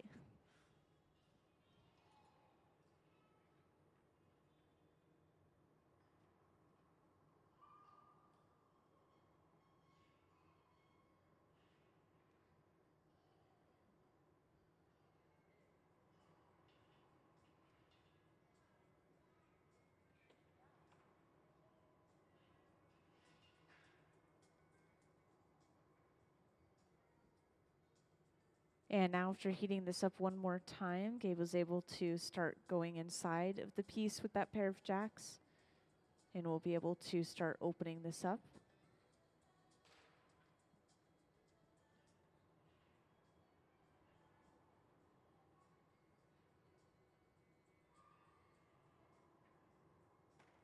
And just to reiterate again, the reason we keep going back and forth between the furnace and the bench is also on top of just making the glass malleable, we also have to make sure that the glass is staying at 1000 degrees Fahrenheit overall.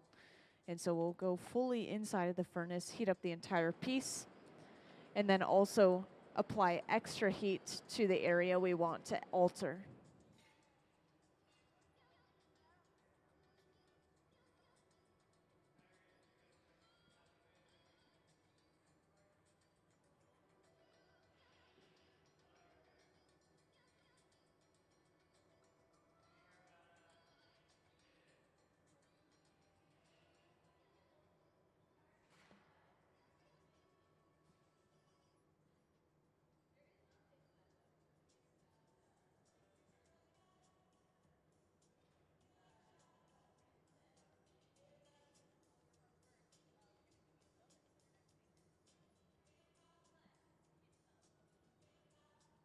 And while opening this piece up, sometimes they'll hold a wooden paddle physically to the opening of the piece. And this is to smooth and even out that opening, just in case there's any bumpiness or jaggedness left over.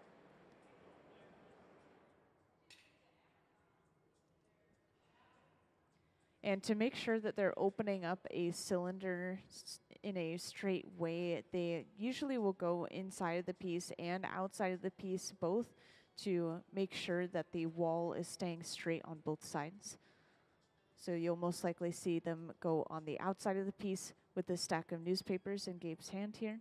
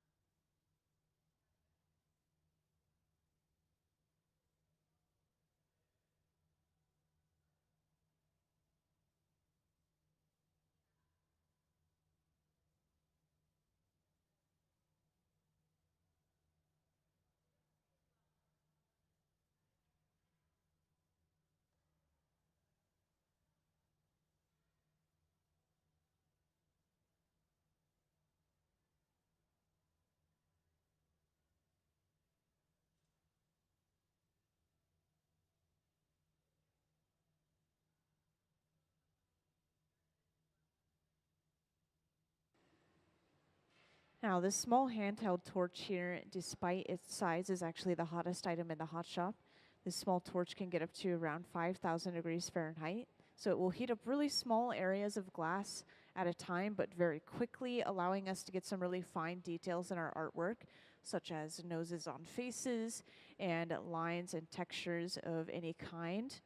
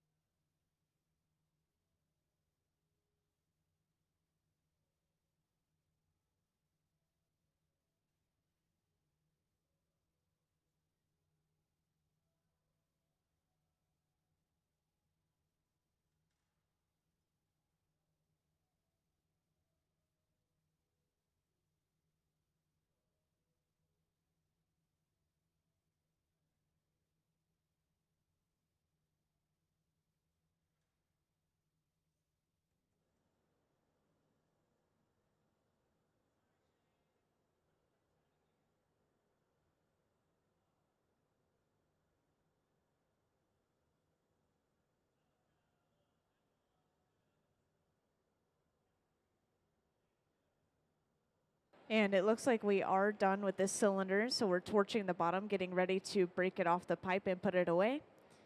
And you can especially tell when we're getting ready to break something off because you'll see somebody get suited up in these big Kevlar gloves.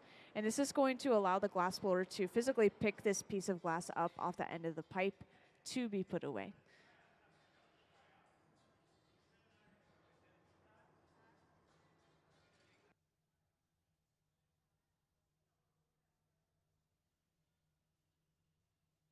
So while the furnaces are natural gas and forced air, our torches are actually propane and oxygen. So it allows for a more focused flame.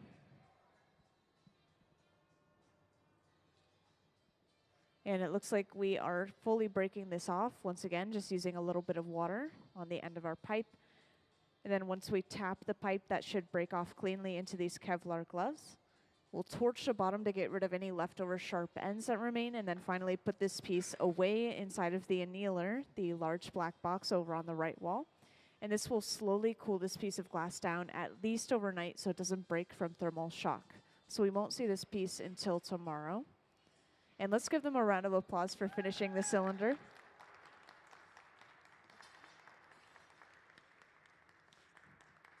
Thank you. I think that was the best round of applause I've gotten all day. And we have 20 minutes left, so if we do make something else, we're probably going to make something small, like one of these cups.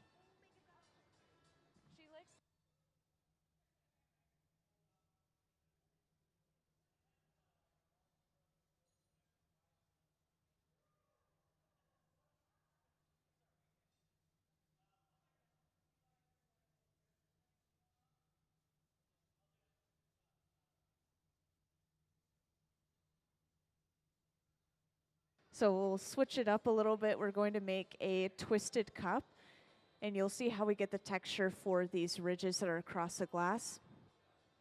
This will be using an optic mold. An optic mold just basically gives us a physical and visual texture across our glass. We have a variety of different kinds of them, but these stripes or the ridges are very common. And this is just going to be made from clear glass, I should say. Something that's nice about working with clear glass is that we can basically completely reuse that glass. So if we were to mess up on a piece or have a lot of leftover glass, then we could just crush it up, throw it back into the furnace to melt down again.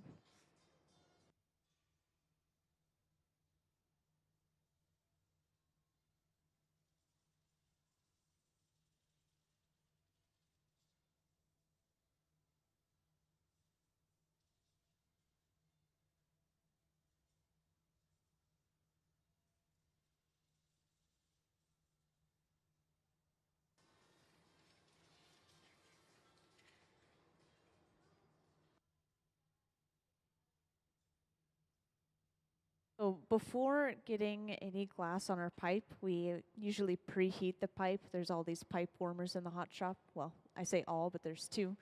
And so we heat up the end of the pipe almost till it's glowing hot, or maybe even a little bit glowing hot, and then we stick it into this pool of molten glass inside of our glass furnace. So it's just like a giant jar of honey, and just like gathering honey on a wooden dowel, all we have to do is stick our pipe into it and then turn, and it gathers that ball on the end.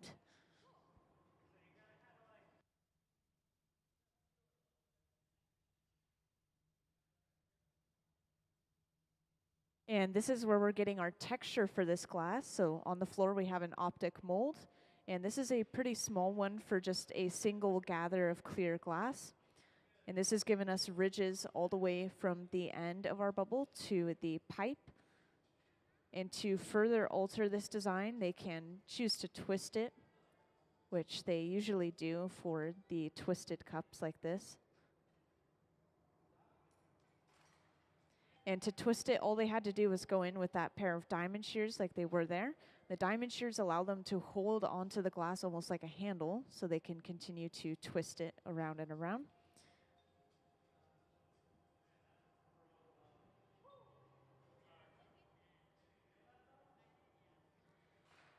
And then going in with a pair of jacks, those two metal blades. When you hold the jacks on the side of the bubble will kind of contour to that shape and remain this really straight, even side. And that's how we get a cylinder shape. That's how we get a cup shape.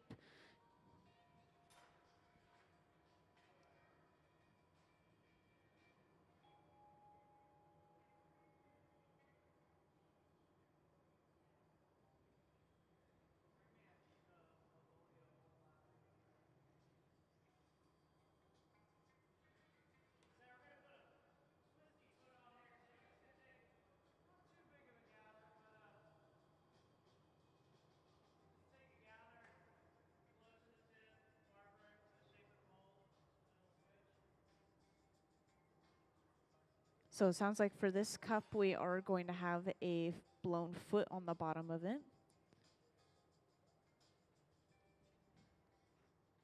So just like a lot of our other goblets out here in fancy cups, we have the foot, we have the stem, and we have the bowl. Now for this one, we are just going to have the bowl and then the foot right underneath it. And that just kind of simplifies the process a little bit. And this little bit of glass that they just added to the bottom of the bubble here, this is the avulio. It's just going to be the connection point between the bowl and the foot. And you could compare it to pretty much any goblet we've made. The avulio is this really dainty, kind of thin connection point in between.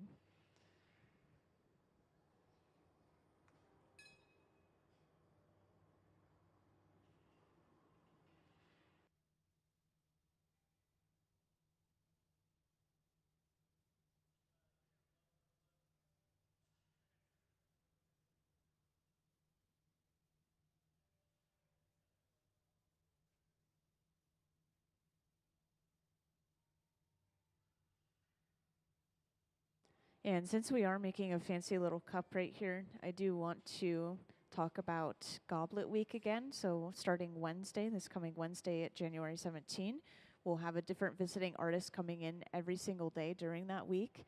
And they'll be making their own versions and types of these goblets like you see on these front pedestals here. And then at the end of the week, there will be a special talk on the history of goblets by the other MC that we have here in the museum, Waltz. And there will just be all sorts of special events and, once again, visiting artists every single day during that week.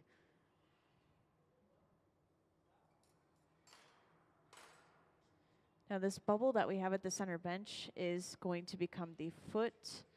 They just usually create a really small bubble of glass. And we will literally drop this onto the bottom of our bubble that we created earlier. You'll see how they do that in just a moment.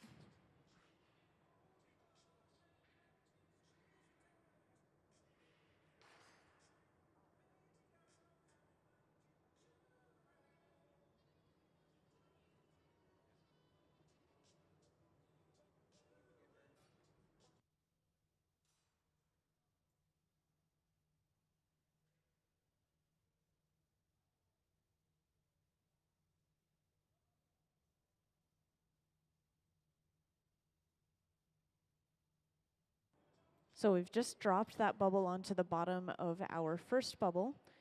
And to turn this into a foot, all they have to do is open that bubble up and then they can flare it out and open, kind of like a plate. And if you missed it while I was kind of talking about Goblet Week, they actually applied that same twisted pattern to the foot of the goblet here. And so when we see the final piece, we'll be able to see those twisted lines a little bit better.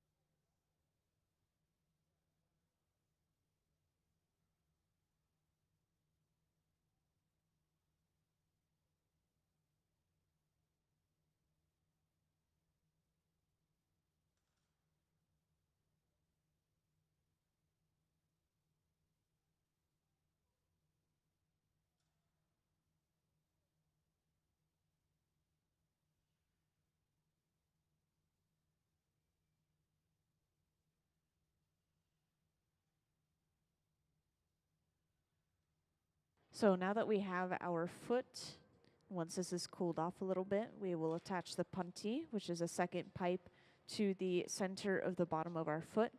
And then we'll be able to completely break this cup away from the pipe that it's currently attached to.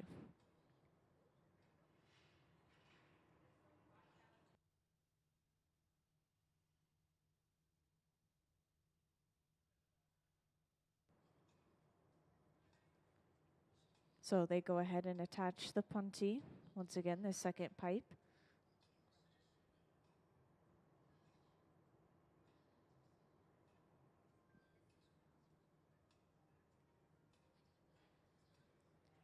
And whenever we're working with really small, thin pieces of glass like this, to break something away, it's very easy. As you saw, they just applied a little bit of pressure with a pair of tweezers and then lightly tapped the pipe on the bench.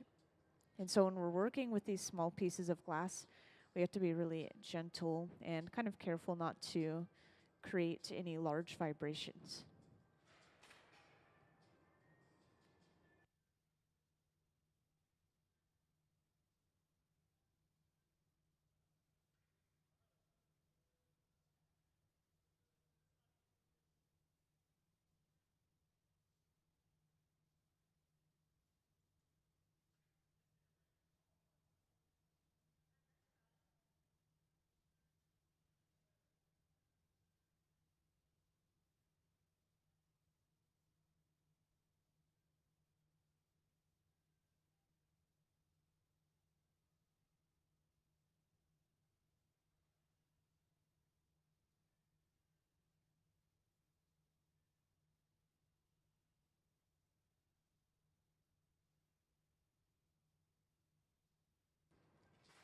And after heating up just the front of the piece, Gabe was able to go in with a pair of tweezers. And this glass will just be trimmed off with a pair of shears just around the opening of the piece. And they do this for pretty much every piece. Some of you remember from our cylinders that we also trimmed off around the opening of that cylinder. And this is just getting rid of thick, kind of uneven glass.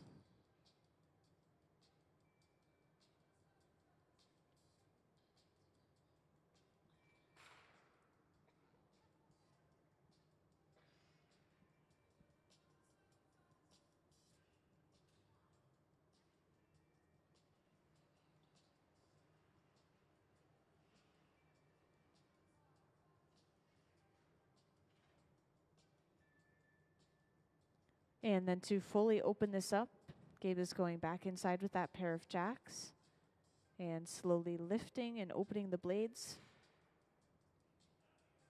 And because this glass is so thin, once again, we're going in between the furnace and the bench quite a bit. This glass is cooling down very quickly, also heating up very quickly, so they have to work quickly.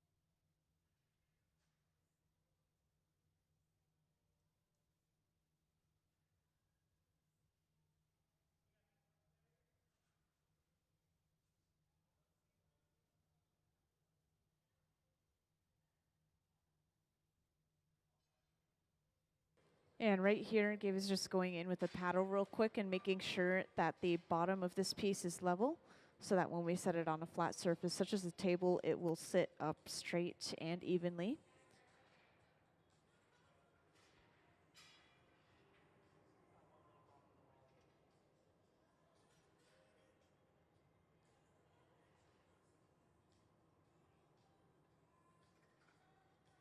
And to break this piece off, just like earlier, we apply a little bit of water to that connecting point and then tap the pipe. And this will be broken off onto a heated fork. It's important that it's heated. We don't want any cold metal to touch the hot glass, otherwise we could risk thermal shock. And that was a successful break. So this is going over to the annealer to cool down with the rest of the pieces that we made today. We won't see this piece of glass until tomorrow.